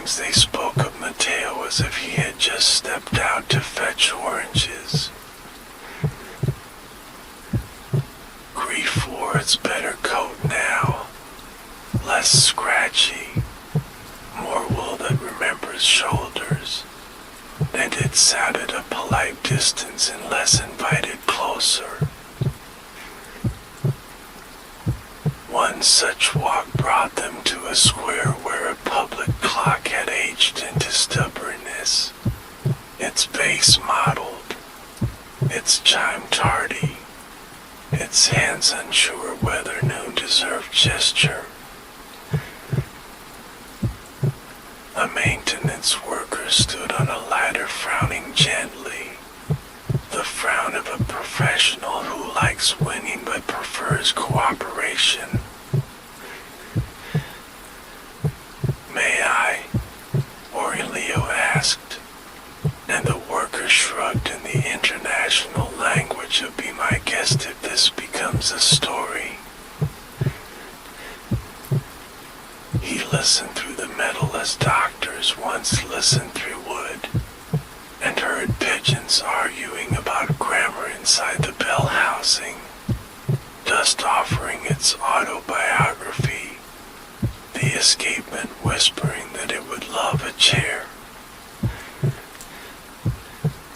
With a small felt wedge and a line of graphite, he built the idea of seating where the verge met the wheel, and the public clock cleared its throat, apologized to the square, and chimed the noon that made cafes pour coffee with dignity.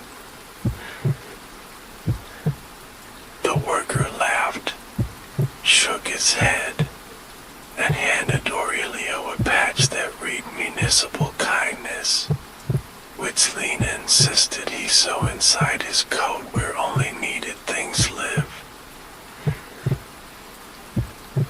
Weeks folded like letters answered on time, and one blue morning a package arrived from the Rosemary Watch's sender. A photo of Nona in a shawl patterned like crossword puzzles, smiling in a Sunday hour that had chosen to stay for a second cup. "Keep the sprig," the note said. "We learned that time grows flavor when you let it simmer." Aurelio pressed the photo inside the notebook beside the sentence about benches, and drew a small rosemary leaf above the margin like a bookmark for kindness. On an evening Rain rehearsed, Adrian returned wearing a coat that had learned humility from drizzle, hands empty of cases, eyes quieter. "I've been finding chairs in corridors," he said, "and I've discovered the pleasure of leaving plaques unnamed." Lena poured tea, and he accepted as if taking a vow with steam. "There is one more matter," he added. "A tower across the river. Its bell refuses dusk, as if evening owes it an apology." They crossed at twilight, bridges drawing bows again, water patient under their lesson, and found the tower with its shoulders up like a stubborn child at bath time. Inside, dust motes practiced waltzes in the light of windows that could not close. Ropes hung like retired snakes, and the bell waited with the patience of iron. Aurelio listened to the bell through his palm, and heard not refusal, but embarrassment, as if it had once rung at the wrong moment and now feared every moment. He showed Lena where Rust had written timid letters along the clapper, letters that spelled sorry in a dialect of metal. They cleaned, oiled, sanded only where patience asked,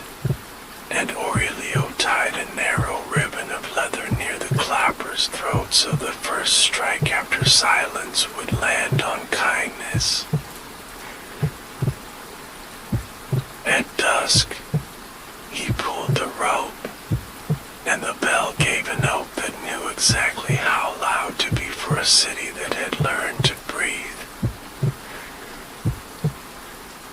Adrian stood with his hands in his pockets, like a man who chooses pockets to prevent clapping loudly, and nodded once. "Thank you," he said to the air more than to them, which is where gratitude belongs when it is meant for many. Summer leaned over the horizon again, and the shop adopted longer afternoons in which tea brewed slower and screws refused to rush the threads. Mara's concert came and went, and afterward she placed a program on the countersign in pencil, 72 forever, and a small drawing of a metronome wearing the crown knitted of time. One noon, Lena arrived with a box that smelled of cardboard, sea, and ink from distant postmarks. "It's from Matteo's cousin," she said, "a bundle of his aprons, a note that reads, 'Maybe time can learn spices the way dough learns hands.'" They unfolded an apron, soft with work, and Lena tied it around Aurelio with a laugh that forgave his protest. He brewed tea that tasted faintly of basil by accident, and they decided accidents deserve recipes too, so they wrote one that ended, "Serve when you smile without noticing." In the late light, a quiet settled that was not absence, only attendants wearing comfortable shoes, and Aurelio reached for his notebook. He wrote, "If two people learn the city's breath together, their days acquire hinges that never squeak."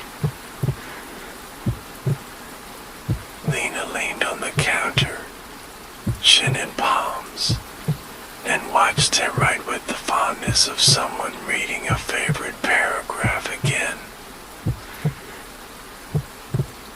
"We could close on Sundays," she said, "not for rest exactly, but for walking at the speed of Rosemary."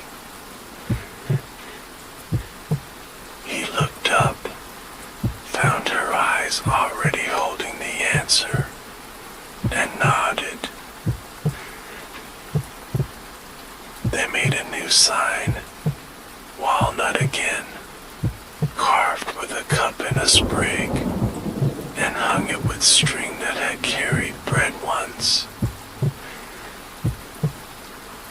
On the first Sunday closed, they walked a map that did not exist on paper, a procession of benches they had midwifed into thresholds, hospitals that kept chairs ready for midnight, bus depots that learned to be patient with suitcases full of decisions.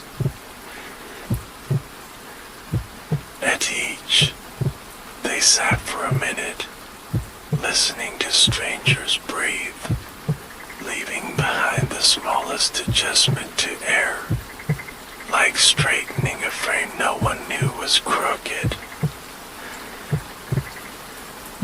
By evening, the river told its long sentence again, and bridges kept time without insisting upon it. They stood beneath a lamp that remembered moths kindly, and Aurelia lifted her hand to his lips with a slowness that refused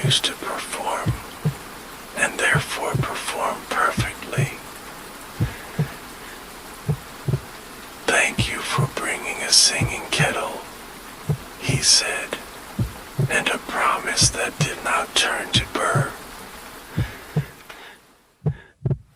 Lena smiled, eyes bright as polished brass in kind weather, and stepped closer into the pause the city gifted without need of ordinance. When Monday woke, the shop smelled of sun-on wood, and the first customer brought a clock that had survived a house move and needed someone to tell it the new walls were friendly. Aurelio set the case on felt, and as he worked he felt the old desire rise again, the bell that only rings for courage, mostly silent, very faithful. He looked at Lena, and she looked back with the certainty of a metronome set to the right heart, and he knew the bell already existed, not in brass, but in the soft second they had taught themselves to hear. Outside, the city exhaled, as if setting down a bag it had decided not to carry today, and 100 small clocks agreed to disagree with grace. Work resumed, kindness kept its appointment, and time, pleased to be trusted, behaved. A rain-soft dawn settled over Maple Down, its roof sipping mist. Teacups clicked in sleepy kitchens, and gutters murmured tales. From the lane of cobbles and time, a brass bell chimed twice. It belonged to the wayfinder's nook, a tea shop draped in maps. Inside, ink smelled like rain on parchment, sweet and old. Marinvale flipped the door sign to open and smiled. She wore a faded indigo apron, threaded with compass roses. Her curls were pinned by a sextant clip, polished daily. On the counter lay a tea chart, drawn like a coastline. The oolong currents curled toward bergamot bays, inviting explorers. She brewed the morning anchor, a smoky keemun with orange peel. Steam rose in calm spirals, mapping the ceiling beams. Marin listened to the kettle whistle, counting gentle beats. 3 beats meant patience, 4 meant warmth. Today asked for both, and maybe luck. The first guest arrived in galoshes, leaving petal-bright footprints. He was Mr. Devwell, retired bell ringer and local hammer. He carried the cardboard tube, secured with violet twine. His eyes held that maple down sparkle, quiet and nosy. Marin poured keemun into his charted cup, carefully steady. Found this in my attic, under the winter quilts, he said. Thought of you, and your mappy ways. Marin untied the twine, breath soft and slow. She unscrolled the paper, edges crackling like leaves. Ink lines shimmered with age and gentle mischief. was a mac of maple down, but not quite. The streets bent into curlier arcs, like cursive walking. The brook shifted left by a thumb width, as if shy. And on the green near the bandstand, a tiny teacup symbol sat. Beneath it was a sigil, 2 moons and a feather. Marion felt a familiar tinkle, the cartographer's itch. Some maps told directions, others told moods. This one whispered riddles, soft as pastry crumbs. She fetched her lupined lamp, both warm companions. The inkwork looked hand-cut and constellated. The doorbell chimed again, and breezy perfume drifted in. Tamsin Reed arrived with a weathered satchel, smiling wide. She kept the town archives and wore boots for ladders. "You got my message, Marin," she said. "Something curious turned up and might involve tea." Marin lifted the attic map, eyes brightening. "We may already share curiosities, Tamsin," she murmured. Tamsin set down a ledger, edges frayed like lace. Inside lay a receipt book, inked a century ago. It listed tea blends and prices, and an odd entry. Feather Moon Reserve, 2 tins, Tamsin Reed. Paid by initials E, L, delivered to the bandstand. Mr. Dovewell hummed a thoughtful accord, eyes on the map. The sigil matched the ledger words, moon and feather. Marion traced the teacup symbol, careful as breath. They brewed a test pot, something smoky and citrus. Marion marked the map's compass rose, aligning with the counter's edge. She rotated the page slowly, watching ink cleanse. A hidden watermark surfaced in the steam, palest one. Letters appeared like shy gulls, then settled. Fold where the brook remembers, walk where tea cools, it read. Share warmth at the bandstand, when the hour leans. Tamsin pressed a palm to her lips, delighted. Mr. Dovewell whispered, "A puzzle for kindness."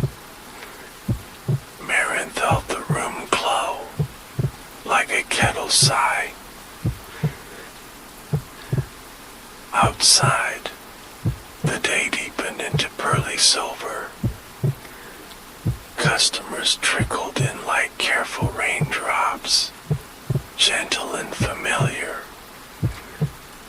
Marin served crumpets with quince jam, listening for clues. She wrote orders on tiny isobowers and dotted them with hearts. Each pause and chatter left soft room for the map's hush. Near noon, the baker brought poppy seed twists.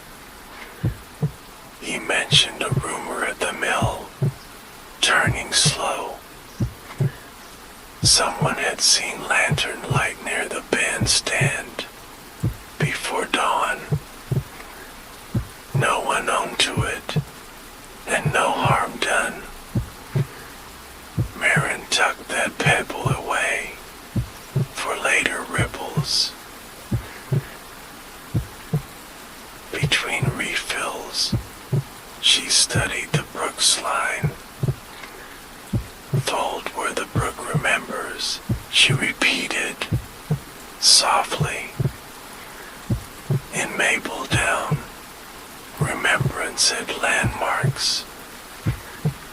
There was the willow with ribbon scars, and the bend-like-a dimple. She sketched the true bank on tracing vellum, and matched curves. The attic maps Brooke remembered differently, wider and older. At a passant, a fold line could fit. Marin creased the paper along the ghost bent, precise and kind. The teacup symbol shifted toward the bandstand, as if walking. A second watermark bloomed, rose gold and shy.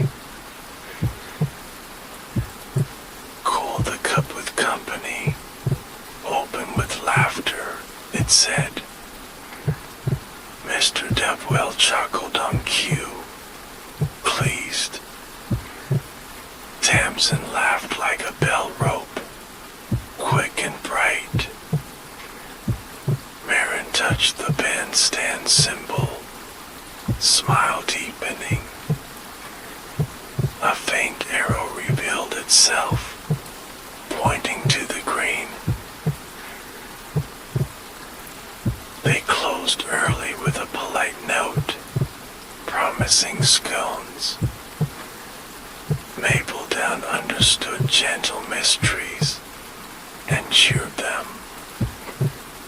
The trio walked under soft clouds, past hedges and hens.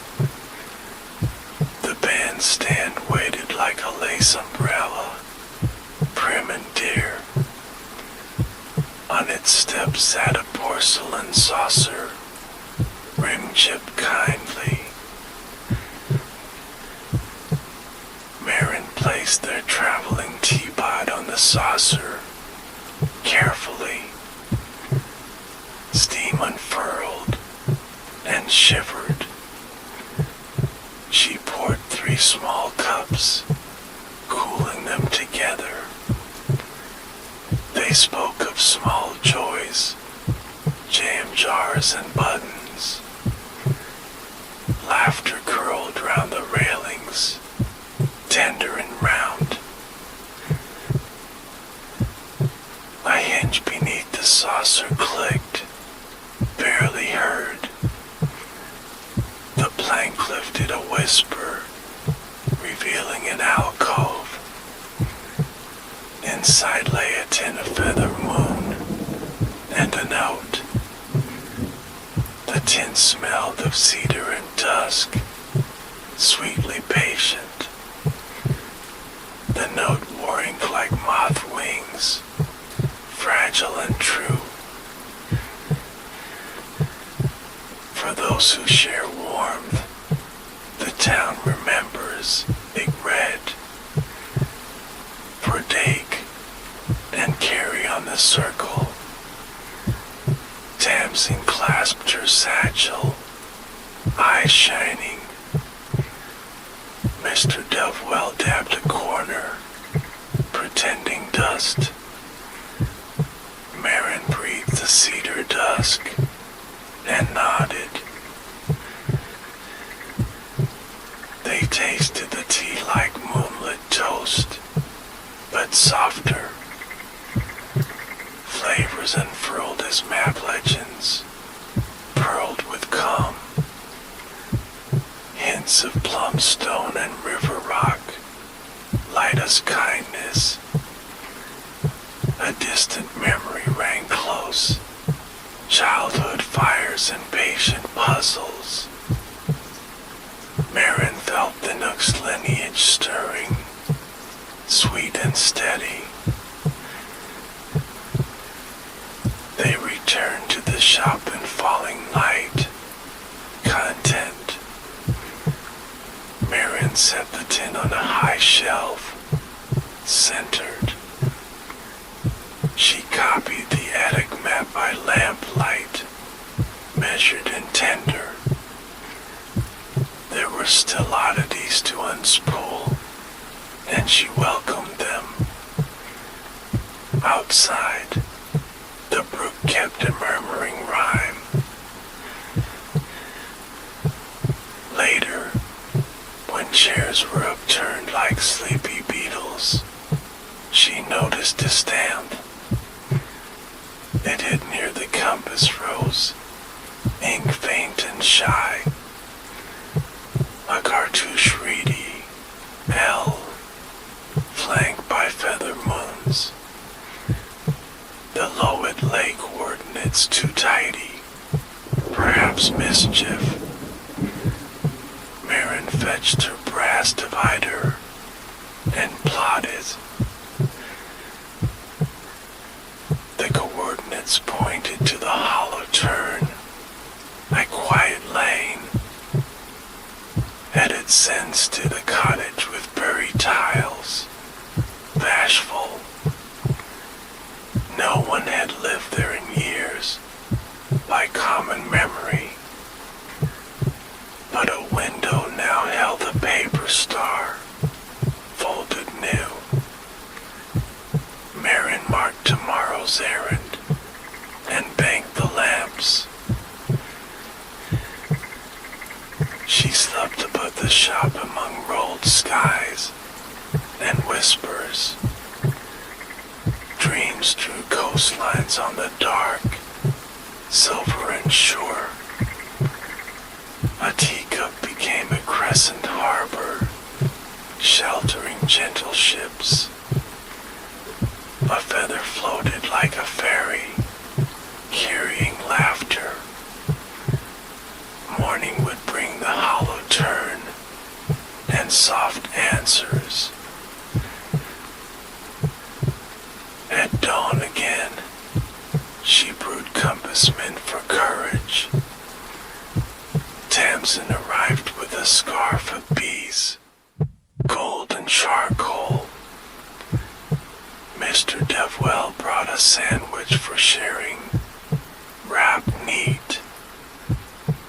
They locked the nook with a clink and set off. Mabel down you underweight behind them, soft and pleased. The hollow turn smelled of linden bark and rain. A wren sounded like a tiny kettle, confident. The berry-tiled cottage waited without hurry, door ajar. A note hung from a ribbon, polite and plain, for the Mac-minded and their friends. Inside, dust motes turned like patient snow. Shelves held boxes labeled with winds, north and kindly. On the table lay a drafting board, scarred with stars. A kettle stood ready on a small stove, shined. Marin struck a match softly and poured. She found another map under the board, tucked.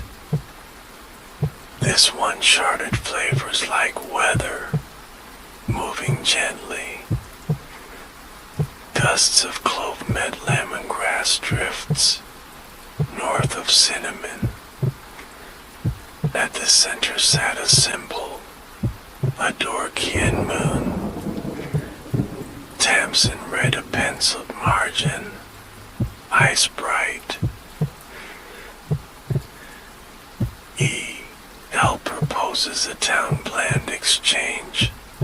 Seasonal, she said. Neighbors leave a note of comfort and receive flavor. Mr. Derwell smiled like a bell about to ring, proud. A kindness registry, hidden in steam, he murmured. Marian felt the idea bloom, simple and bright. a small question perched nearby. Patient. Why resurrect the exchange now, after silence? Who tended the bandstand hinge, oiled and ready? Who folded the paper star, mewing neat? Marin touched the drafting scars, counting constellations. She opened a wind-labeled box marked Zephyr, curious. Inside lean letters tied in twine, Violet again. They were addressed to E, L, and signed by townsfolk. Some thanked for warmth on lonely days, sweetly. Others praised the map D's, gentle and true. At the bottom was a recent envelope, crisp. Postmark glimmered from last week, Thursday morning. It bore no return, only a feather moon. Inside was a key wrapped in tea paper, lemon scented. A line read, for Marin Vale, when the hour leans. Marin held the key carefully, heart warm. The shop bell had chimed twice yesterday, leaning. Someone had known her rhythm and trusted it. The cottage lock accepted the key like a sigh, soft. A hidden drawer slid open inside the stove, clever and safe. Within lay a leather folio, map thin. It contained the exchange charter, beautifully penned. Should the town grow forgetful, renew with tea, it said. Kindness leaves a map behind, to be followed. Marion smiled at Tamsin and Dovewell, steady and sure. We could relight this gently, without fuss, she said. A quiet relaunch at the bandstand. Twilight. Tamsin would craft a notice in cursive. Warm. Mr. Dovewell would ring 6 soft strokes, mellow and clear. The town would arrive like moths to lamplight, calm and glad. Yet one lantern remained unaccounted, glow in memory. Marin searched the cottage corners, finding footprints of care. No dust lay on the kettle handle, recently polished. A single crumb of quince jam winged, familiar and bright. Someone had visited with her favorite jam yesterday morning. Back at the nook, she checked her jar shelf. One quince jar was lighter than memory, by a spoon. She kept a tiny ledger for spreads, a charming quirk. She traced the subtraction softly, then hummed. A friend had keys to her pantry, with permission. Only 3 had that key, all dear. Tamsin had hers on a B-ring, jingly. Mr. Dovewell's hung from a ribbon, tidy and violet. The third belonged to Elsie Lark, retired schoolmistress and baker. L sounded suddenly like Elsie, very much so. Elsie Lark lived near the parish orchard, brisk and kind. She was away with a niece this week, supposedly. But a lantern at dawn and quince crumbs spoke otherwise. Marin brewed a small basket of plum tea for visiting. The orchard path smelled of hay and ink, faintly. Elsie's gait clicked like a pocket watch. Neat. A note hung there too, written in tidy rounds. In the shed for a short spell, map work, it read. Marin exhaled, warm with relief. She followed the path of chalk arrows, playful and small. The shed glowed with quiet lamps and berries. Elsie stood at a bench with a compass, focused. She looked up with a smile like soft wool. Glad. You found the feather moons, dear Marin, she said. Tell me, did the town remember to laugh?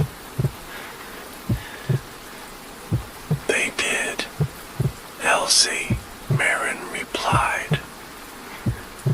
And the bandstand opened sweetly, like pastry. Elsie poured from her own kettle, cinnamon bright. I worried my hands might fail the hinges. These days, she admitted. So I borrowed a spoon of quince for courage. They sat on apple crates with teacups, steady and warm.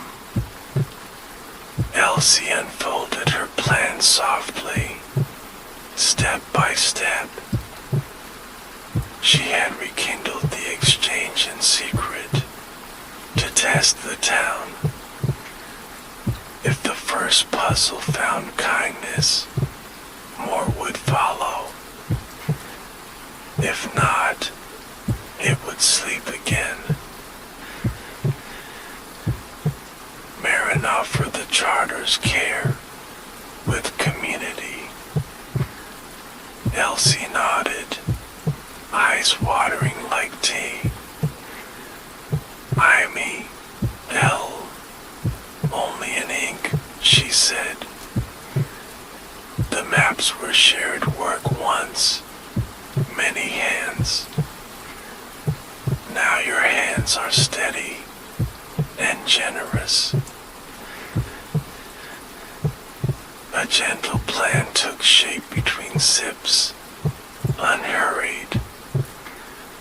They would stage monthly riddles, each shaped by warmth. Clues would hide in steam and margins, just visible. Every solved kindness would flavor a tin, shared town-wide. The final blend would be called the cartographer's tea, naturally. As they parted, evening folded like parchment. Lantern moths drifted along hedges, gold and slow. Marin returned to the nook humming, mind alive.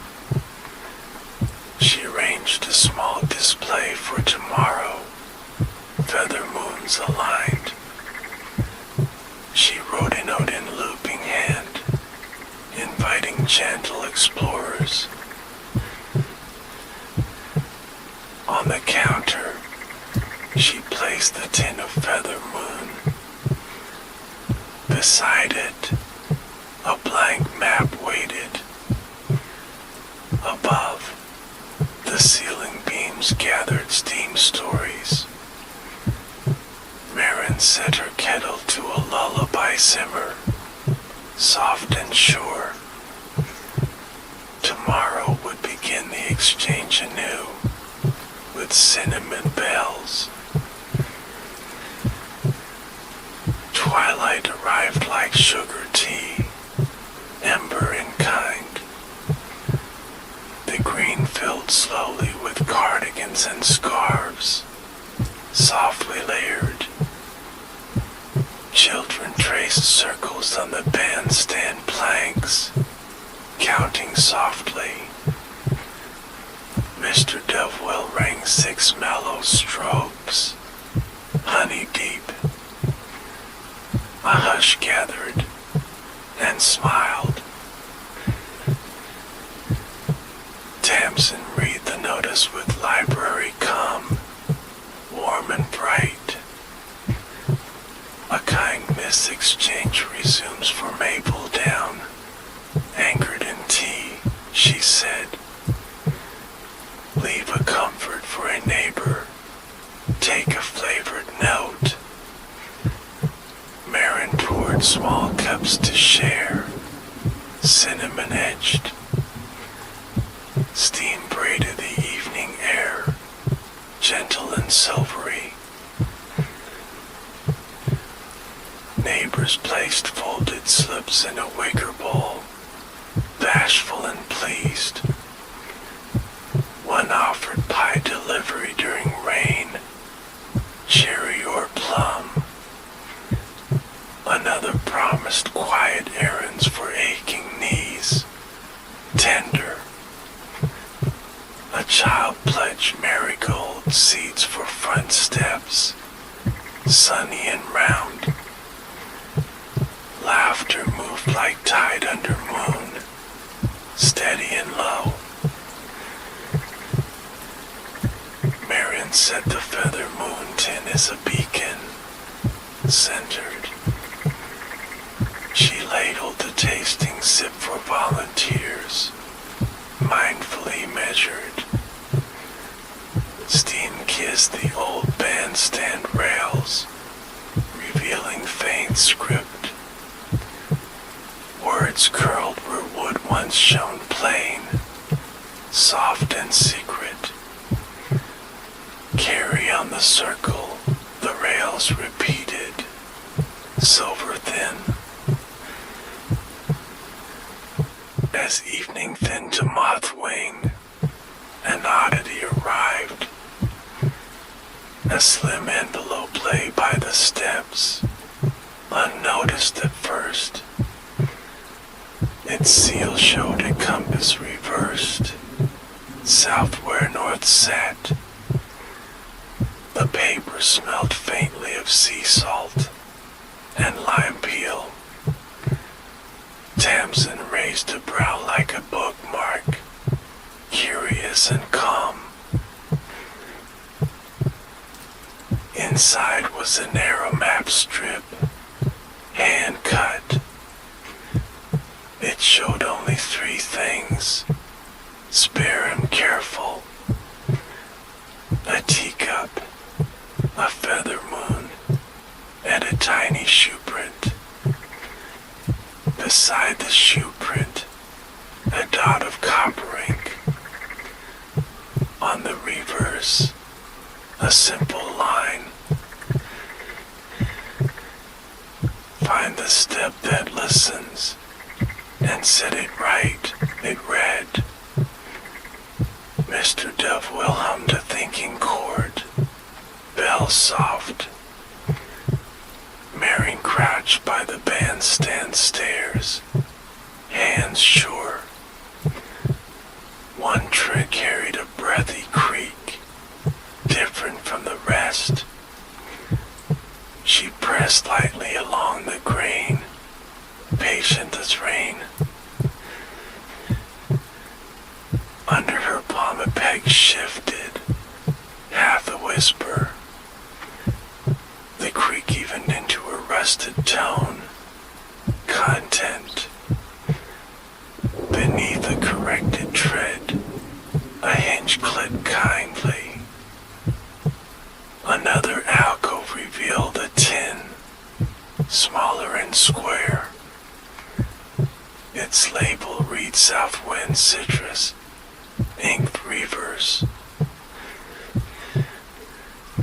She opened the tin to an aroma of harbor and dusk.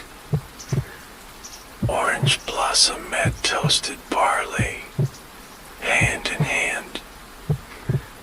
A folded card rested beneath the leaves, delicately placed. For those who listen and mend, take brightness, it said. Murmurs of approval drifted like linen, fresh and soft. Night finished its tea and settled, satisfied. Lanterns bobbed along lanes like quiet constellations, unhurried. Marin washed cups by the Nook's back door, warm wrist deep. Steam wrote shy clips on the pane, moth pale. One glyph resembled the reverse compass, tilted south. She dacked the pane with a cloth corner, gently. The mark held, as if etched in cool. She traced its circle with a finger dip, slow and sure. A faint second ring answered, nested like shells. Somebody was sending layers through steam, like tides. Morning unfurled was butter light, mild and golden. The bell chimed twice, comfort returning. Mrs. Nettleby brought lemon biscuits shaped like boats, charmed. The miller left a sack of rye flour, shy and stout. Tamsin stacked the bowl of comfort notes, alphabet tidy. A new note lay among them, sea-scented. It asked for help with a mapless memory, tenderly phrased. I forget the path to somewhere I loved. Once, it read, I remember a citrus wind and bells. At dusk, no name signed it, only a copper dot. Marin brewed Southwind Citrus with a quiet smile, listening. As the steam climbed, she placed the attic map nearby. She rotated the paper to the reverse compass, south atop. The brookline wavered into a shoreline echo, astonishingly gentle. Mapletown became a tiny cove by scent and memory. Mr. Deverell hummed an old harbor hymn, eyes bright. We had a bell at the ferry plank years ago, he said. Retired when the new bridge came, quietly tucked away. Tamsin checked her ledger of town things, finger fleet. Ferry bell stored at the smithy loft, wrapped, she read. They walked to the smithy under cloud lace, content. The blacksmith's grandchild opened the loft with a grin, proud. sight like old pages turning, slow and kind. The fairy bell sat on burlap, patient and bright. A paper star hung from its yoke, folded neat. On the star someone had penned a riddle, gentle and spare. If south is north and shore is streak, ring me once, it read. Then follow citrus where barley meets loam, and listen. Marin lifted the clapper with care, calm and steady. One soft note rolled through beams like butter, satisfying. Outside, the mill's rice scent met the baker's orange glaze. Barley met citrus, just as the riddle said. They followed the mingled aroma downland, past boots and pans. It pooled by a narrow courtyard, brick and ivy. A forgotten door awaited there, painted sea green. On the lintel, a copper dot glowed softly. Marin pressed the dot with her thumb, measured and warm. A latch clicked in the door's hard, pleased. Inside lay a little room like a pocket, cozy and spare.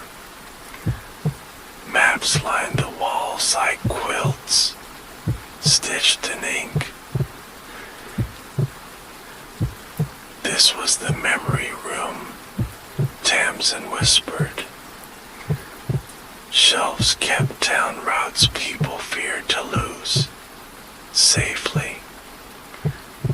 A desk held the ledger of pets and comforts, tenderly written. On the first page, Elsie's careful hand returned. When deaths fade, trade tea for guidance, it said. A single new entry waited on a blank card, hopeful. To the place with bells and citrus wind. At dusk, it began. Marin set south wind citrus to steam in a travel pot. Gentle. She wafted the scent over blank paper. Slowly. Lines appeared like tide-shy footprints, forming a path. The route curved behind the mill, past a willow. It crossed a bridge that wasn't a bridge, only shadow. Then it ended at the fairy plank stone, still present. Mr. Dovewell nodded, eyes happily wet. We can mark it kindly for whoever asked. Quietly, he said. They tied a ribbon of citrus cloth to the willow, glad. They chalked a tiny bell near the shadow bridge, tidy. At the plank stone they set a lantern, low and sure. The memory room received a copied path, inked with care. Marin left a cup on the desk, still warm. Back at the nook, customers shared quiet stories.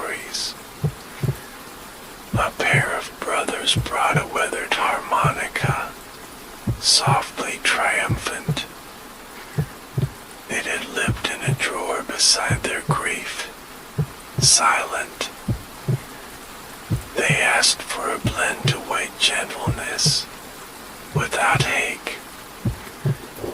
Marin noted thyme, honey, and whisper pepper. Another envelope arrived by the sugar bowl. See bright. Its seal showed the reverse compass again. Faithful. Inside waited a sliver of translucent vellum, cool and smooth. When held to the shop lamp, stars speckled through. They matched no night sky above Maple Down, peculiar in kind. Tamsin overlaid the vellum on the attic map, carefully. The speckles aligned with landmarks of kindness, secret.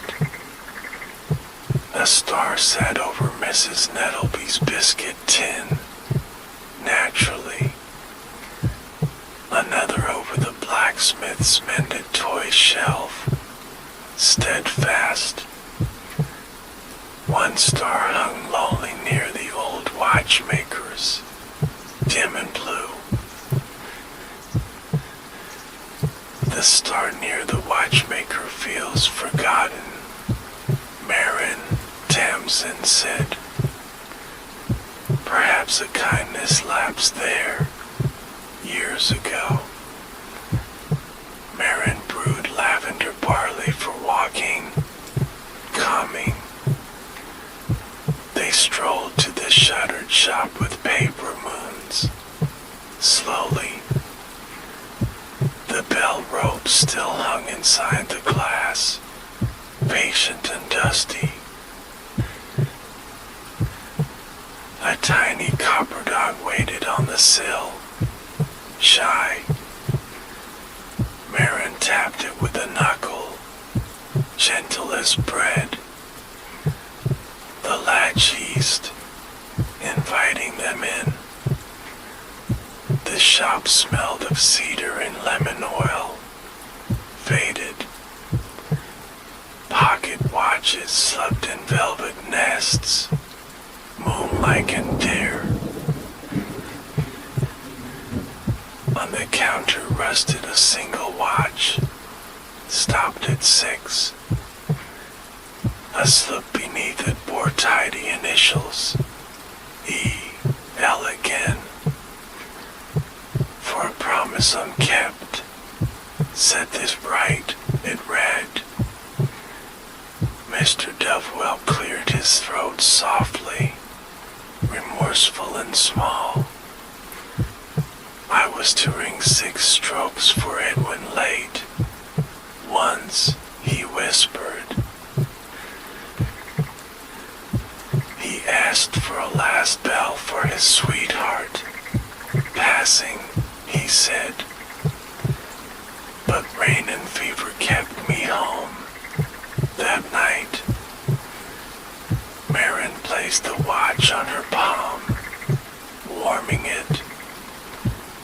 She poured a thread of feather moon over brass, carefully. Steam stroked the face like a hush, tender and bright. The second hand twitched like a wren, then steadied. It began to move at 6 soft heartbeats, measured. Outside, Mr. Dovewell lifted his eyes to the tower. He rang 6 strokes for Edwin's sweetheart, long delayed. The notes drifted to the orchard and brook, mild and clear. When the last tone faded, a drawer clicked open. Inside lay a ribbon of pale blue, untie the neat. A small card waited there, ink gently faded. Promise kept, circle mended, it said.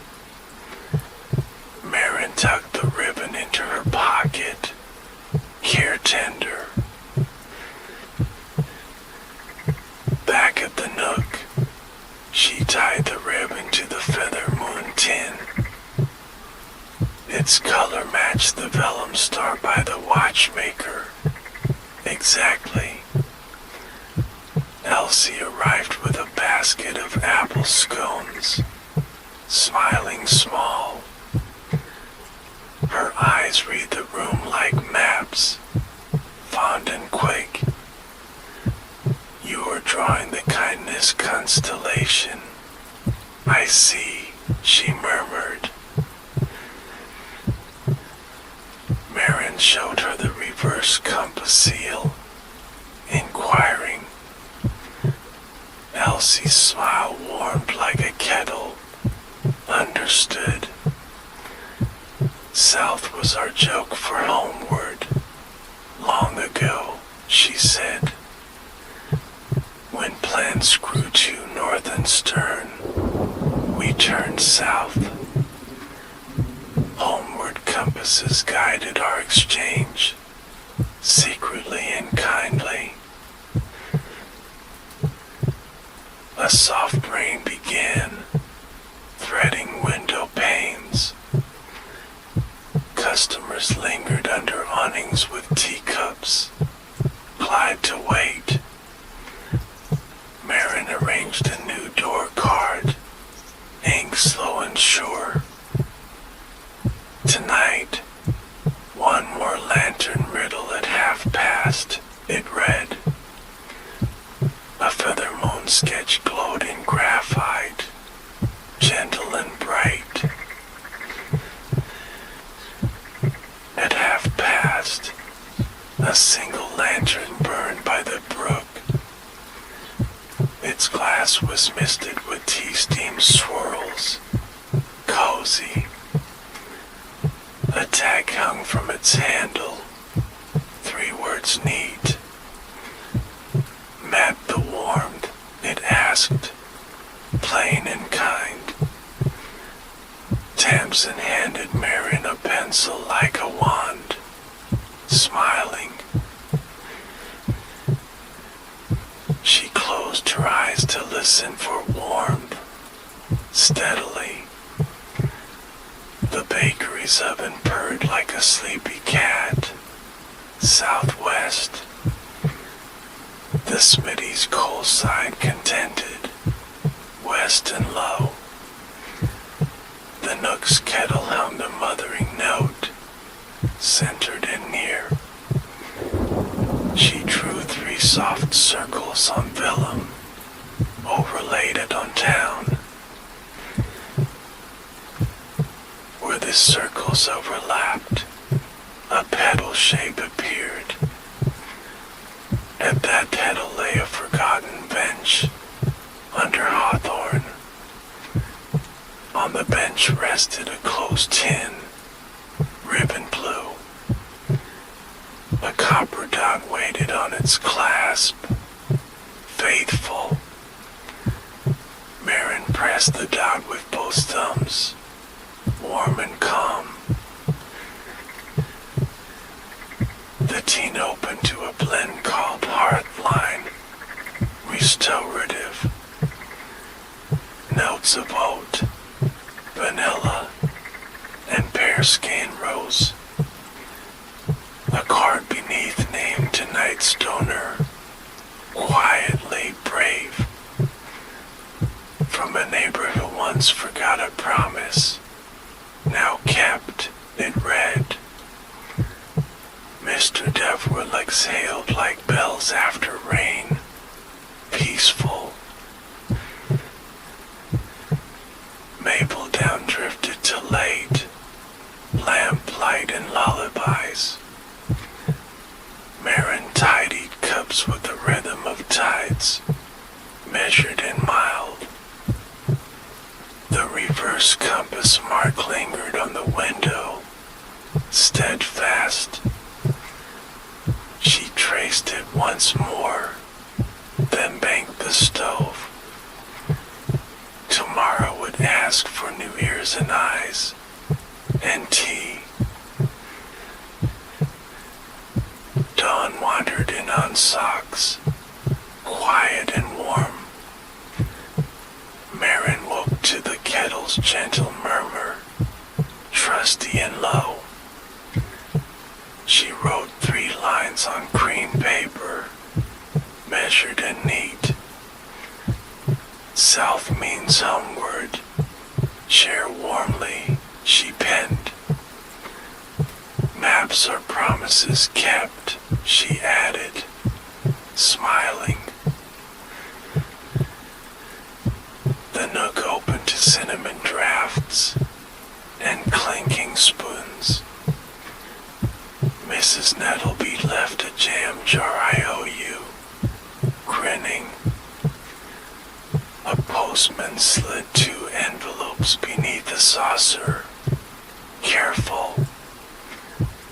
One bore the reverse compass, salt faint. The other wore a little sprig of thyme, thread tied. Tamsin arrived with an umbrella of bees, cheerful and striped.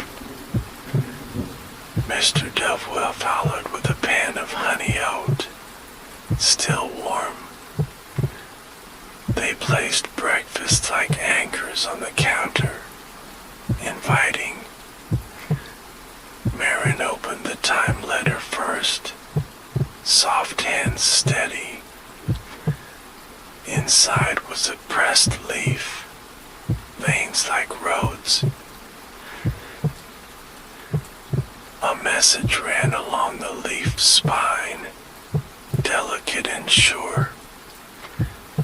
If you remember the orchard gate latch, lift twice, it read. Then shared to you where shadows cross, mid-morning. Elsie's orchard had a double lift latch, always. Marin pocketed the leaf like a compass, careful and glad. The reverse compass envelope held a map crumb, gloss thin. 3 small arcs were inked in copper, tidy and shy. Beneath them an emerald gleams sideways, half 3. Half past 3 steps, Tamsin mused, tapping. Or 3 half steps southward, homeward meaning. They walked to the orchard under linen light, breathing pears. The gate latch lifted once, then twice. Shadow lines crossed like folded map creases, mid-morning true. Marin poured a small pot of hearthline, steam low. A robin ticked in the hedge like a clock, patient. Where the shadows overlapped, a copper dot winked. Marin pressed with her thumb's warm pad, listening. A slate lifted from the path's edge, hushed and neat. Inside rested a note in tin, cushioned in moss. For orchard keepers of promises, it said, kind. The team's name was Orchard Line Dawn, pale and bright. Steam carried pear skin, white tea, and hay. Elsie appeared with twine in her pocket, smile small. I wondered when you'd find that step, dear, she said. The orchard remembers kindness and morning shadow, always. They sat on the low wall to sip, feet swinging. Elsie traced a feather on her palm, thinking, there There's one more map I did not leave. Marin, she said. It belongs to someone who hides tidily, yet shines. Marin watched the robin hop like a metronome. Rye. Back at the nook, the morning crowd softened. A shy visitor lingered near the window, coat damp. Their hands explored the reverse compass mark, curious. They left a copper dot on the tip jar, silent and neat. Marin slid a hearthline sample toward them, gentle. Do you seek a path you loved? Once, she asked. The visitor nodded like a folded sail. Careful. South is homeward, Marin said softly, pouring. Sometimes we point the needle with company, not iron. They sipped in tandem like synchronized clocks. Come. Tamsin sorted the kindness slips by moon marks. Method sure. Some held feather doodles, others tiny cups. Copper-dotted notes formed a quiet cluster, east and near. Our anonymous cartographer circles the weaver's lane.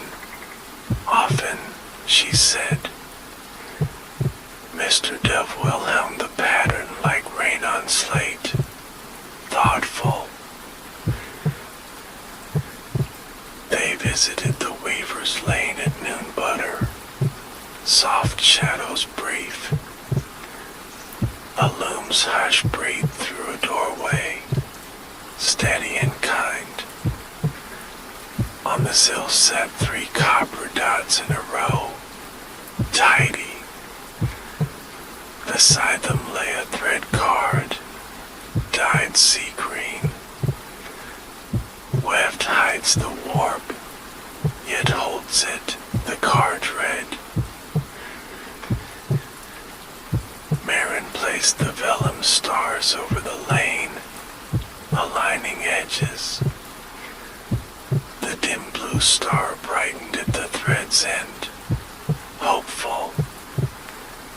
She brewed a small pot of south wind citrus to coax. Steam curled under the loom like a cat, purring.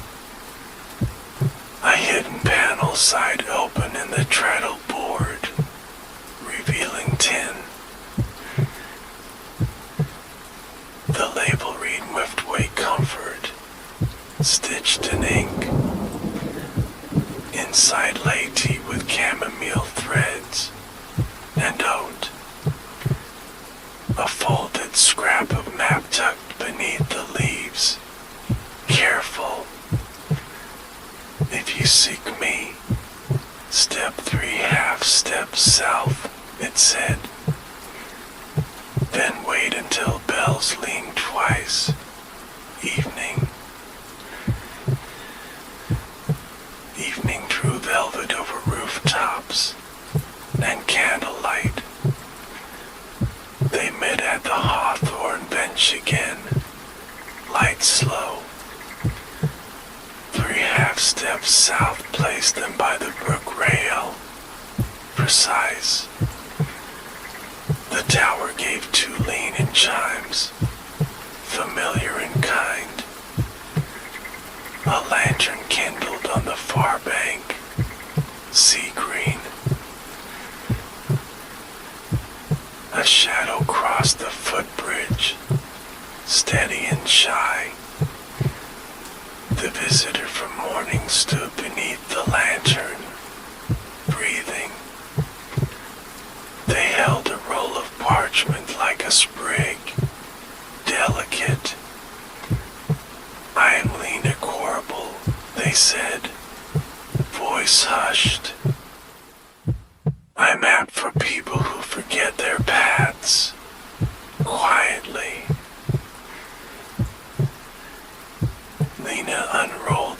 parchment with careful thumbs measured.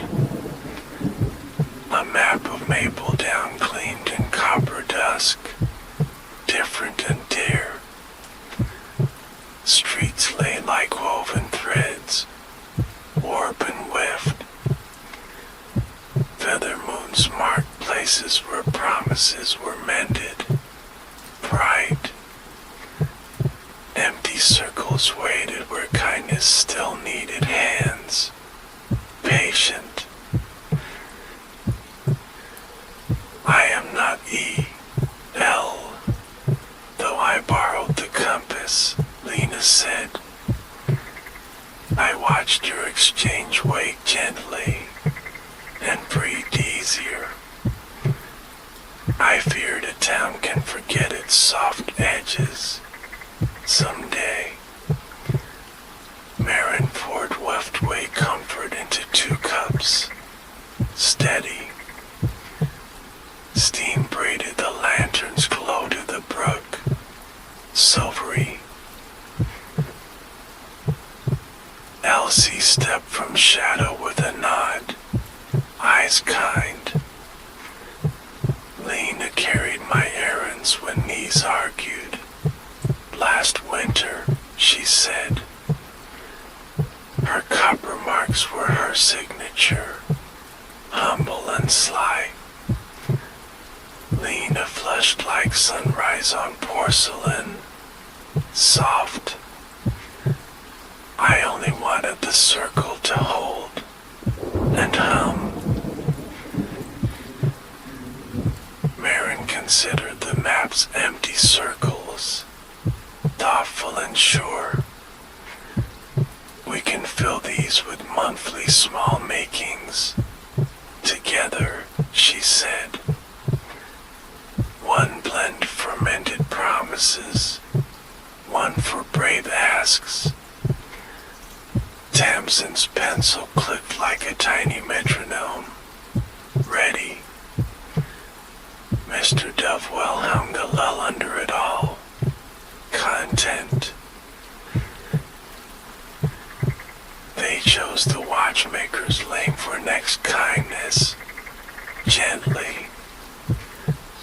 A tray of small tools needed hands and patience.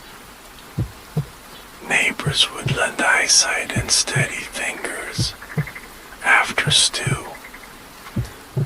In return, the memory room would gain a clock map, clear and warm.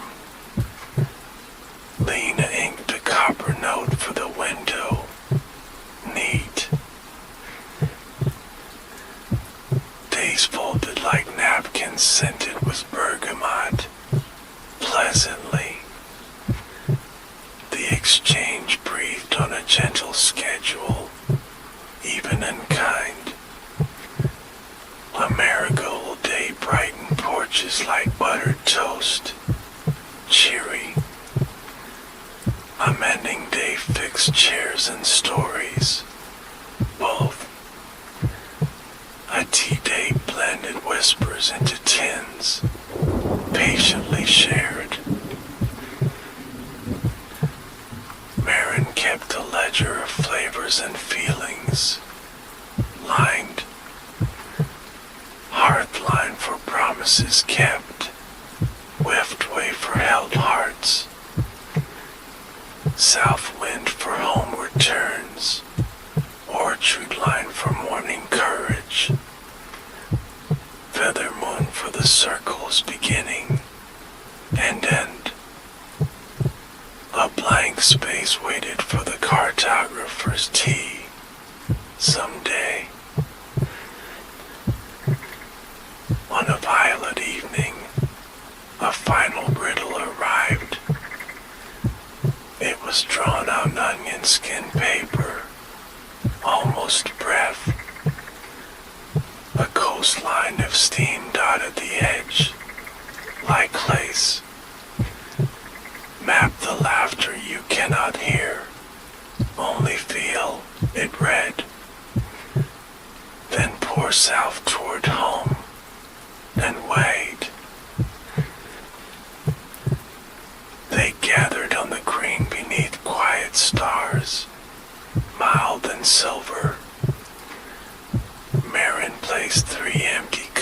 the bandstand rail, careful.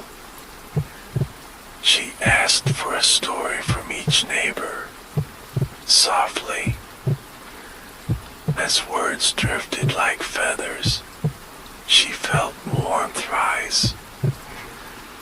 She poured feather moon southward along the rail, slow. Steam touched the wooden open script again, glimmering. This time the letters drew a simple petal, centered. At the petal's core a copper dot brightened. Sure. Marin pressed with both thumbs, breathing in. The bandstand floor lifted a final panel, revealing a folio. Inside lay the last charter page, ribbon blue. When laughter is felt, not heard, you are home, it said. Blend warmth from each kindness map and share. A recipe followed in watercolor dots, moonlight neat.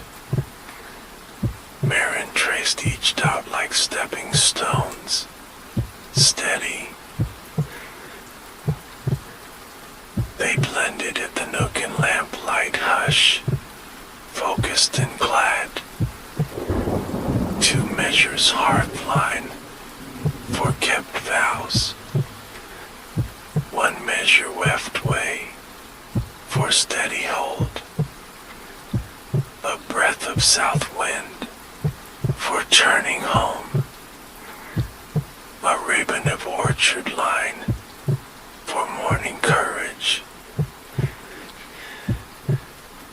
Marin added the gentlest pinch of feather moon, smiling.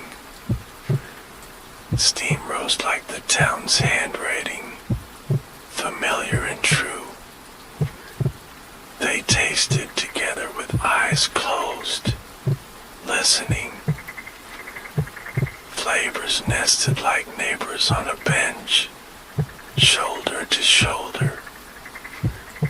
A hush fell that did not need sound, only warmth. This is the cartographer's tea, Tamsin said, eyes bright. It maps us to each other, gently. Mr. Dovewell placed the blue ribbon round the tin, careful and proud. Elsie leaned against the counter like a trusted tree, rested, circle kept, and carried, she whispered. They set a cup by the memory room ledger, fragrant and warm. A second cup went to the watchmaker's sill, glad and blue. A third waited on the hawthorn bench, patient as dusk. Lena inked a copper heart on the reverse compass. Finally, the mark on the window felt like a small sun. Home. Later, after chairs turned beetle backs again, Marin tidied lidded tins. She hung the sextant clip by the lamplight, polished. Her ledger gained one last line tonight, common sure. Map of kindness complete for now, to be edited, she wrote. Outside the brook kept verse like soft ribbon, endless. Morning found maple down bright as buttered toast, and calm. Sun with the nook's window maps, soft as cream. a small compass on craft paper, centered. She labeled south with a tiny house, homeward true. The bell chimed once for a delivery, then twice. A crate of clay cups arrived swaddled in straw, earth-warm. Each cup wore a faint storm glaze, blue and gray. Under the limpid feather moons, barely visible. A signature circled the base like a tide. Initial die, P. Tamsin lifted a cup to lamplight, eyes bright. If ache and pine, the potter by the reed beds, she said. She fires glazes that remember steam, somehow. Marin poured feather moon into a new cup, slow and sure. Steam curled under the glaze like melody, listening. A pale shoreline appeared along the rim, silver thin. Tiny ducks traced a cove tucked east, copper faint. Mr. Devwill hummed a harbor note, thoughtful and soft. Another kindness map, but personal-sized, Marin said. Tamsin fetched vellum stars from the drawer, carefully. The eastward cove lined up with reed beds, reedy and bright. A blue star on the Weaver Lane flickered, answering. Reeds whisper when cups remember steam. Perhaps, Tamsin mused. They carried a pot to the reed beds, unhurried. Dragonflies stitched light above water, emerald and quick. If ache and pine-shaped clay beside a kiln, hands steady. Her apron bore moons and freckles of slip, friendly. Your cups found their map voices, if Aiken, Marin said. They drew us kindly home, she added, smiling. If Aiken rinsed her fingers in a basin, pleased. Elsie once asked me to teach Glaze's memory. Years ago, she said. She said steam is a pen for the patient, and brave. She lifted a towel from straw, sea green and thin. A reverse compass shimmered under sheen, homeward clear. Fired last week for your exchange. Quietly, if Hagen said. Press the center when you hear soft laughter, not loud. Marin tucked the tile in her basket, careful and glad. They shared orchard lined on beside reeds, hay and pear. The kiln clicked like a satisfied clock, cooling. Back at the nook a traveler arrived, food stamp. He wore a coat lined with stitched maps, patchwork neat. A brass whistle hung from his collar, sea-toned. Looking for a room in a warm direction, miss, he said. His eyes caught the reverse compass,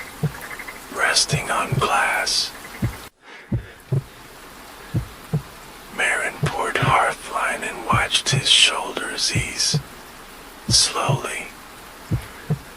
We point south when we mean home. Here, she said.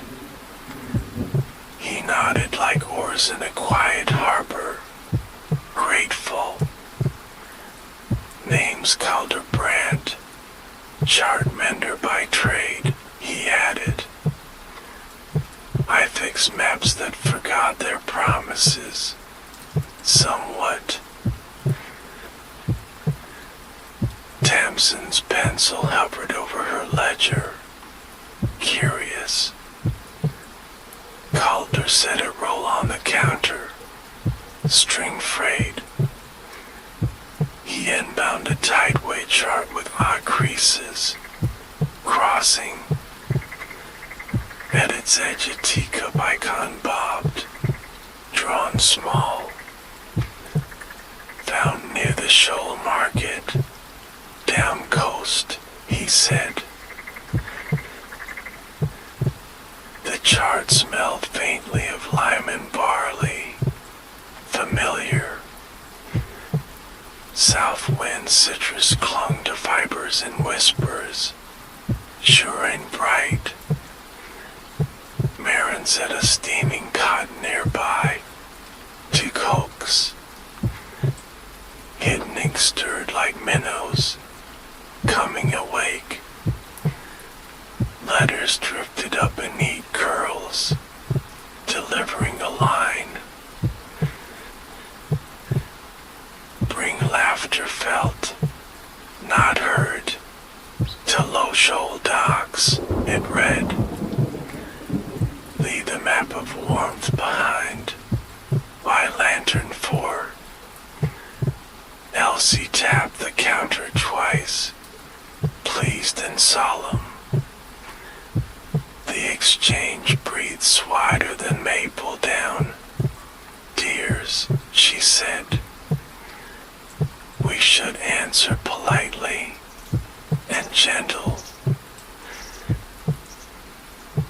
They packed a hamper with hard-lined cups and scones. If Hagen lent 2 memory-glazed tiles, sea green, Lena inked copper dots along a ribbon to guide. Mr. Dovewell wrapped the ferry bell clapper in blue.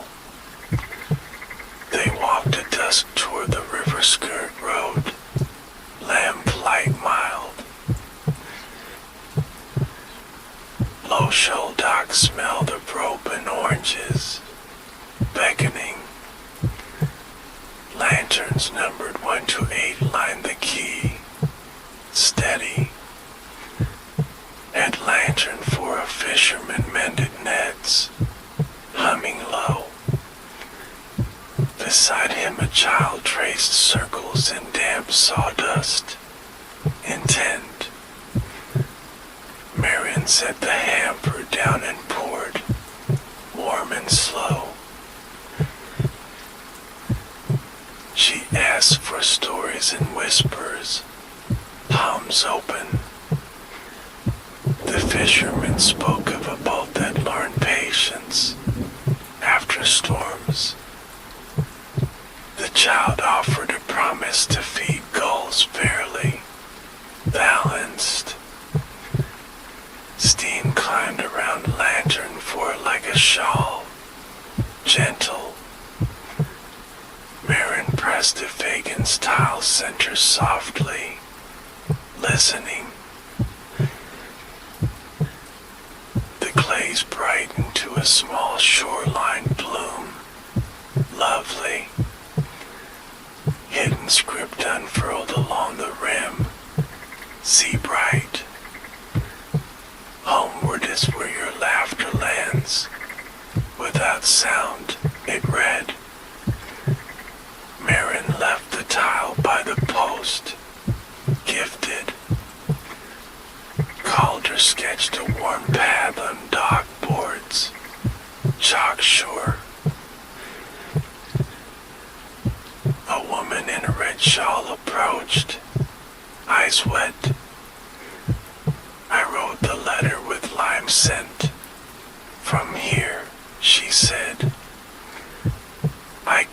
forgetting which lantern to meet my son after work. Marion traced a copper heart under lantern 4. Steady. Follow cups. Follow warmth, she murmured. The boy tucked the tile into a basket. Careful. He breathed on the glaze and smiled. Wordless joy. Laughter trembled like a held note, felt not heard. Mr. Deverell lifted the bell clapper once, soft and low. Loshell answered with a calm hush, grateful. They returned by star crumbs and hedgerow, rusted. Marin placed a second tile in the memory room, safely. She inked a line in the ledger for Loshell, tidy. Lena added copper dots to the town ribbon, southbound. Elsie brewed a pot named Quayside Quiet, experimental. Quayside Quiet tasted of barley hush and orange pith, balanced. It steadied hands without stealing brightness, kindly. Tamsin labeled the tin with a small wave, curving. Marin smiled at the growing shelf, heartful. The cartographers debriefed among them, center and thread. A week turned like a slow page, linen smooth. A traveling tinker fixed the bandstand latch, whistling. The baker taught marigold cookies their sunny shape, cheerful. The blacksmith forged tiny compass charms to trade. Marin threw a map of shared hands, pedal-centered. One evening a final whisper of puzzle lingered, sweet. A paper ring appeared on the nook's latch, moon-cut. Inside the ring tiny letters looped, river soft. What is the measure of a map without roads? It asked. Marin poured the cartographer's tea, thinking in warmth. She answered on a biscuit tag, plain and bright. Hands around a table, and promises kept, she wrote. She hung the tag inside the ring, gentle and sure. The bell chimed once, then leaned once more. Somewhere Hinch settled like a cat, content. Summer idled in, lavender at ankles. Maple downset blankets near the bandstand, picnic bright. Lena traced copper constellations on a child's kite, patient. Tamsin told the story about a book that yawned, gently. Mr. Deverell tuned a hum to moth wings, soft and round. Marion placed Tiff Fagan's tile at center stage, gleaming. She poured a ribbon of cartographer's tea, south the long grain. Steam rode a pedal that held the town, quiet and whole. spoke for a long heartbeat of peace, listening. Homeward rested in shoulders and cups, unforced. As twilight deepened, the brook kept its slough. Lanterns stitched a seam from door to door, bright and low. Marin closed the nook with a thunder brass, warm. She looked to the river bend where reeds remembered, smiling. Tomorrow would ask for the same skill, listening kindly. Autumn touched the hedges with copper and kindness. Market tents bloomed along the green, butter and clove.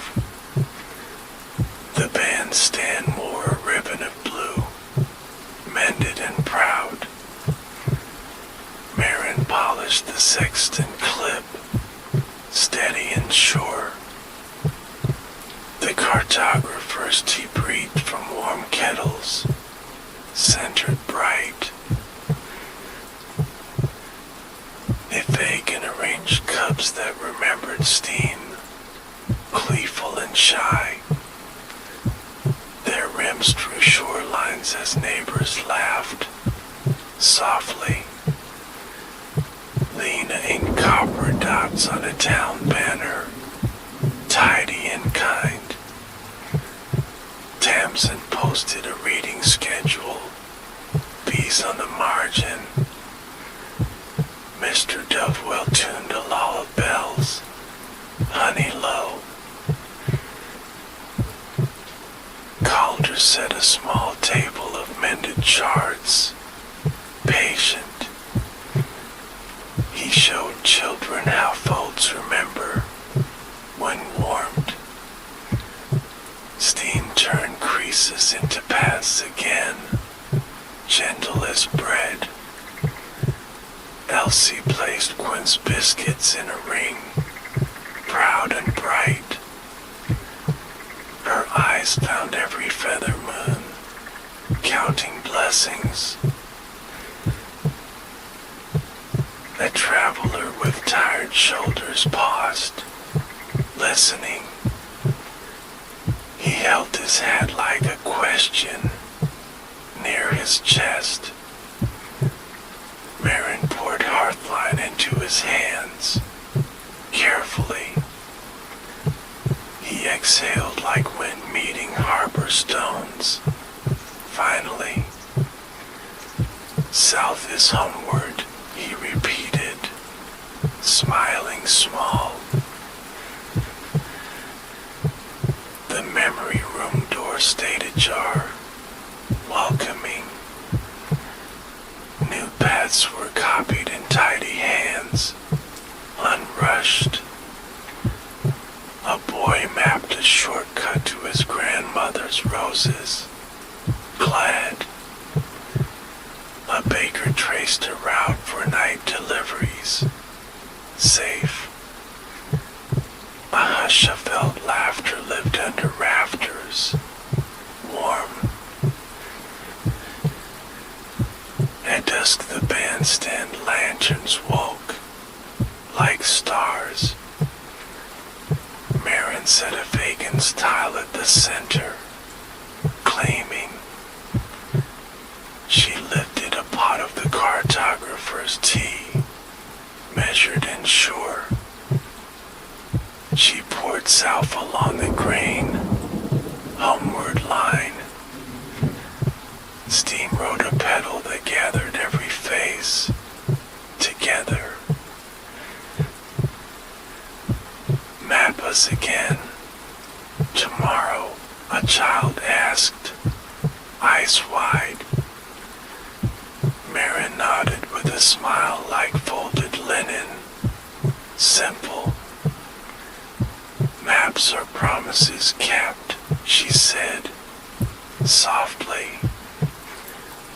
We will keep them with tea.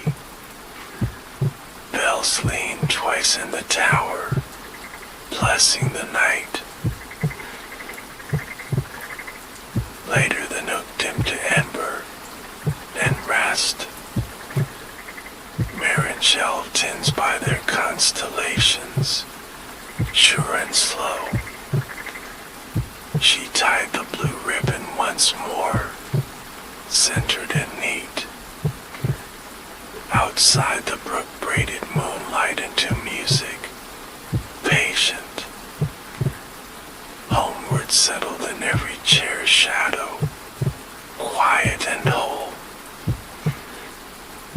The orchard began to glow before the moon rose, each branch catching a stray spark from the sky. Fruit shaped like lanterns trembled on their stems, and the air tasted gently of frost and honey.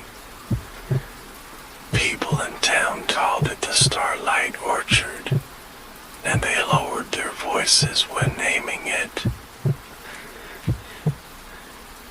Nia came at twilight with a wicker basket and a ribbon tied to her wrist. She had been told to harvest only what asked, and to leave what clung to its branch. Her steps sounded like moth wings on the grass, soft and careful with the tender night. The trees answered with a faint chiming beneath bark, as if bells were sleeping in the wood. Between the rows the light pooled like shallow water, silver folding into silver with patient hands. Nia lifted her basket to her hip and breathed the orchard's cool perfume. Some fruits held tiny constellations inside their skins, spinning slowly as if tested by wind. Others glowed steady as a hearth at winter, promising warmth if treated kindly. She chose the first fruit by listening, not by sight, not by want. It hummed like a thread pulled through cloth, asking for gentleness more than strength. Nia pressed her thumb to the stem seam, and the fruit released itself with gratitude. In the basket it settled like a small moon, satisfied to be carried. The path narrowed toward the heart of the grove, where branches met like clasped hands. A wind moved without touching leaves, choosing instead to stir the light. Nia tied her ribbon to a low branch, leaving a soft promise to find her way back. Promises work better than maps here, or so the old growers said. A fox watched from the shadows between trunks, eyes reflecting two patient stars. It neither approached nor fled, content to witness a careful harvest. Nia nodded in greeting as if to a neighbor, and the fox returned a blink like a blessing. Animal courtesies mattered in luminous places, and the orchard appreciated good manners. The second fruit felt cooler than her palm, as if it remembered the edge of dawn. When it came free, the tree sighed, not from loss, but from relief well given. Nia listened to that sigh until it thinned, then moved deeper among the lantern boughs. Night gathered in folds above the orchard, stitched with sparrow notes and far water. At At the center stood an elder tree with 3 trunks, plated like wisdom learned and relearned. Its bark held constellations older than maps, and the air around it brightened her eyes. She did not reach for its fruit at once, because some brightness prefers to choose the hand. Instead, she sat on a root polished by kindness and waited for the tree to speak. The speech was not words, but temperature and distance and lift. A cool mist turned warm near her wrist, and then warmer near her throat. She felt a pull toward the lowest bough, where a small dim fruit breathed like a sleeping ember. Dim things often carried long stories, and the orchard liked honest listeners. Nia cupped the fruit and counted to 7, matching breath to the tree's slow cadence.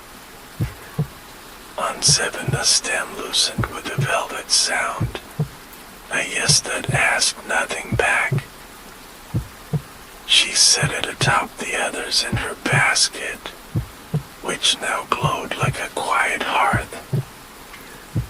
Her ribbon flickered on its branch behind her, remembering the way out faithfully. A bell rang once from the village below, a silver dot on the dark. The orchard answered with a bowing tone, lifting the hair along her forearm.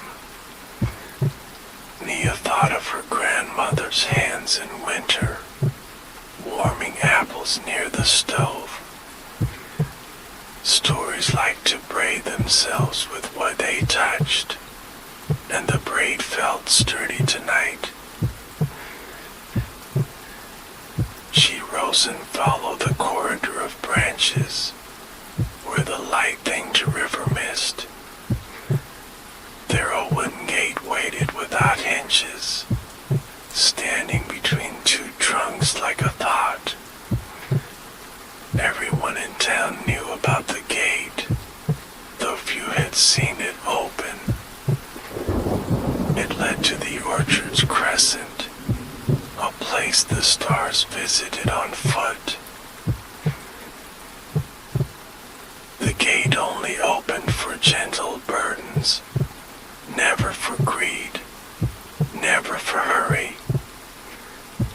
Nia set down her basket on the path and knelt to listen for permission.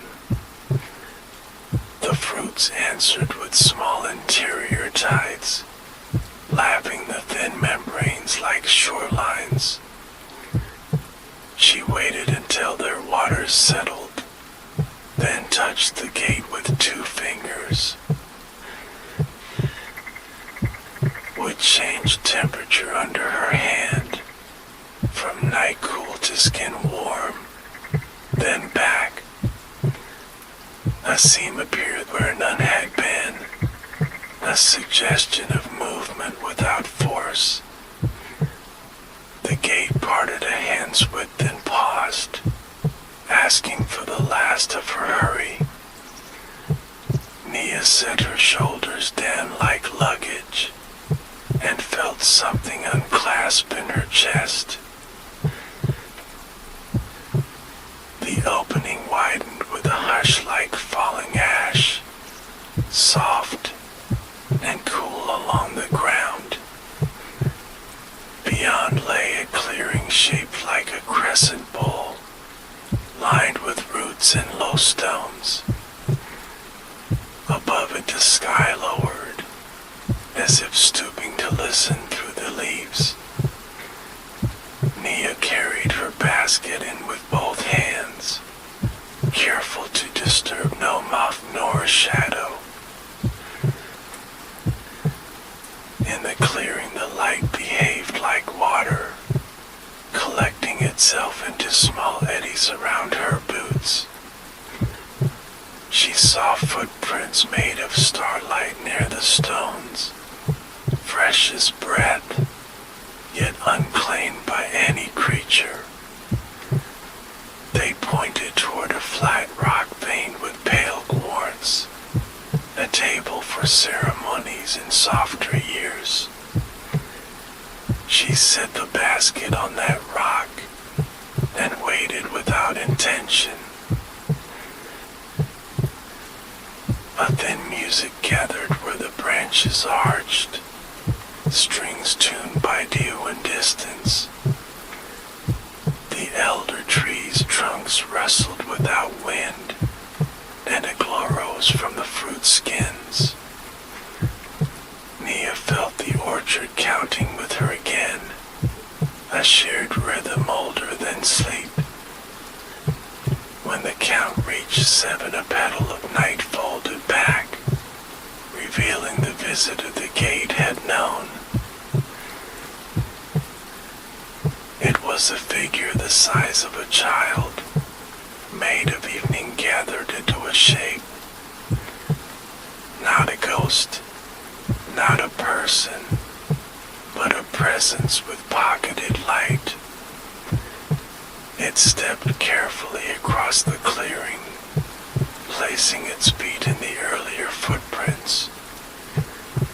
Where it touched the ground, the grass brightened, then forgave the brightness quickly. Nia did not bow or speak. She breathed and kept her hands visible. The presence lifted a palm filled with wandering sparks and offered them to the basket. The fruits accepted the sparks into their centers, steadying their small constellations.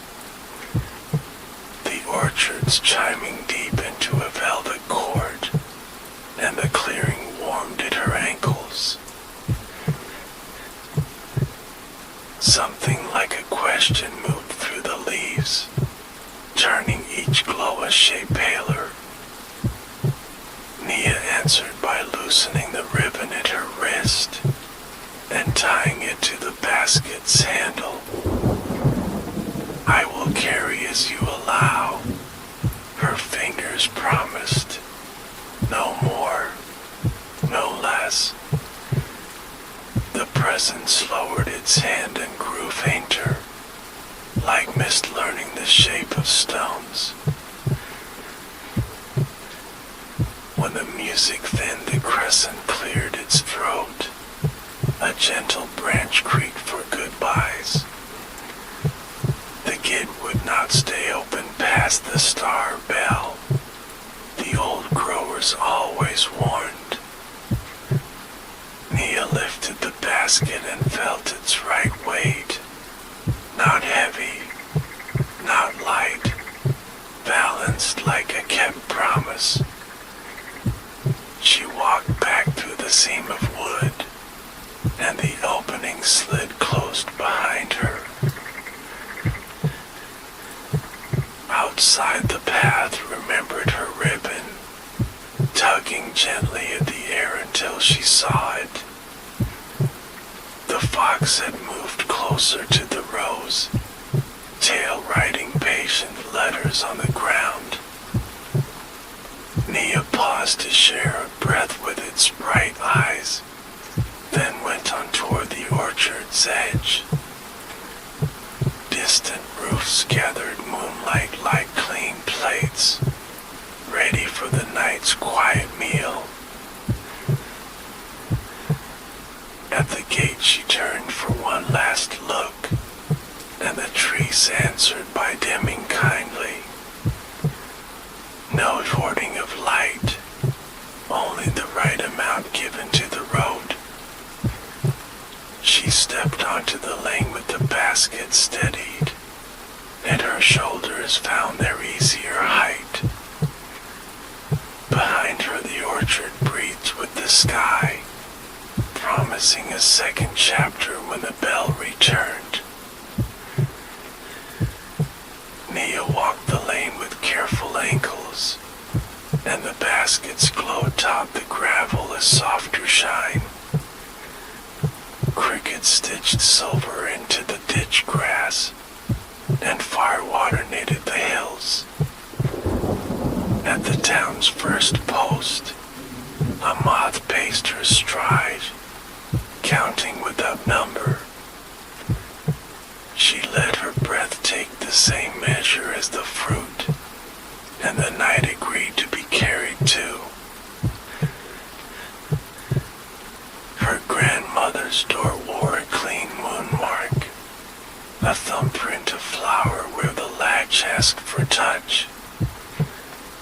Nia tapped once with a knuckle, and the hinges answered in their old language. The kitchen met her with chamomile heat, and the steady voice of a kettle deciding. On the table lay her towel like a winter field, waiting for harvest to become a story. Grandmother Mira did not speak at first.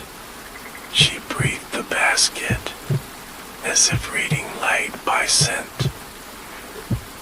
Then she smiled with the slow certainty of a door, well kept, and often thanked.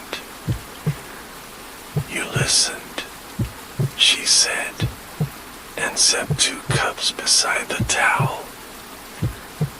Listening leaves fewer bruises than hands, and fruit prefers no bruises at all. They unwrapped the glow onto the towel, and the kitchen learned a new color. Each star within the skins turned lazily, picking a window to admire. Mary touched the dimmest with the back of a finger, the way one greets an old friend's forehead. This one carries a winter road, she said, and a song about being found. Nia poured the tea slow as snow melt, and the steam traced a small constellation above the cups. They drank in the patient way of people who amend, not fix, but make a thing true again. Mira told of the gate that counts burdens, and the figure made of evening carried in pockets. It is older than our spelling for night, she said, and younger than the promise you tied. They cut one fruit along its seam line, letting juice fall onto a waiting saucer. It smelled of frost barely remembered, and of clover warmed by a shy sun. The seeds were bright as pinheads, each holding a shaken speck of sky. Mira tapped 3 into her palm, and the kitchen clock forgot to count. These are for the well, she said, and for the dream that keeps losing its shoes. One for thirst that returns kindly, one for memory that needs a hand, one for the road that has a shy beginning. Nia nodded because the words knew where to stand, and her agreement had nothing to teach them. They finished tea while the towel held the light, as if it had practiced for this. Later the well accepted the seats without splash, taking them the way dark takes a spark that trusts. A ring of cool lifted to Nia's face, and came away scented of quartz and patience. The road outside the garden fence looked younger, as if it remembered play. Some gifts are water-shaped, Mira said from the gate, and they teach your shoulders to be carried too.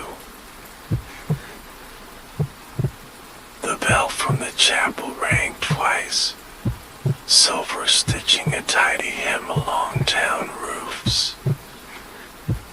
Nia slept with her window latched slightly open, keeping a shallow tide of orchard air. Dreams tasted of apple smoke and moth chalk, and a voice like a glove turning right side out. She woke with a sentence in the mouth of morning: carry the small light, and it will carry back. At market the next day the basket wore a cloth, and Nia's hands wore the habit of quiet. She sold only to those who asked gently, not for a cure, but for a story to keep them company. A mason took one for his wall that kept weeping, and a seamstress for the hen that remembered a goodbye. Coins sounded softer than usual, as if taught to step heel-toe. Each buyer promised to eat by a window, and to thank the tree with their breath before juice. Promises are better than knives, Mira always said.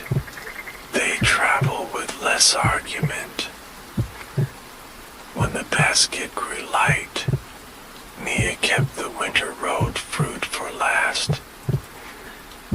That one would be for the person who walked without knowing where to stop, and loved the stopping anyway.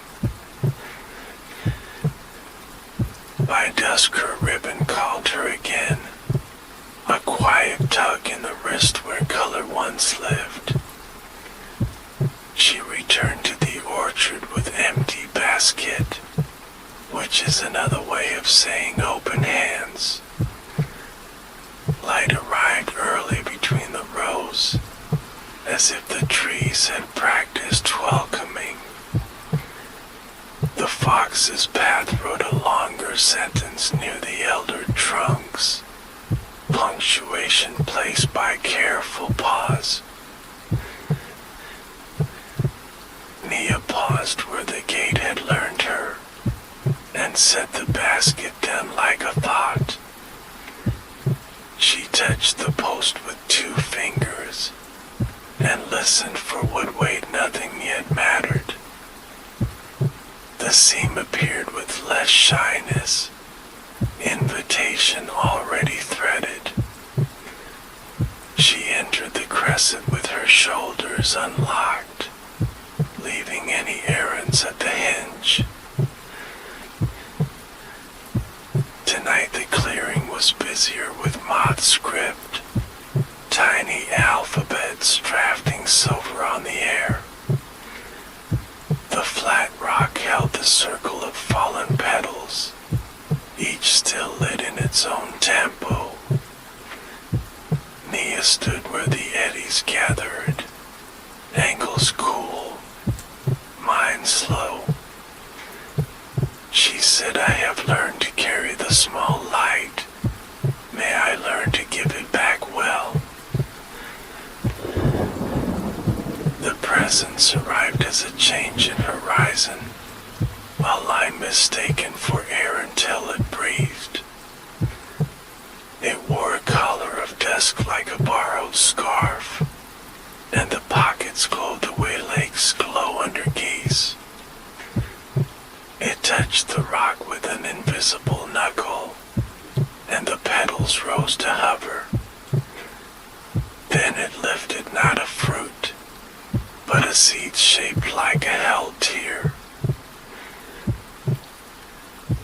The seed pulsed between Nia's fingers, like gathering and thinning in careful cycles.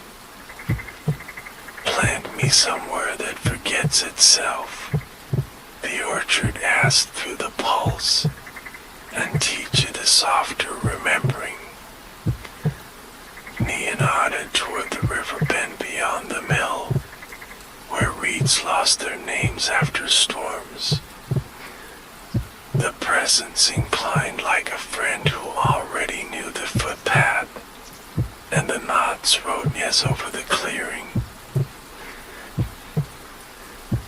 She left the crescent by the same hush, carrying the seed in the hollow of her palm.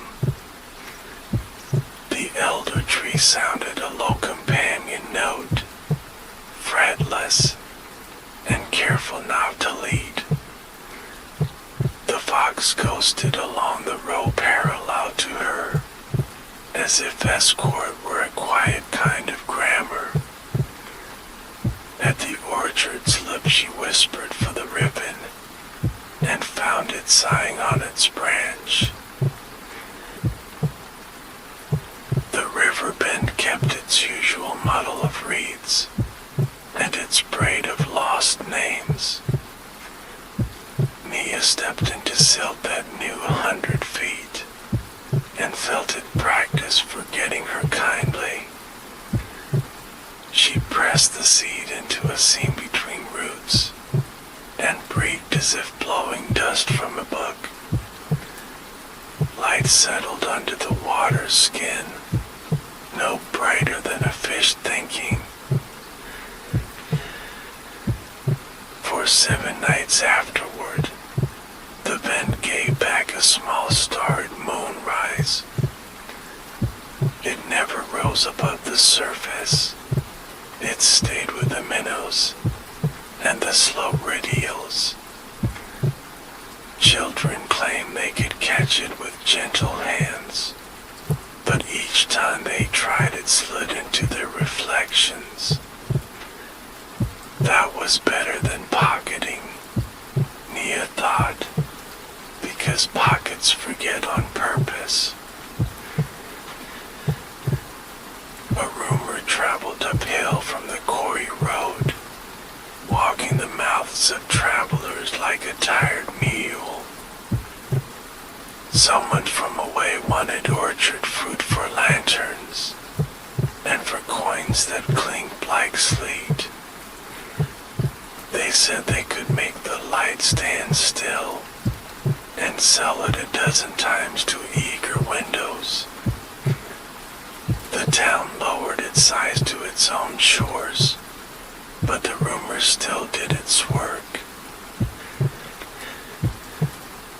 Mira tied a different ribbon on Nia's wrist, thicker, the color of ash left by kind fires. This is for telling difficult truths gently, she said, and for making a gate out of speech. You may need to show someone how to turn back without shaming their feet. Nia felt the knot settle like a quiet bell against her pulse, and the kitchen learned to steady her silence. She met the traveler at the bridge by the mill, where water measured voices and asked for smaller words. He wore a coat too stiff for the lane, and a smile that kept forgetting the rest of his face. He spoke of mirrors that never dim, and of halls filled with rented stars. Nia listened until the river felt included, then answered with a basket-sized truth. Light that does not choose its carrier dims even in crowded rooms, she said. Fruit that is taken grows heavy and falls into hands with the weight of sleep. You will sell the tired kind, and people will think you sold them night. Night will feel insulted and follow you home. The traveler's smile remembered his face for a moment, and his coat unlearned its stiffness at the elbows. He asked if there was a way to help, and still carried light to people who feared their windows. Nia showed him the ribbon knot, and taught him to count breaths at the orchard gate. tasks, she said, and teach buyers to say thank you before swallowing. He came at dusk to the rows with measured hands and a mouth that had practiced quiet. The gate considered his hurry and found it lighter than coins. It opened a hand's width, then a shoulder more, then exactly the space of his new patience. He left with 2 fruits and a whetstone of advice, and the road lost some of its hard glitter. When wind bent the wheat fields toward the hills, the orchard tuned itself for autumn. Lantern fruit grew deeper in color, and the elder tree shed a ring of listening bark. Nia walked the crescent with bare feet once, and the ground learned her arches kindly. The presents traced a circle near the flat rock, and left to see the color of fog and wool. This one is for a door that cannot sing, said the clearing, or perhaps the moths said it together.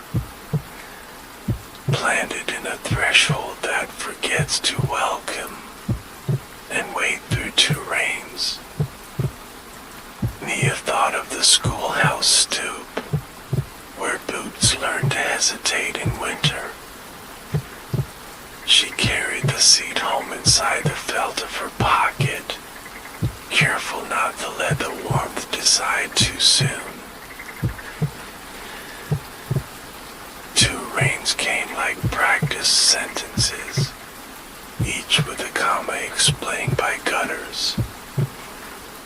The seat softened the stoop without speaking, and the door forgot its old stiffness.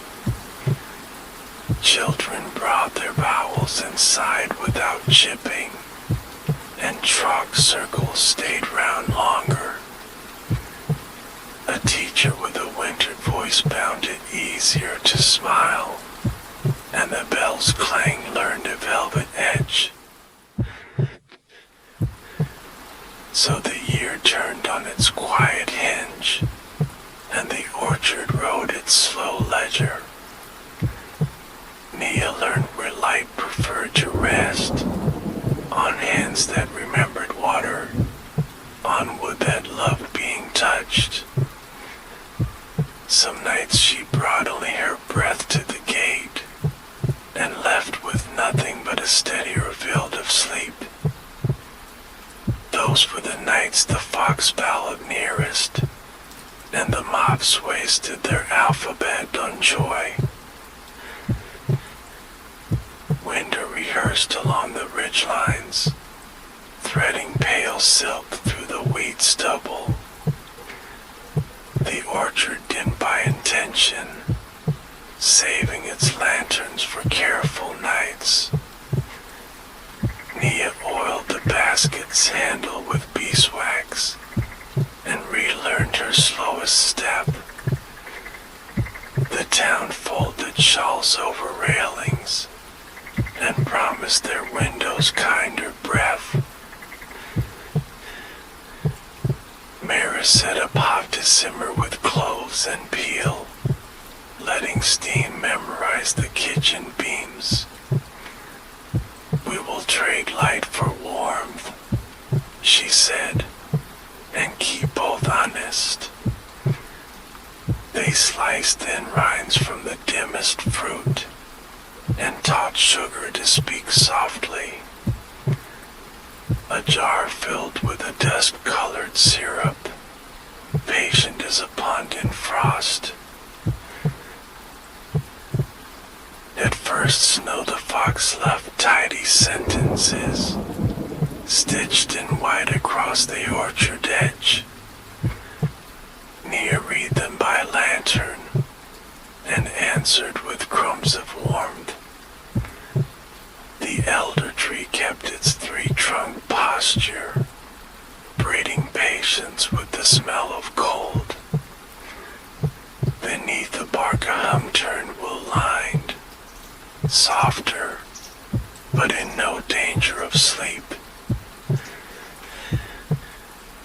Travelers came with stories of dim cities, where night was taught to forget itself. They asked for bottles of the syrup, and a fruit or two for rooms that would not settle.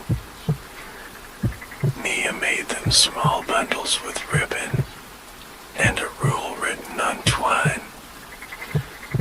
Do not wake light for company, wake company for light.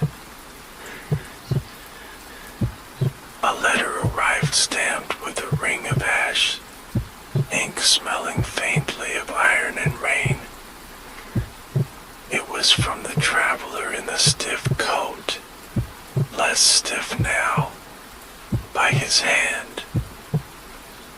He spoke of a hall that had learned to echo kindly, and of buyers who whispered thank you into their cups. He enclosed a button the color of road dust, for the fox's collar if such things were worn. Nera laughed like a kettle choosing to sing, and sewed a button to a length of felt. The fox declined collars in general, but approved the offering by standing near. Nia tied the felt to a low branch instead, so one could borrow it on dark walks. The branch held the road dust-colored firmly, as if remembering the traveler's corrected stride. Snow deepened, teaching fences to measure their quiet. The gate to the crescent hid its seam, but not its listening. Nia brought no basket one night, only breath, and a wool scarf that had learned patience. The opening widened for empty hands, and shut behind her like a page. Inside the crescent lay tracks that were not tracks, shifts in brightness where feet might have been. She followed them to the flat rock, quartz veins holding moon milk. The presents arrived late, which is to say on time for winter. It lifted a palm full of cold sparks, and made a circle in the air. In the circle a picture trembled, like a pond almost deciding to freeze. She saw the river bend under ice, light stitched neatly below. Children placed mittened hands on the surface, and the stars slipped into their laughter. The laughter steamed, rose, returned as warmer frost along reeds. You have planted remembering, said the clearing in moth script. Now plant forgetting where it has grown too sharp, before it injures sleep. Nia asked how forgetting could be kind, and the presence answered by dimming gently. Some names are thorns, it wrote on air, and some silences welcome bare feet. She thought of a quarry road where the rumor traveled, and of a shed that had kept the wrong echoes. There, she said to the moths, and the circle brightened in approval. The presence dropped a dull seed like a small stone, and it warmed in her glove on the walk back. Stones know where to rest, Mira always said,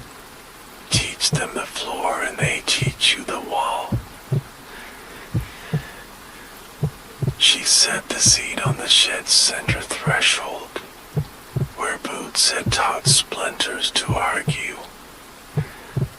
Breath fogged the air into a workable cloud, and the seed learned the cloud's edge. By morning the plank wore a gentler grain, and hammers inside found slower tempers. Men stepped out at noon, surprised by their own smaller voices.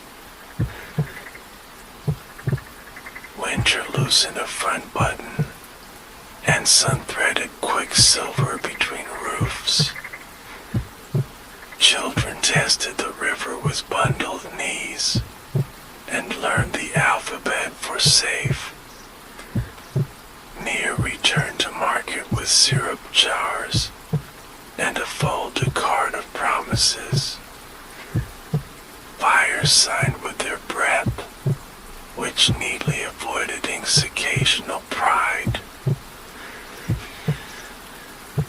A potter traded bowls that remembered heat, even when cold soup tried to teach forgetfulness.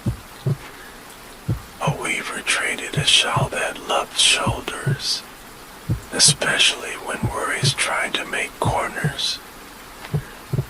Nia tucked each trade into the ledger of the ribbon, a book only wrists can read. Mary watched, and the kitchen gained one more steady chair. Spring came in notes rather than sentences, bird syllables practicing at low branches. Snow retreated with polite bows to ditches, and the orchard tried on a thinner light. Lantern fruit began as clear marbles, with seeds rehearsing in private. Nia walked among them without touching, because beginnings need air. One morning the elder tree shook off a ring of bark, and left it at her feet like a bracelet. She lifted it to the old well's stone lip, and fitted it there like a vowel learning its sound. Water caught the ring's scent of patient wood, and rose to greet thirsty mouths more kindly. The townsfolk tasted cedar in their noon, and spoke slower until it passed. A cousin arrived from the sea with salt gifts, and a rumor of storms that needed names. She brought a small tin of iodine tang, and shells that hummed like far metal. Nia traded a jar of dusk syrup for a rope learned soft, so knots could remember to be undone. They braided news on the doorstep, hands working, voices resting. There is a lighthouse that forgets to blink, the cousin said, because grief took its keeper early. Courtesy be taught to stand there, and teach the stone to breathe between waves. Nia looked at the ribbon and felt a tug toward the crescent, like a page asking to be turned again. We will ask, she said, and they packed for the cliff path. The orchard met them with a wind off the hills, carrying pollen like quiet bells. At the gate Nia placed the seashells on the ground, and listened until the trees remembered the shoreline. The seam showed itself in a smooth exhale, and widened to admit their careful feet. The presents arrived already salted, edges bright as foam on slate. We need a seed for a stone that stands watch, Nia said, and has forgotten to blink.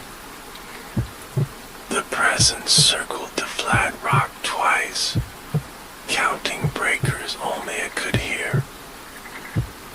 It opened a pocket of dusk and set out a seed with a tight line around it. Teach it to time breaths to waves, wrote the moths, and to blink when the wind says please. They carried the seed to the cliff road in a tin, lined with wool and a thread of dusk ribbon. The path smelled of heather and iron, and the gulls rode impatient commas across the sky. At the lighthouse door Nia stood very still, and let salt decide her pace. The cousin spoke to the stone, naming each scar until it felt greeted.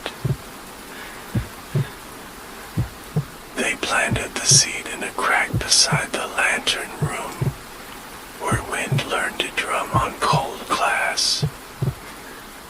Breathe with the wave, Nia said, and blink when please. For 7 days they kept watch in turns, measuring wind with their coats and tea.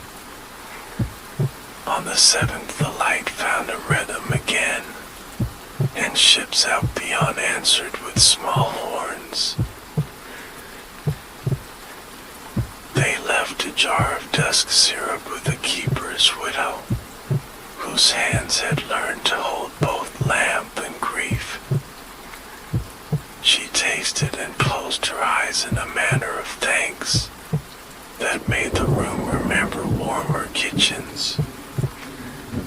The cousin knotted the soft rope to a hook by the door and promised to return when storms changed their spelling.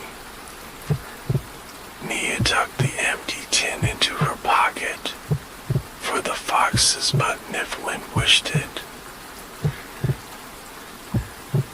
Back home the orchard wore early summer like linen, cool and honest about wrinkles.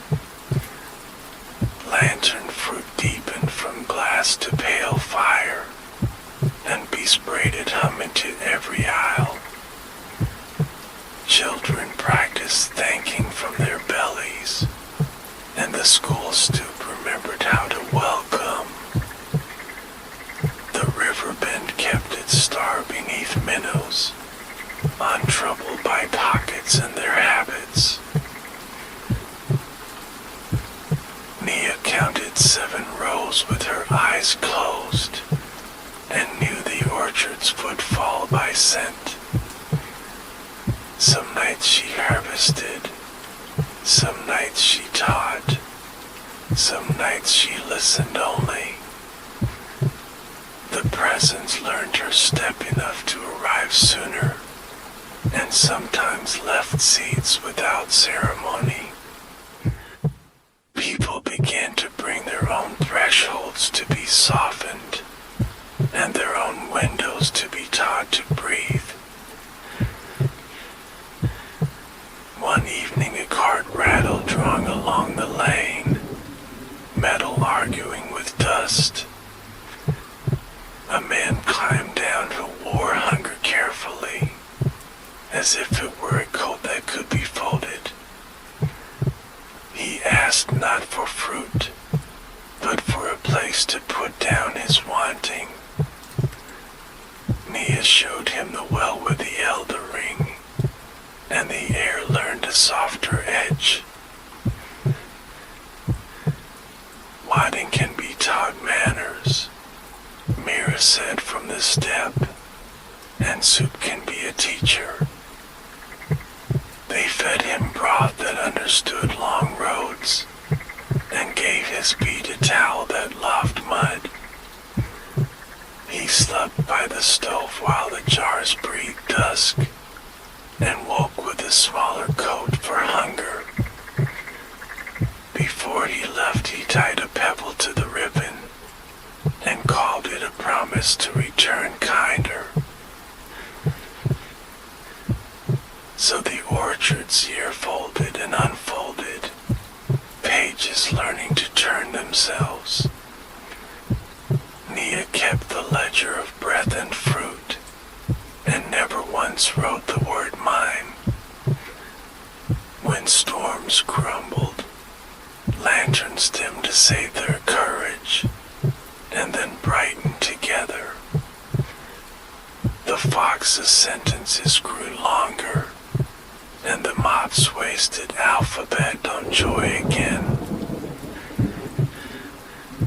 Summer thickened its syllables, teaching noon to walk slower, and roofs to exhale in time.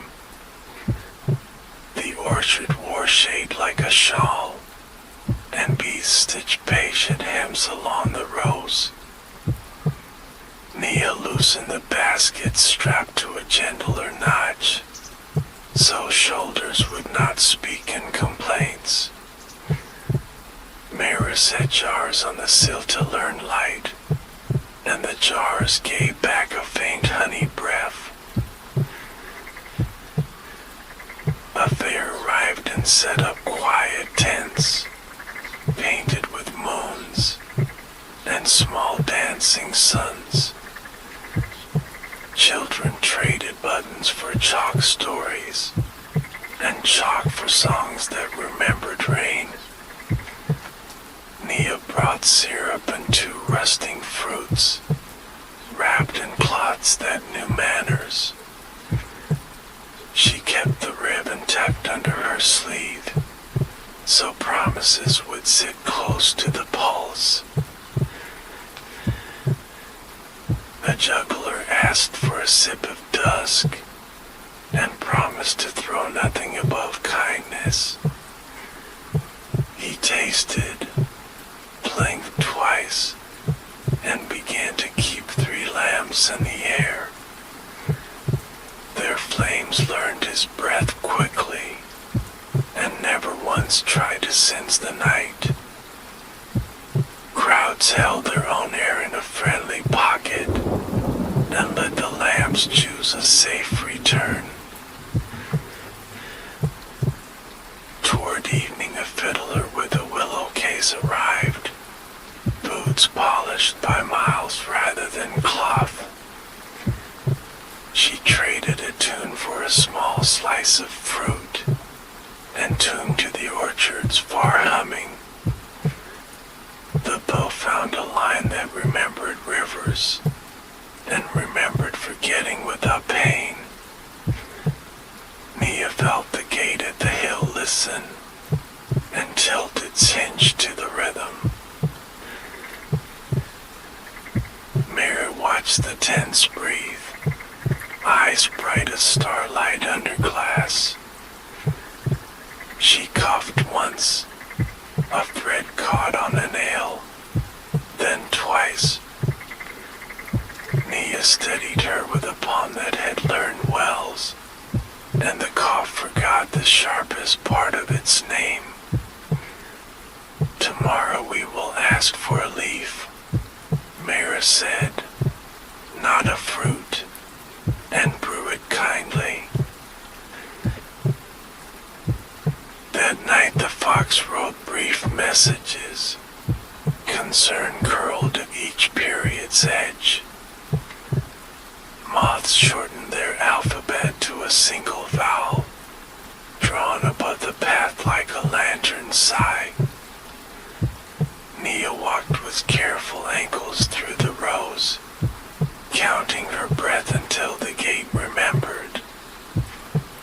The seam appeared at 5, as if mercy wanted no larger number. In the crescent clearing the present stood earlier, pockets lit like small hearts in fog. I ask for a leaf that teaches lungs, Nia said, and does not make sleep heavy.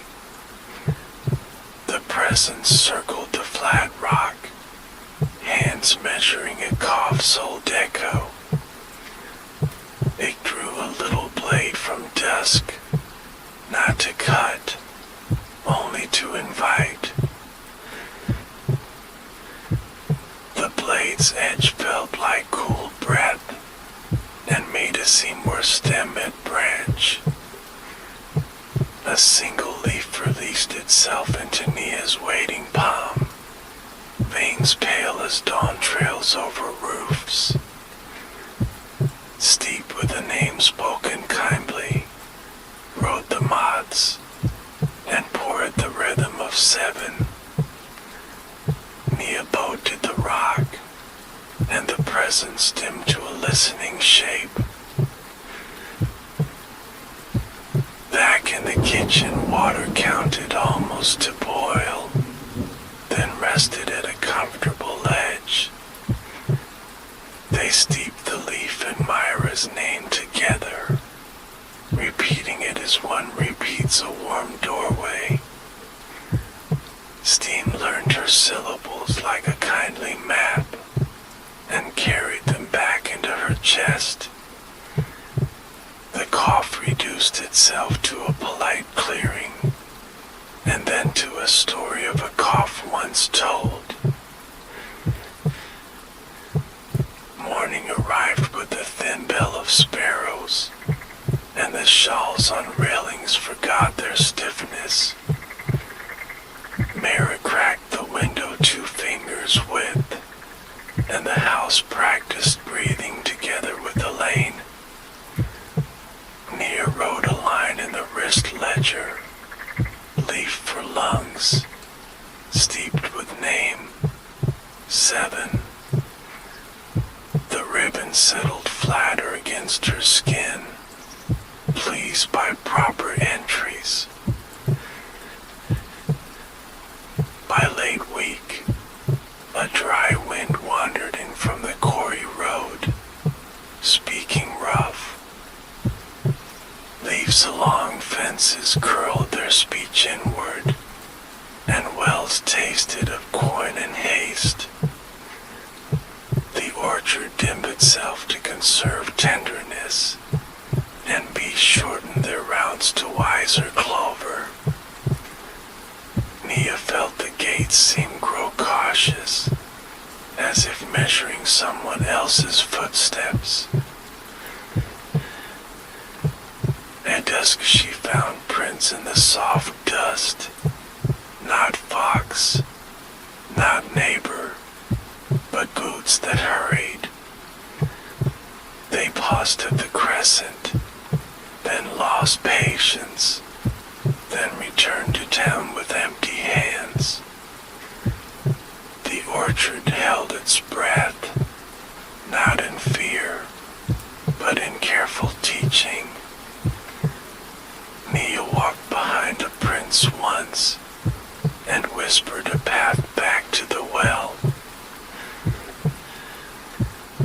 The traveler with the one stiff coat appeared, hat in both hands, eyes steadier. There is a woman who thinks light will fix grief, he said, and her boots asked too loud at your gate. Can we teach her the smaller door, the one made of breath and of waiting? Nia nodded with the river's old ascent, and wrapped a seat in felt. They met the woman where the lane meets the mill, water writing counsel on stone. Her hands were full of names that would not quiet, and her eyes had forgotten blank. Nia showed her the ribbon not slowly, letting fingers learn the commas again. She placed the felt-wrapped seed upon the palm, and asked her to count 7 breaths by waves. They walked to the river bend that keeps stars, and the minnows kept company without fuss. The woman lowered her hands to the surface, and the water taught blank gently. She pressed the seed under a root with a side that learned manners and left with pockets less noisy. Grief did not vanish. It changed shoes and walked softer beside her. After the dry wind failed to sell its hurry, clouds came with the courage of distance. Rain auditioned on roofs, one apart, and performed a steady kindness. The orchard drank with fruits that remembered lean days, and lantern fruit brightened as if relieved. The fox's sentences grew playful, looping exclamation marks in mud. Mira polished the blade that invites, and taught Nia the right angle of thanks. "You do not take," she said. "You stand where giving is easy." They walked the rows together after rain, and hung drops learned from Bisala on their cuffs. The elder tree set a new ring under bark, promising winters with less argument. One afternoon, the school children brought a window, framed by hands and carried like bread. It had learned drafts in winter and stubbornness in summer. Could the orchard teach it to breathe? They asked, without cracking its pride. Nia set it beneath a low branch, and the moths wrote yes in friendly loops. They waited while leaves rehearsed shade across the glass, in measures of 7 and of patient 5. The presence lifted a pocket of dusk and released 2 sparks, which settled in the putty like forgiving eyes. When the children peered through, the world looked no bigger, only nearer. The window learned to widen on please, and to close on thank you. Autumn rehearsed its auburns behind the hill, and lantern fruit deepened to hearth. A letter came from the lighthouse widow, edges smelling of kelp and rest. The light blinks when the wind says please, she wrote, and the steps forget to argue at night. She enclosed a chip of salt bright slate for the fox's next sentence. Nia placed the slate chip at the orchard's lip, where dew reads small donations. The fox approved with a tail paragraph, and carried the chip 3 rows east. There it lived by a route that had been uncertain, and taught the route a calm grammar. Uncertain roots become thoughtful roots, Mira said, if you give them a story. Nia dreamed a night of many gates, each opening to a room that remembered one kindness. In one, a traveler's coat softened, and a hall-learned whisper. In another, a stupa unlearned its winter corners, and chalk circles stay drowned. In the last, a sea blinked with the waves, and ships found home earlier. She woke with the word rolling like a small apple. Graft, not cut, graft. The blade that invites would know how, if hands remembered to elder tree and laid her palm, asking for a sliver of patience to share. The bark lifted a humble strip, sleek as river thought under eyes. She joined a thin branch from a younger tree, whose leaves had learned worry in dry wind. She bound them with ribbon thread, and with a whisper of please and of thanks, Seb considered the invitation, and then accepted with a warm decision. By dusk their veins traded stories, and the younger leaves read kinder sentences. Mara nodded at the graft and sat down slowly, hands folded like lids over resting pots. Her eyes traveled the rows with old certainty, counting lanterns that did not need numbers. When I am too old for ladders, she said, teach the orchard to stoop to new hands. Nia promised with shoulders, wrist, and the small ledger under ribbon.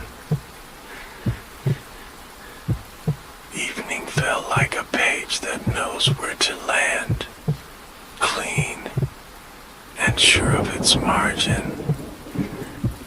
The crescent opened without being asked, because sometimes trust walks ahead. The presents arrived with pockets almost quiet, carrying only a tiny clasp of light. It placed the clasp on Nia's palm, and the light arranged itself like a hinge. A hinge for stories, wrote the moths, to be fitted where doors remember to listen. Nia pictured a door in town with an old habit, a bakery latch that woke flour at dawn. She would fit the hinge there at first light, so bread could learn to rest in better heat. The presents dimmed to a soft bracket, closing gently around her thought. Dawn arranged flour on the street like pale breath, and the bakery woke its hinges. Nia brought the tiny clasp of light in a pocket, wrapped and felt that remember dusk. She pressed her palm to the door's tired wood, and listened until grain softened. The hinge bit where welcome had thinned, and learned the bakery's heat like a vowel. When the first loaves rose, steam shaped small yellows above the racks. The door breathed with the wind's pleas, and closed with thank you that asked nothing back. Customers stepped softer, and coins forgot their hard corners. Bread rested well even after slicing, as if crumbs had been taught to stay. Mara sat on a stool near the window, hands folded, eyes bright in their own lane of light. The cough visited in memory only, like a guest who writes a letter instead. She watched Nia measure the town's small thirsts, and meet them with seeds, leaves, and listening. The ribbon on Nia's wrist learned a deeper slack, because trust had made good shape. By harvest, the elder tree's ring had settled, and the graft wore its first courage. Lantern fruit brightened at evening like patient bells, and bees finished finished their long paragraph. Nia walked the rows with children in tow, teaching fingers to think before they touch. The crescent gate opened at 5 again, pleased by a chorus of small breaths. The presents arrived with pockets nearly dark, holding only a single slow spark. It lifted the spark toward the sky's first star, and showed how two lights share one patience. Nia mirrored the gesture with a fruit barely lit, letting its inner map choose a window. Some windows need directions, the moths wrote, and some only need a story. A window on Quarry Lane had learned to glare, polished by anger and by hurried cloth. Nia set the fruit on its sill at dusk and waited with the quiet of wells. Inside, voices loosened their boots and sat. The glass began to see instead of stare, and the room learned edges that did not cut. A man opened the door with careful hinges, carrying a question that had learned please. Is there a way to keep a room from hardening? He asked, when work forgets to be gentle. Nia taught him to place a bowl of water by the sill, to thank it at sunrise, and share it with the first thirsty sparrow. Water carries softer blue into boards, and boards remember. Mero began gifting names to saplings, spoken under breath so wind could learn them. This one is for patience, she said, touching a thin whip that loved rain. This one for returns, that arrive by listening. Nia wrote the names in the wrist ledger without ink, letting skin keep the inventory. Rumor tried again from the far road, dragging a wagon with lantern cages.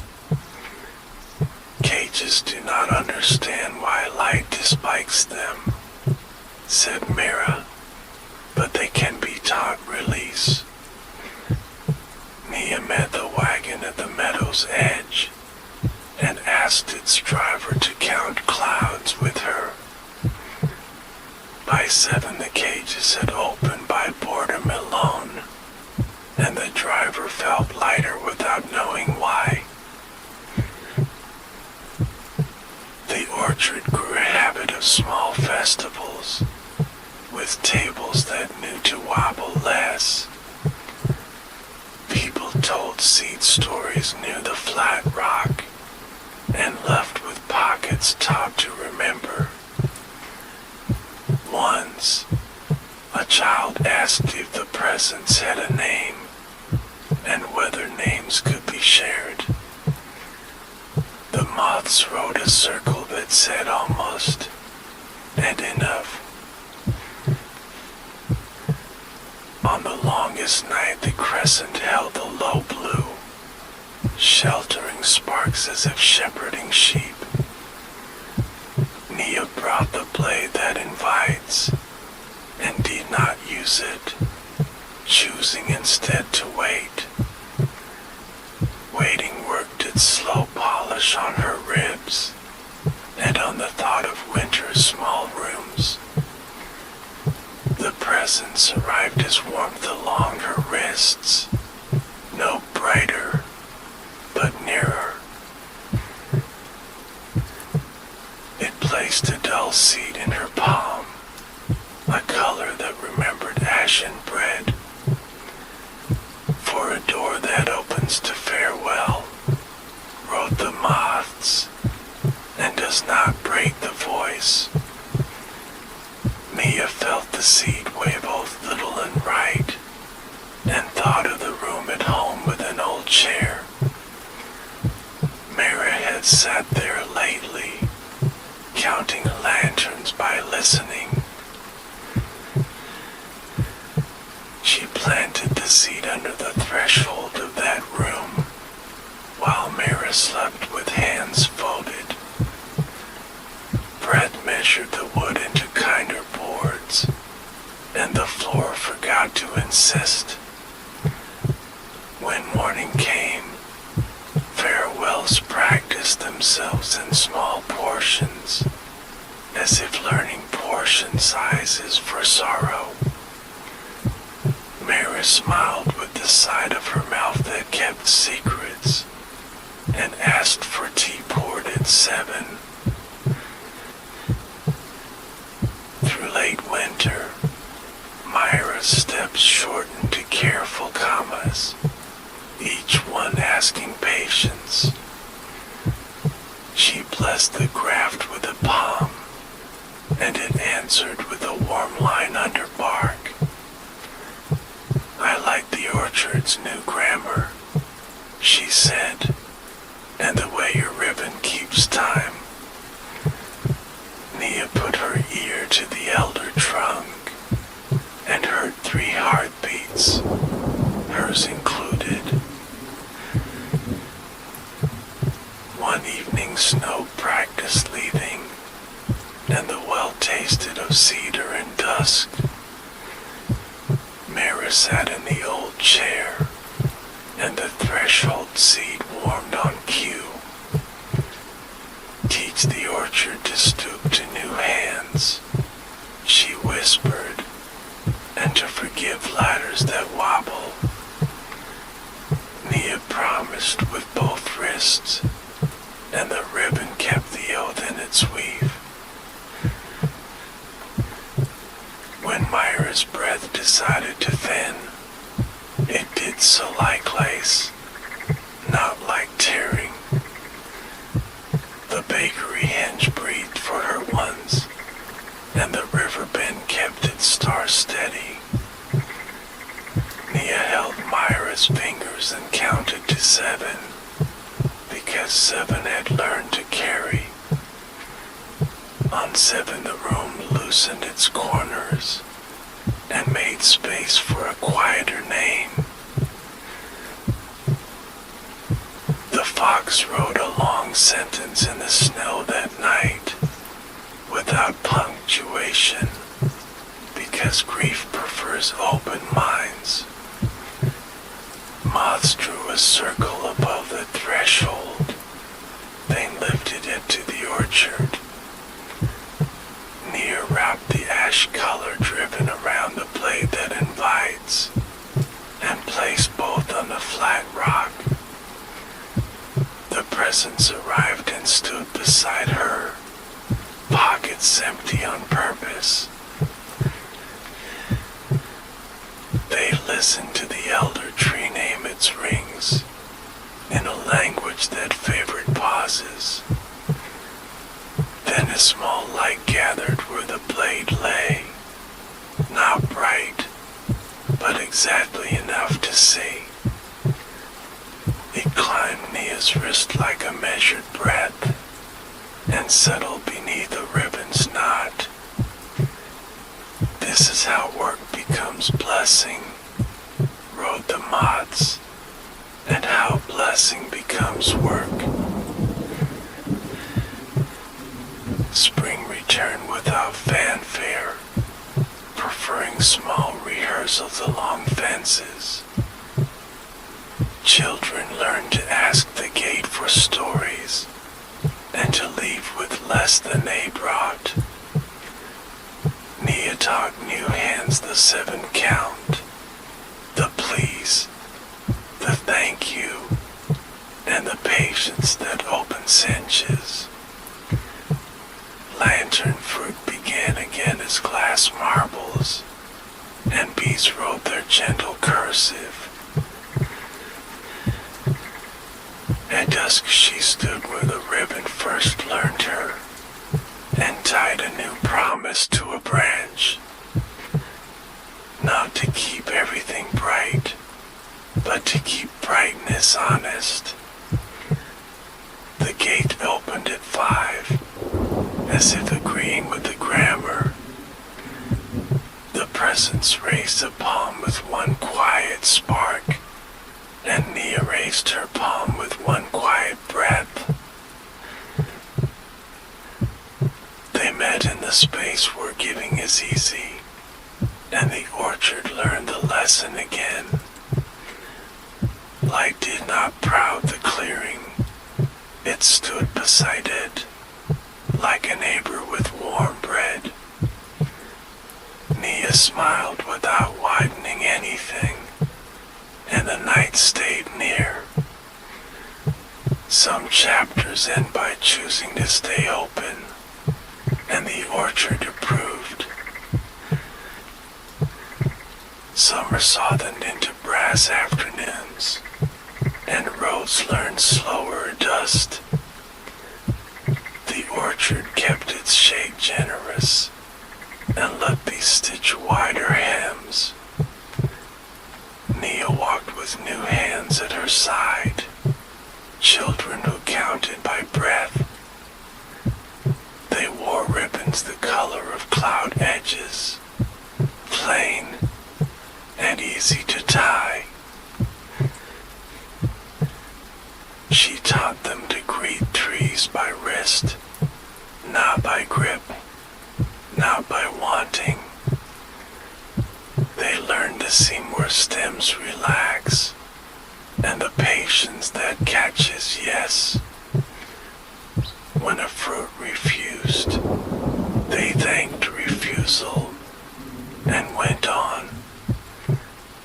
The orchard brightened at those manners, and moths wasted alphabet on praise.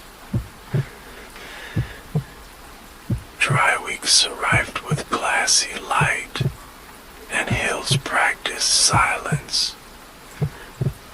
Rumor carried spark talk through grass, spare and unwelcome. Nia walked the boundary at dusk, pouring a line of river-cooled breath.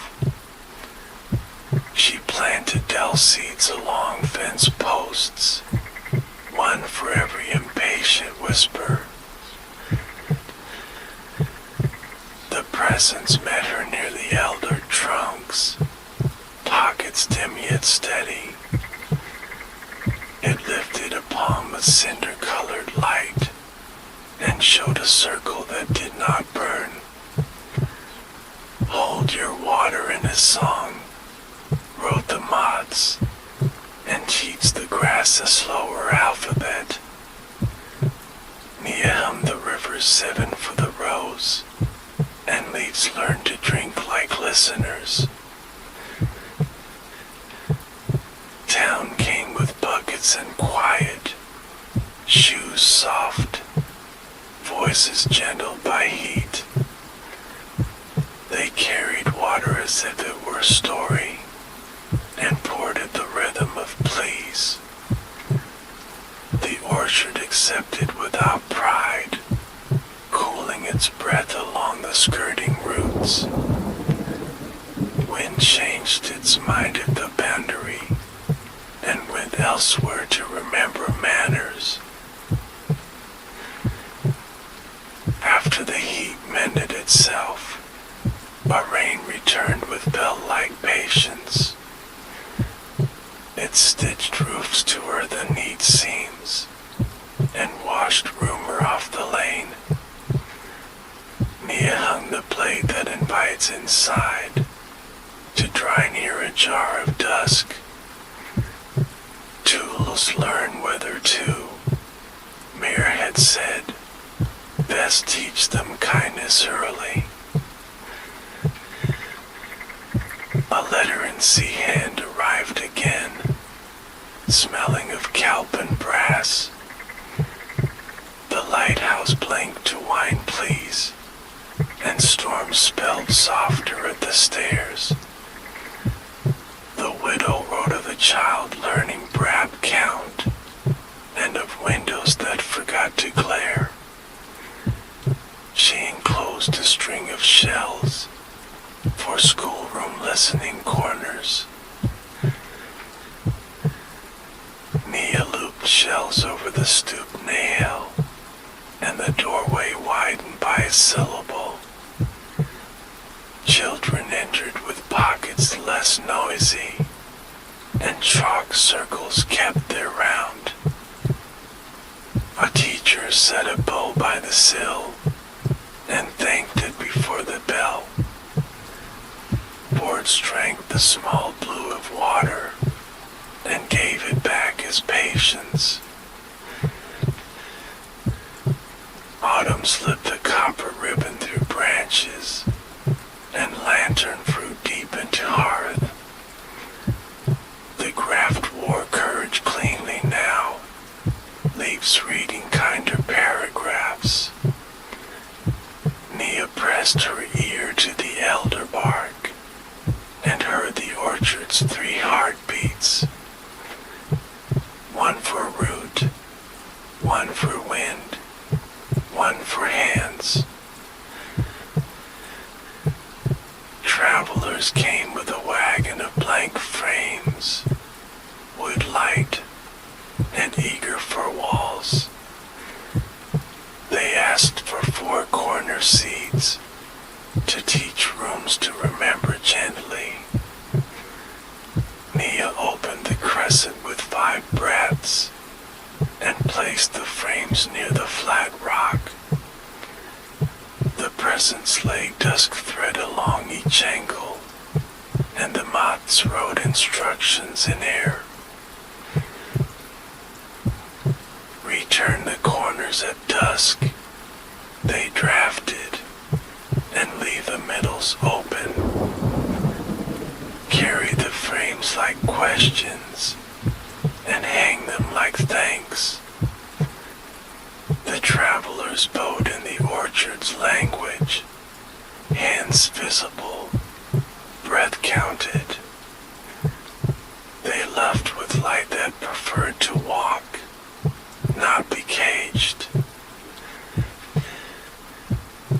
Days shortened into velvet pockets, and frost rehearsed on fence wire.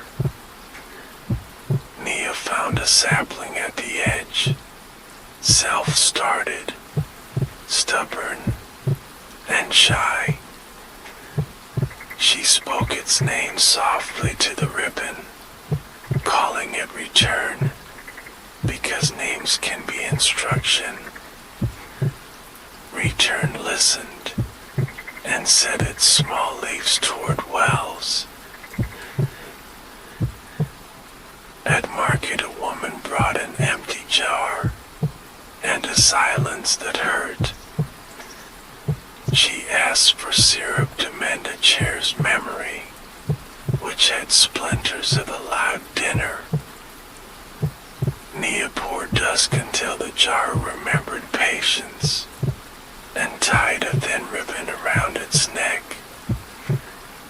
Thanked the chair before sitting, she said, and let it tell you when to rise.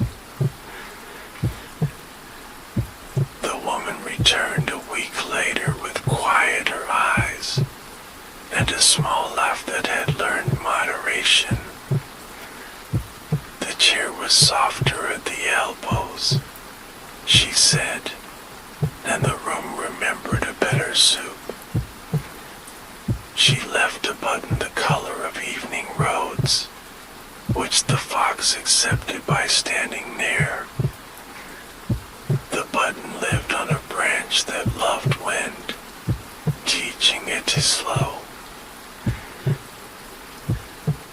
On a pale afternoon, a boy wandered under the rose, hands in pockets.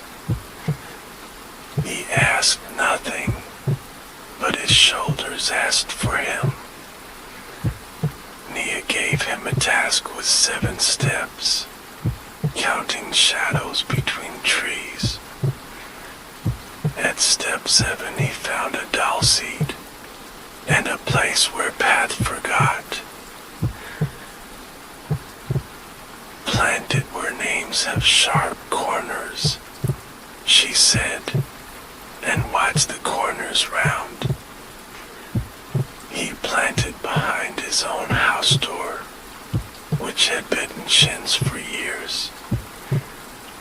By weeks and the door learned please and thank you, and the boy walked without guarding. He returned with a ribbon tied in practice, asking to learn a gate. Winter drifted down in small permissions, and benches remembered laps. The presents arrived early most nights, pockets quiet, steps sure. Sometimes it brought a leaf that taught lungs, sometimes a seed that taught doors.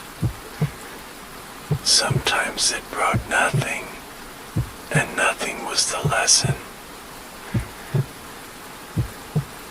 Nia began a ledger of places beyond town, open pages smelling of cedar.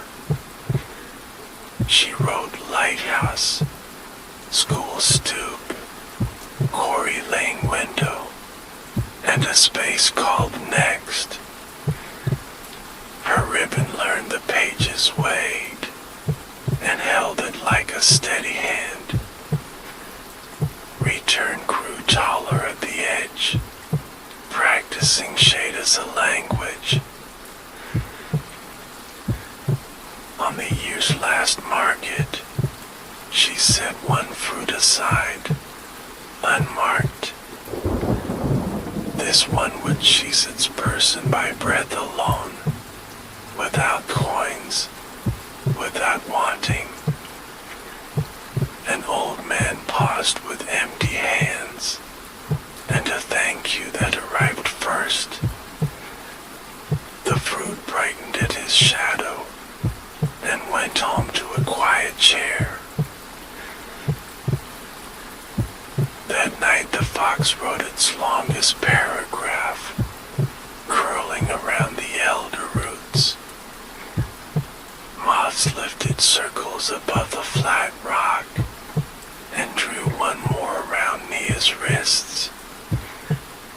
The present stood near enough for warmth, and far enough for a breath. They said nothing because saying nothing was correct, and the orchard understood. Snow pressed its quiet face to the orchard, and roofs breathed in measured white. Lantern fruit rested like bank coals, contented him without complaint. Nia counted the rows by sentence step, teaching new hands winter patience. Return held its leaves like small thoughts, green even in the hush. The presence arrived as warmth near her wrists, not brighter, only certain. It sat down to see the color of dawn ash, and a second like cool tea. One for beginnings that fear themselves, wrote the moths. One for endings that need gentler nouns. Nia nodded and memorized their weights. She planted the dawn ash seed by the mill path, where apprentices started and stumbled. Soil learned to give under anxious heels, and boots forgot their hurry. She tucked the cool tea seed under Myra's chair, for endings that sit without scratching. Wood sighed in its grain, and practiced softer farewells. Storms passed with shoulders lowered, and windows blinked when wind said please. cows kept time with unshowy grace, and gulls revised their punctuation. Nia wrote the distant places in her ledger, leaving space named next between lines. Return lifted a twig toward pale sun, practicing its hello. In early thaw the well spoke cedar again, and cubs learned slower tilts.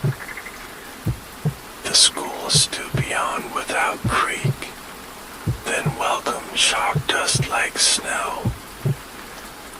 Children brought stories on buttons and shells, trading for seed lessons with careful thanks. Moths made small alphabets over their hair, praising each remembered breath. A traveler returned from farther hills, coat mended by patience rather than thread. He carried a mirror that refused to glare, and asked to pay with music. Nia set the mirror under a low bough, so leaves could teach it listening. It learned to reflect without insisting, and the traveler learned to leave light behind. Spring braided itself through fences, and bees reopened their cursive. Lantern fruit began as glass thought, trembling with tiny maps. Nia walked with the children in quiet pairs, showing how yes is earned. Returns crown feathered like a good sentence, neither hurried nor shy. A letter arrived in a careful hand, edges smelling of clay and rain. It came from the mason with the weeping wall, no longer weeping, only remembering. He enclosed a smooth brick, warmed by breath and gratitude written small. Nia placed it at the orchard edge to steady an uncertain path. By mid-spring a rumor of counting men returned, carrying ledgers heavy with wands. They came to see how light behaved, and whether it could be taught to obey. Nia met them at the meadow gate, with water and a request to walk soft. She taught them to count breaths instead of coins, and the ledgers forgot their stiffness. One man listened so hard his hat relaxed, and the wind stopped arguing with him. He asked for a single dull seed to plant beneath his mother's door. He left with felt-wrapped kindness in his pocket and a new way to knock. The others left with empty hands, yet lighter shoulders. Summer returned in amber strides, teaching shadows longer speech. The fox wrote careful paragraphs along the rows, pausing where children learned to thank refusal. Nia tuned the blade that invites on a glass rim, then hung it in shade.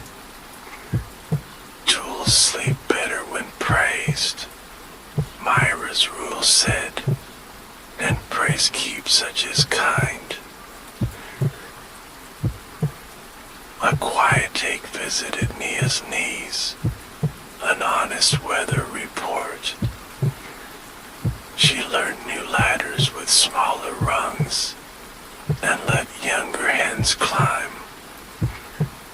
Return jaded her shoulders at noon,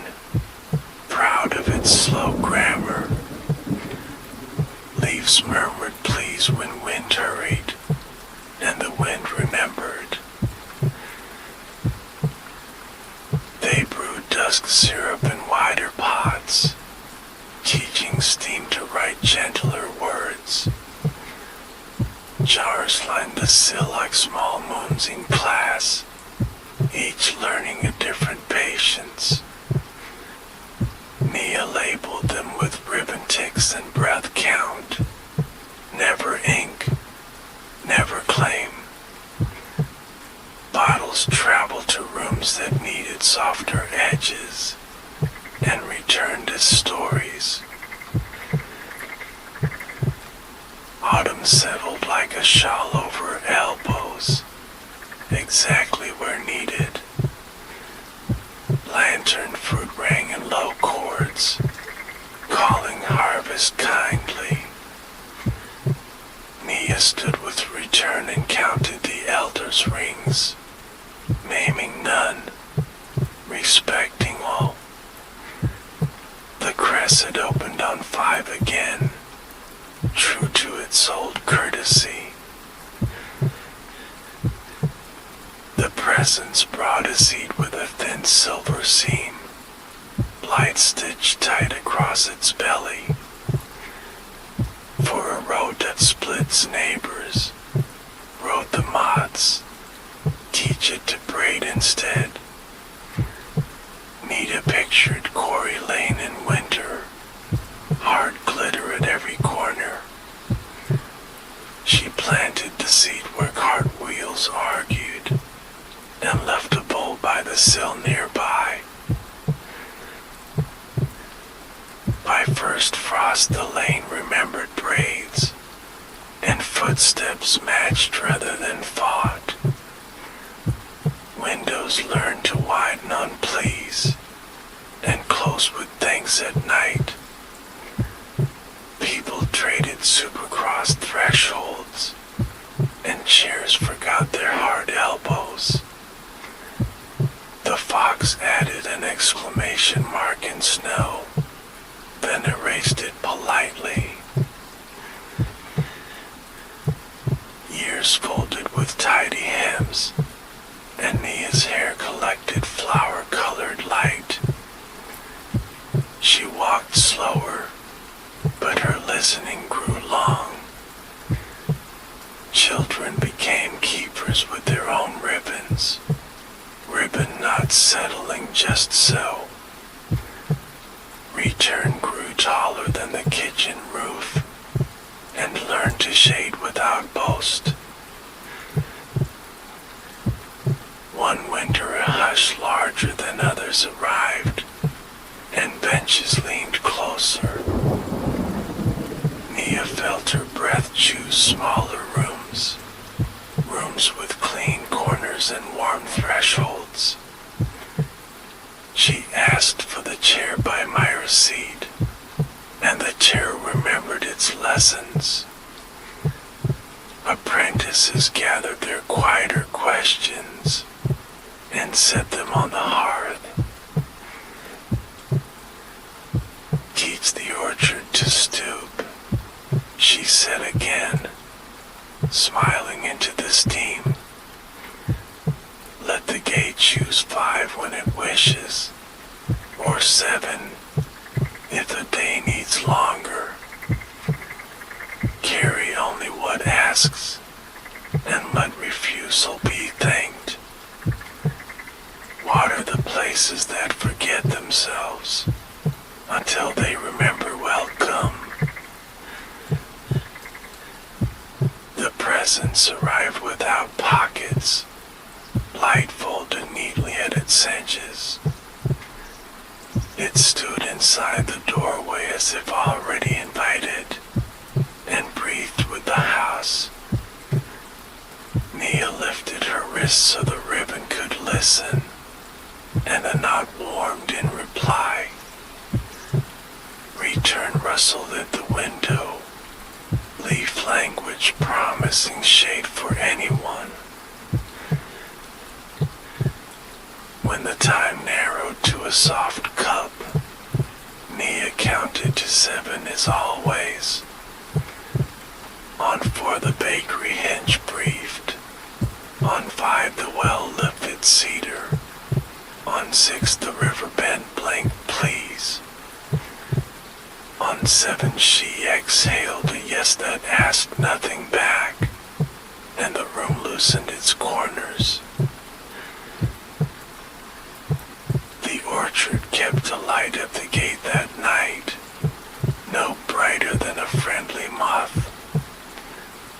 Apprentices walked the rows with smaller steps, naming lanterns softly.